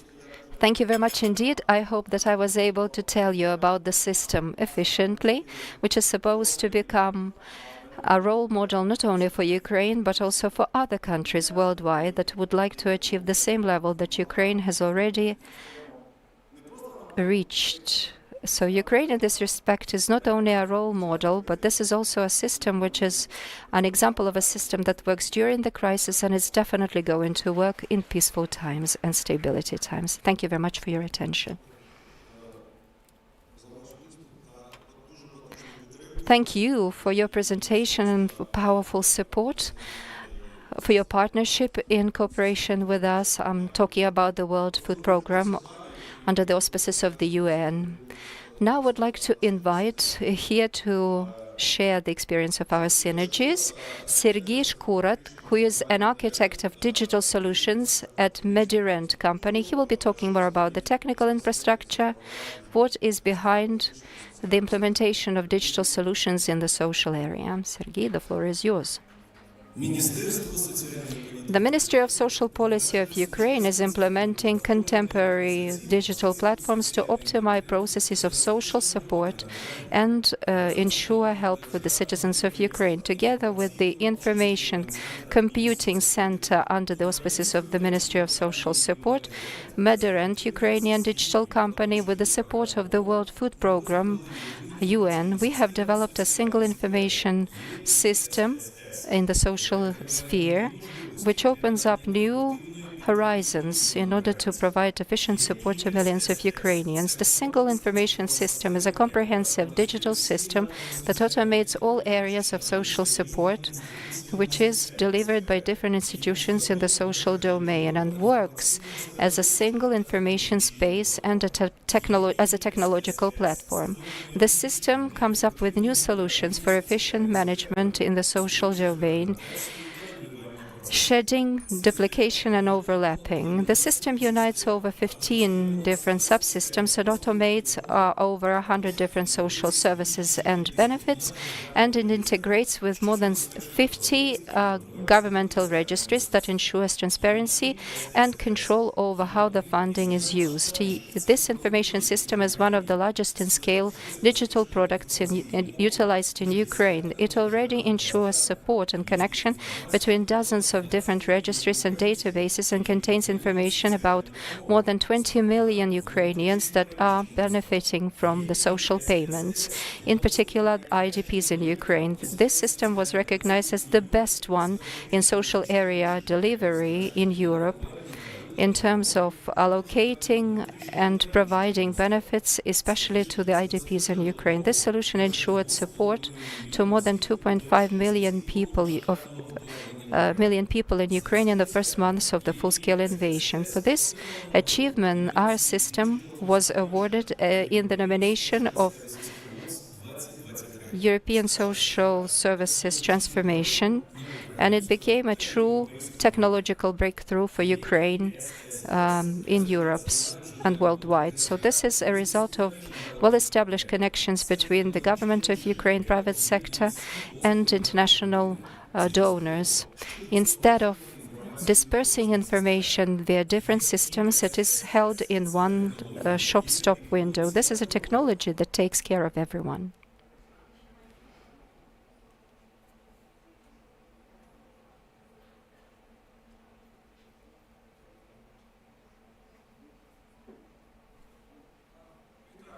Hello. Good afternoon, everyone present here. Through this video, we have been able to see that the true synergy is possible and how this true synergy, this triangle between the government, citizens, and digital companies can really contribute to changing of the lives of millions of Ukrainian citizens for the better. And the vivid example of that is, of course, the single information system in the social sphere, which is called UISSS. With the help of the system, we obtain new opportunities, more accurate data management, user-friendly access to our beneficiaries, and more customized approach to creating different programs. Let us plunge into the true power of innovations. On the one hand, this information system is an adapted technology, is a kind of a construction kit which has a core, and upon this core you can also apply different modules and functionalities. For you to imagine it in simpler terms, if you are a builder, you have different building blocks, and with these simple blocks you can create different complex structures. On the other hand, this construction kit enables you to tailor it to specific needs of our users. If there's a need for a particular service, the system can very quickly integrate different new models without damaging the overall architecture and functionality. This allows you to respond very quickly and in a very agile way to the changes in the society. Thus, uniting the core with adaptivity and agility, the system enables the necessary balance between innovations and stability, which is a key thing for the work and operations of social services in contemporary world. This approach is nothing new for our company. In fact, an integrated, comprehensive system for the pension fund, which we created for Ukraine, also successfully generates data for more than 10 million Ukrainian pensioners, and it's been doing so successfully for more than 10 years. And it is based on this core system. This tried and tested experience testifies to its efficiency. The core of this information system is the single social registry, which is aiming for the people, because it's all about people, their responses to different events, payments in particular, and allowances. This registry is alive and breathing. It keeps expanding every day, adding 10 to 20, 50 or more people, which speaks in favor of the system's dynamics and its ability to respond to different challenges. The single registry also functions as a toolkit, and it can also find its bearings in new information being added and the workload increasing, which means that the system can generate new models and new systems that will enable you to process information more efficiently. So the core of this single system, it's not just a database, it's a dynamic system that keeps updating and upgrading itself. A few words about the toolkit of this system. It's a modular solution that allows the system to be adaptive and efficient at the same time. We're speaking about the following factors. Personalization, in other words, adapting the system in such a way that it best meets the needs of individuals and organizations. Its flexible system allows you to very quickly adapt it for new needs. Modularity, once again, without any efforts effortlessly, and without any costs, you can dynamically respond to different needs and requests within the society and meet these needs efficiently. Let's talk about processing. It means processing information which is closely connected with people and the events revolving around them. The system does not only aggregate and accumulate information, but also actively responds to different events influencing people's lives. And here we're specifically meaning a human-centric approach.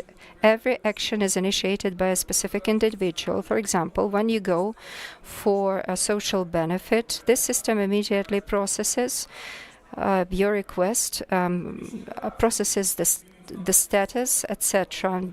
Dynamic changes if a child is born.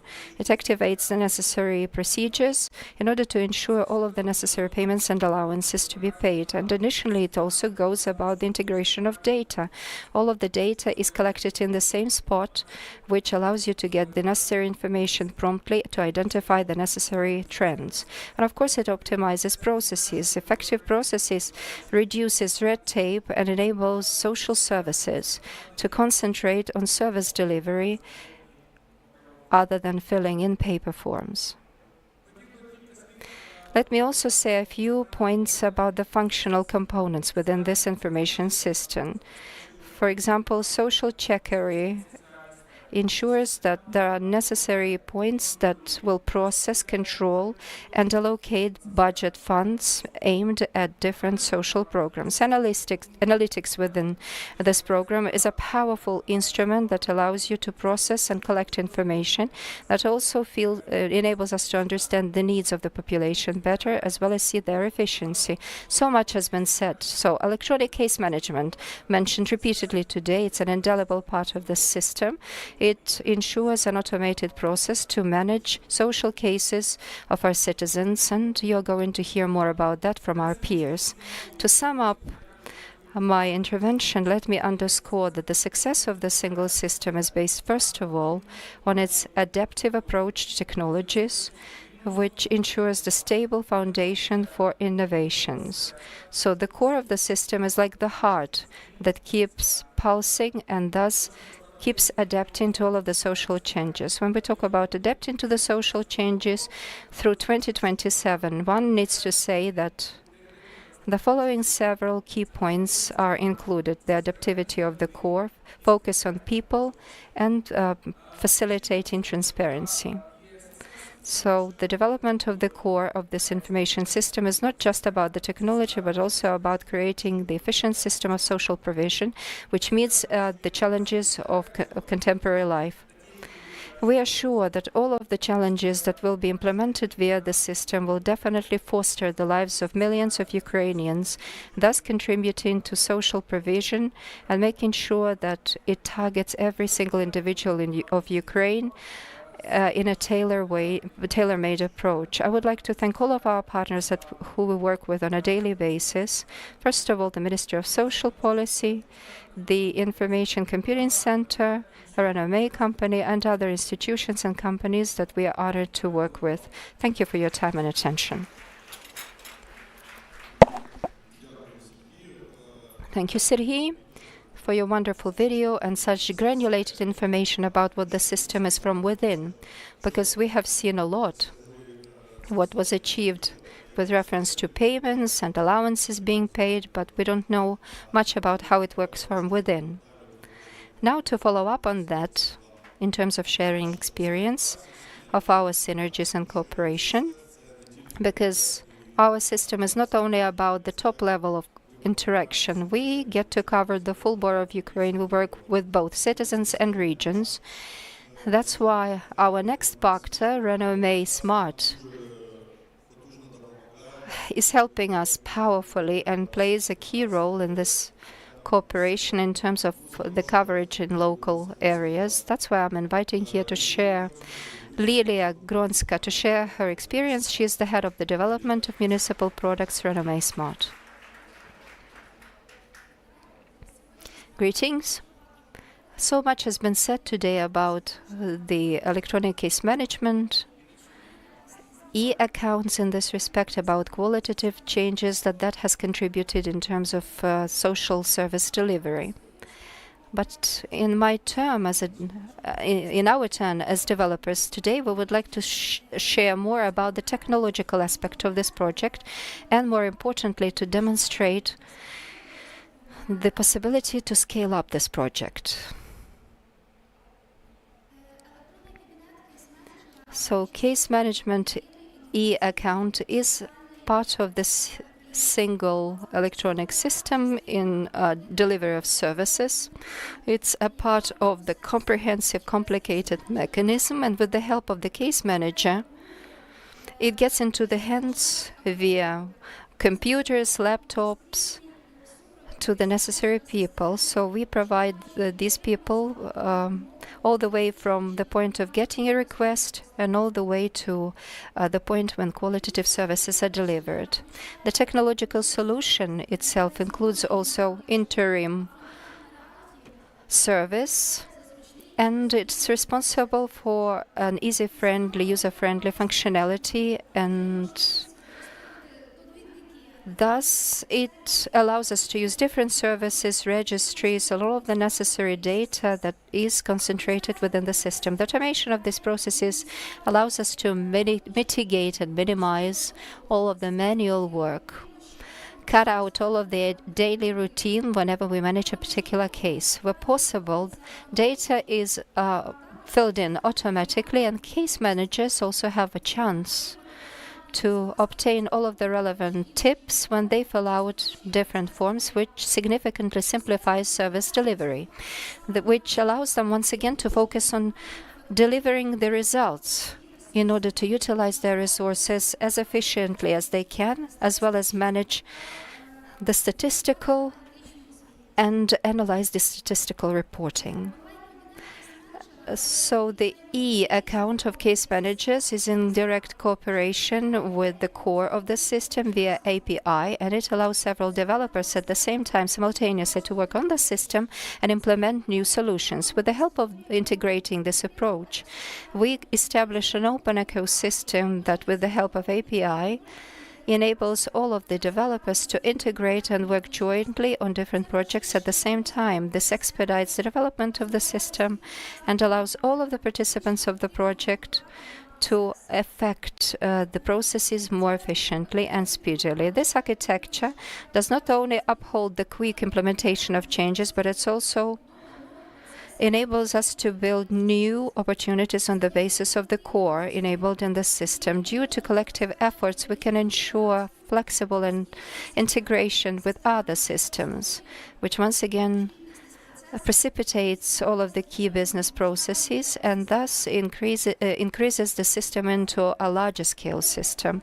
Currently, together with our partners, we have implemented only a small share of all possible digital transformations available for Ukraine in the social area. However, this electronic account for case managers is just the first stage. The next step to follow will be Case Management 2.0, which will enable us not only to automate a significant share of these processes, but also make the assessment more fair, especially when we evaluate social cases. And I would like to thank, on behalf of my company, Renomé Company, for the credibility and the trust that you have given to us. Thank you for your attention. Thank you, Lily. Now I'm going to tell about the role of the administrator. And on behalf of the administrator of the system, I can tell you outright, when we go out to make presentations of our materials and developments, we always have several zests that we are about to present, which is why I'm going to also make a couple of announcements. Our team, DPEO companies, we are not just the administrator who provision is responsible for making sure that the servers, the hardware keeps working. Our team is also responsible directly for the cybersecurity protection of the information, for the holistic security of data, We are also providing all of the technical support. We do constant ongoing monitoring of our services in social area because this is not the only system that we are supporting. We can simply say that this is one of the more powerful clusters of systems which is meant for social area of work. Our team very promptly processes all of the requests of our end users. Of course, we cannot always 100% reply promptly. We are learning all together. That's why sometimes, of course, disruptions may take place, but we keep working and improving our performance. We keep making mistakes. We keep changing our work in terms of avoiding making mistakes. We have a contact center established, and this year we launched a single hotline for all of the end users of our information system. Is free of charge, and our contact sector works 24/7. Our contact call center is a single-stop shop window for both users and citizens who we support with our system. Therefore, all of the channels are unified. The telephone line, post, mail, email, and all of our messengers as well as operators. As they say, we keep evolving, changing, and together with our colleagues and peers, when we were implementing case management to relieve and ease the life of our functions, users, because our users are not only inside the system, but it's our external users, the citizens of Ukraine. So we had to develop a unique chatbot, the case management chatbot. It's our innovative tool. When you log on to it, you immediately see whether you are an internal or an external user. We keep developing that, adding up new information to it.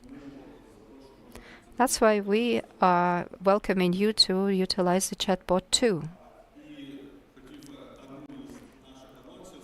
One more announcement to make. We're going to update and upgrade this chatbot, and it's going to cover the whole of our unified information system, all of the requests, all of the areas. We are also optimizing our processes within our enterprise. We are developing RPI technologies. These are our information robots that truly replace a lot of our employees, particularly where routine work is involved. So this routine work is already processed with by robots. And this year we have launched 3 processes that have also been automated for the sake of the Ministry of Social Policy. You can see different statistics. That's something that is being processed by with robotics without any people's involvement.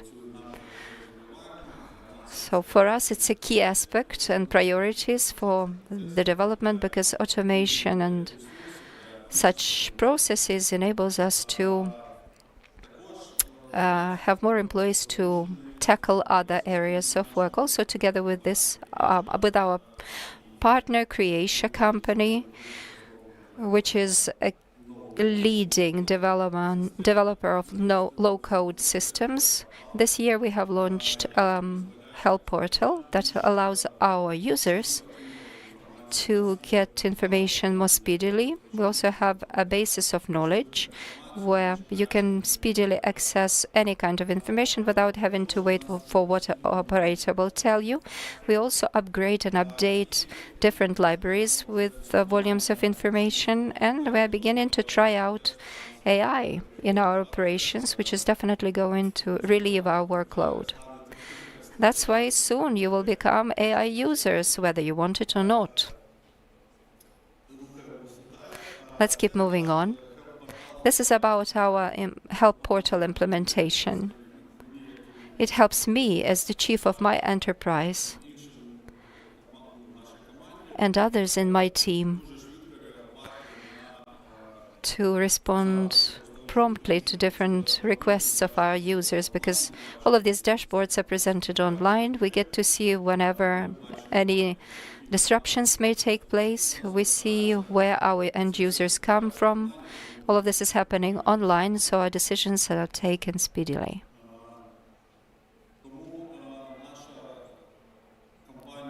So our company is moving fast forward. I thank all of our partners, Redome, the Ministry of Social Policy, Medirend company.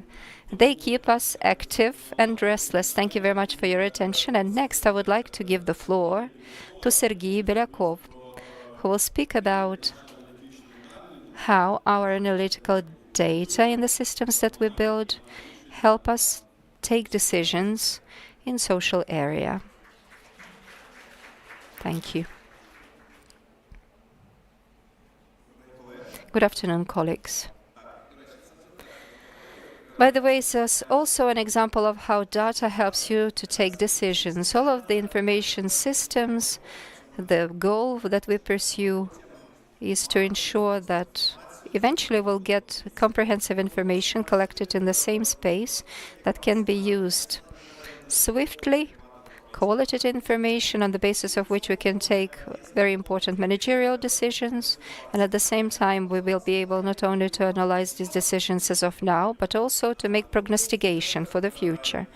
Therefore, within the framework of this single information system for the social area, we are also creating an analytical subsystem, as well as implementing the culture of decision-making, which is going to be data-based, data evidence decision-making. We are also holding information audits for all of the sources of information being utilized by the Ministry of Social Policy. We have also analyzed all of the sets of open data. So, dear colleagues, if you use any sets of open data, let me inform you that we are going to expand these sets that the ministry right now has at their disposal. And a small spoiler to make, in addition to augmenting these sets, we have also planned to make this API public, because in the final count we need to make this process automated. And if we develop new dashboards to be published on the site of the Ministry of Social Policy, by the way, you have been able to be familiarized with them at our exhibition held here at the back of this room. And this is going to be automatically duplicated to other sites and portals so that other peers can immediately access this information in a streamlined way. We also run audits with our peers from the Ministry of Social Policies on an annual basis. We rethink and revision different statistical forms which are gathered at the level of the ministry, get this adapted and automate this fully at the level of the ministry. So one of our tasks is to simplify all of the information flows to make them convenient, user-friendly for both internal and external usage. Together with International Organization for Migration, we are working on a new tool to collect operational data very conveniently, and I hope that my peer from this organization will talk about that in greater detail. We also process information, and thus we centralize all informational requests and utilize this in a single system as the core tool to process and work with analytics, for which we are very much grateful to the developers that have been able to utilize all of these tools and a range of functionality. We are also expanding our team because we are aware that the most important people is people. These are analysts, data scientists, developers. It's all about them. That's why we immediately offer different formats of cooperation, and we are inviting you to get involved with our analytical cluster. Your opinion and vision matter for us enormously, especially with reference to open information sources, because you are our end users. Another important bit, something that has happened during this year, we launched an information quality assurance system. This concerns not only the single information system for the social security, social service provision, it's also for the whole corporate level, for BI level. So we are making a transition to more industrial solutions that will enable us to exercise control over different managerial decisions taken and sets of data, because we understand that for modeling, prognostication, needs assessment, budget evaluation, accurate data is indispensable, because garbage in means garbage out. That's why we need to keep working on quality assurance of data. And for all of this to be well regulated and corporate culture to be enabled, we are working on the development of the internal regulations on the culture. We are rethinking all of the processes in the social area, in the area of data processing for the work within and without the system, because a certain culture that has been shaped so far was specific in many ways. That's right. That's why we are streamlining this interaction and streamlining all of the data flows at the level of the ministry.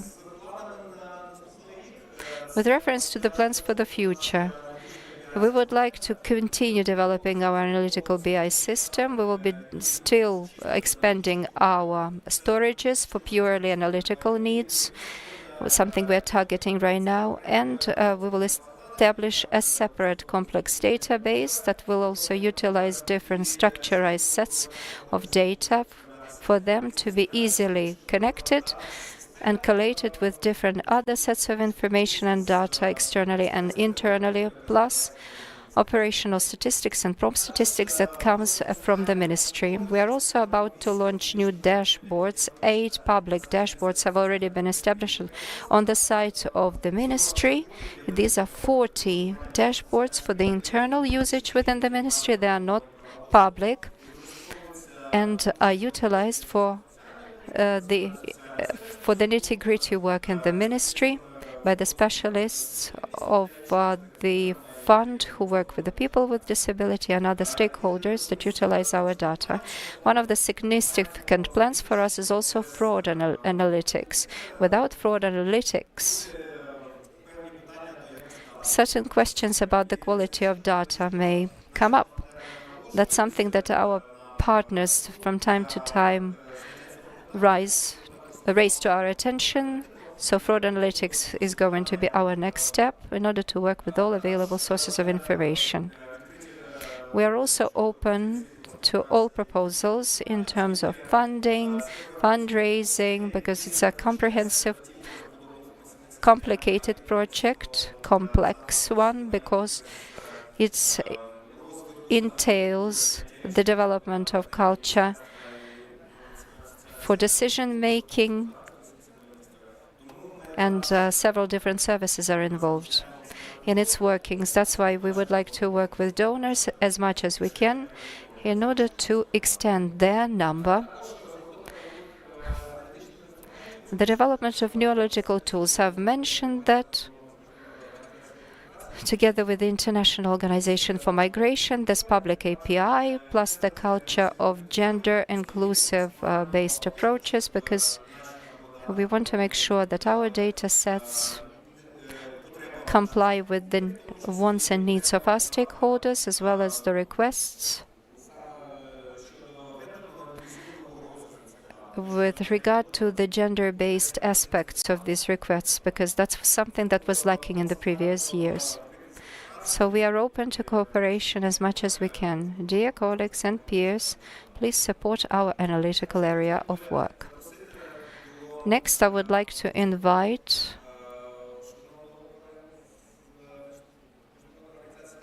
our peer from the International Organization for Migration, Andrei Fedotov, to talk about our current areas of work with reference to analytics and work with our digital tools. Thank you for attention.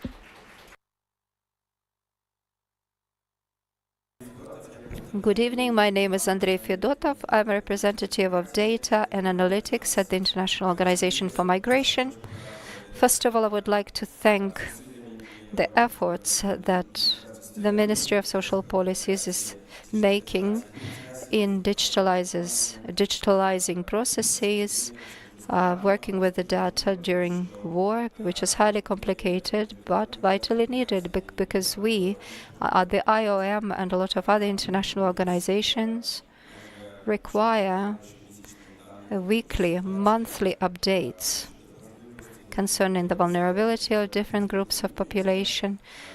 This information is highly volatile. International organizations need to comply with all of these needs, wants, requests in cooperation with other programs. We do a lot in order to coordinate and align our work with data collection in our cooperation with other partners. And we have a component in our cooperation which is supporting governmental and public initiatives, strengthening and enhancing governmental institutions in terms of processing information, decision-making, which is enabled by data collected. So with the support of the UK government, during this year, within the framework of this initiative, we will have been helping the embassy to analyze data. We have several analysts working specifically within the ministry, helping to analyze, share information and data with other ministries. We're also helping the ministry to procure licenses, purchasing licenses needed in order to process information. Therefore, there are several areas, promising areas of work that we are currently working on. One of the trends and streams of work, as Serhiy has already mentioned, it's improving the collection of data and sharing data from local governments, simplification of this exchange, reducing the number of mistakes, for the ministry to work faster on the basis of this data and transform this data into reports based on which decisions are taken for the sake of the people that require social protection and care. And another no less important stream of work, the Ministry of Social Policy is working with the database for the IDPs. Our task and priority is to help the ministry to process this information, transform that into analytical reports, help the ministry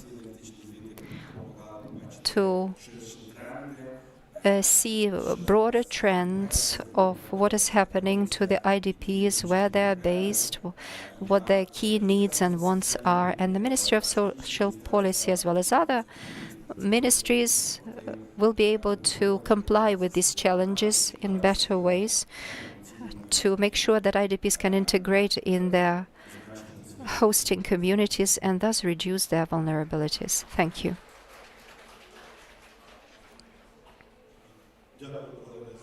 Thank you, dear mates, for sharing your experience and for your interventions. To sum it up, you see, there's nothing wrong about synergy or cooperation. That's why I urge upon you and different partners, please get involved with us. Other companies which are only beginning to cooperate with us, others who are simply thinking of whether or not it's worthwhile. It is worthwhile. It will be exciting, although hard too. So thank you very much indeed for your attention. Have an enjoyable day. Thank you. Likewise, these applause go to all of the speakers within the framework of these interventions and presentations. But basically, I would say this was a panel discussion as such. So now I'm inviting CDTO from the Ministry of Social Policy, Kostiantyn Koshelenko. Please give him a round of applause. Let us find the strength to do so, to wrap it up. I suppose at this point there needs to be the most important slide on the screen. If you have it, please bring it on. These are all of our partners due to whose help we are managing to bring about all of the transformations mentioned today, with whom we are moving along forward, with whom we are designing, implementing our solutions, engaging new people and entities, and develop this powerful digital social area in Ukraine. As you can see, and I would also like to thank you for that, you are true fans of digitalization of social area. 6-7 hours non-stop with small breaks for coffee. You are listening looking into all of these areas intently, asking questions. This is really a large-scale project that can truly be moved forward with our joint efforts. We very much thank the World Food Programme, UNICEF, every single partner who has been involved in this project in their own way. Some have been providing us with experts and their expertise. Others help us to develop software. Others help us technically, equipment, hardware, etc. All of this is significant. We are working under the conditions of the full-scale invasion. Our resources are so scarce and limited. Therefore, do unite efforts with us in order to develop a potent, sturdy, digitalized area of social care in Ukraine. All of you partners, all of you friends, there are so many different roles. You can be a trainee, you can be a mentor, you can run tenders, develop software, or write technical requirements, technical assignments. All of this is extremely necessary. Right now, we are at a point that something that we are creating is inspiring the whole world. Everyone involved in the social area will prove useful both here in Ukraine and in Europe and world over. Wherever it will be necessary for us to share this experience, wherever you will be needed and wanted. Thank you for your participating in our forum. On behalf of the Ministry of Social Policy, on behalf of Ms. Oksana Zholnovych, the Minister, on behalf of the whole digital system, we wish you an enjoyable, peaceful evening. Let's promote the social sphere together.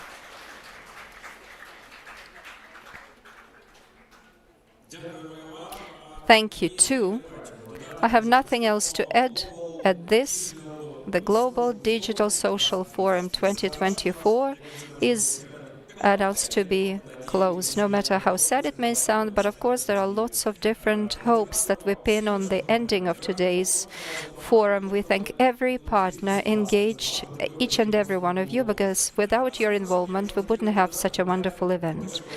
To wrap it up, remember you have our QR code presented at the back of your badge. You will have all of the necessary details, presentations, as well as photographs of today. Thank you. I'm sure. See you next time. Perhaps very soon. Thank you, each and every one of you.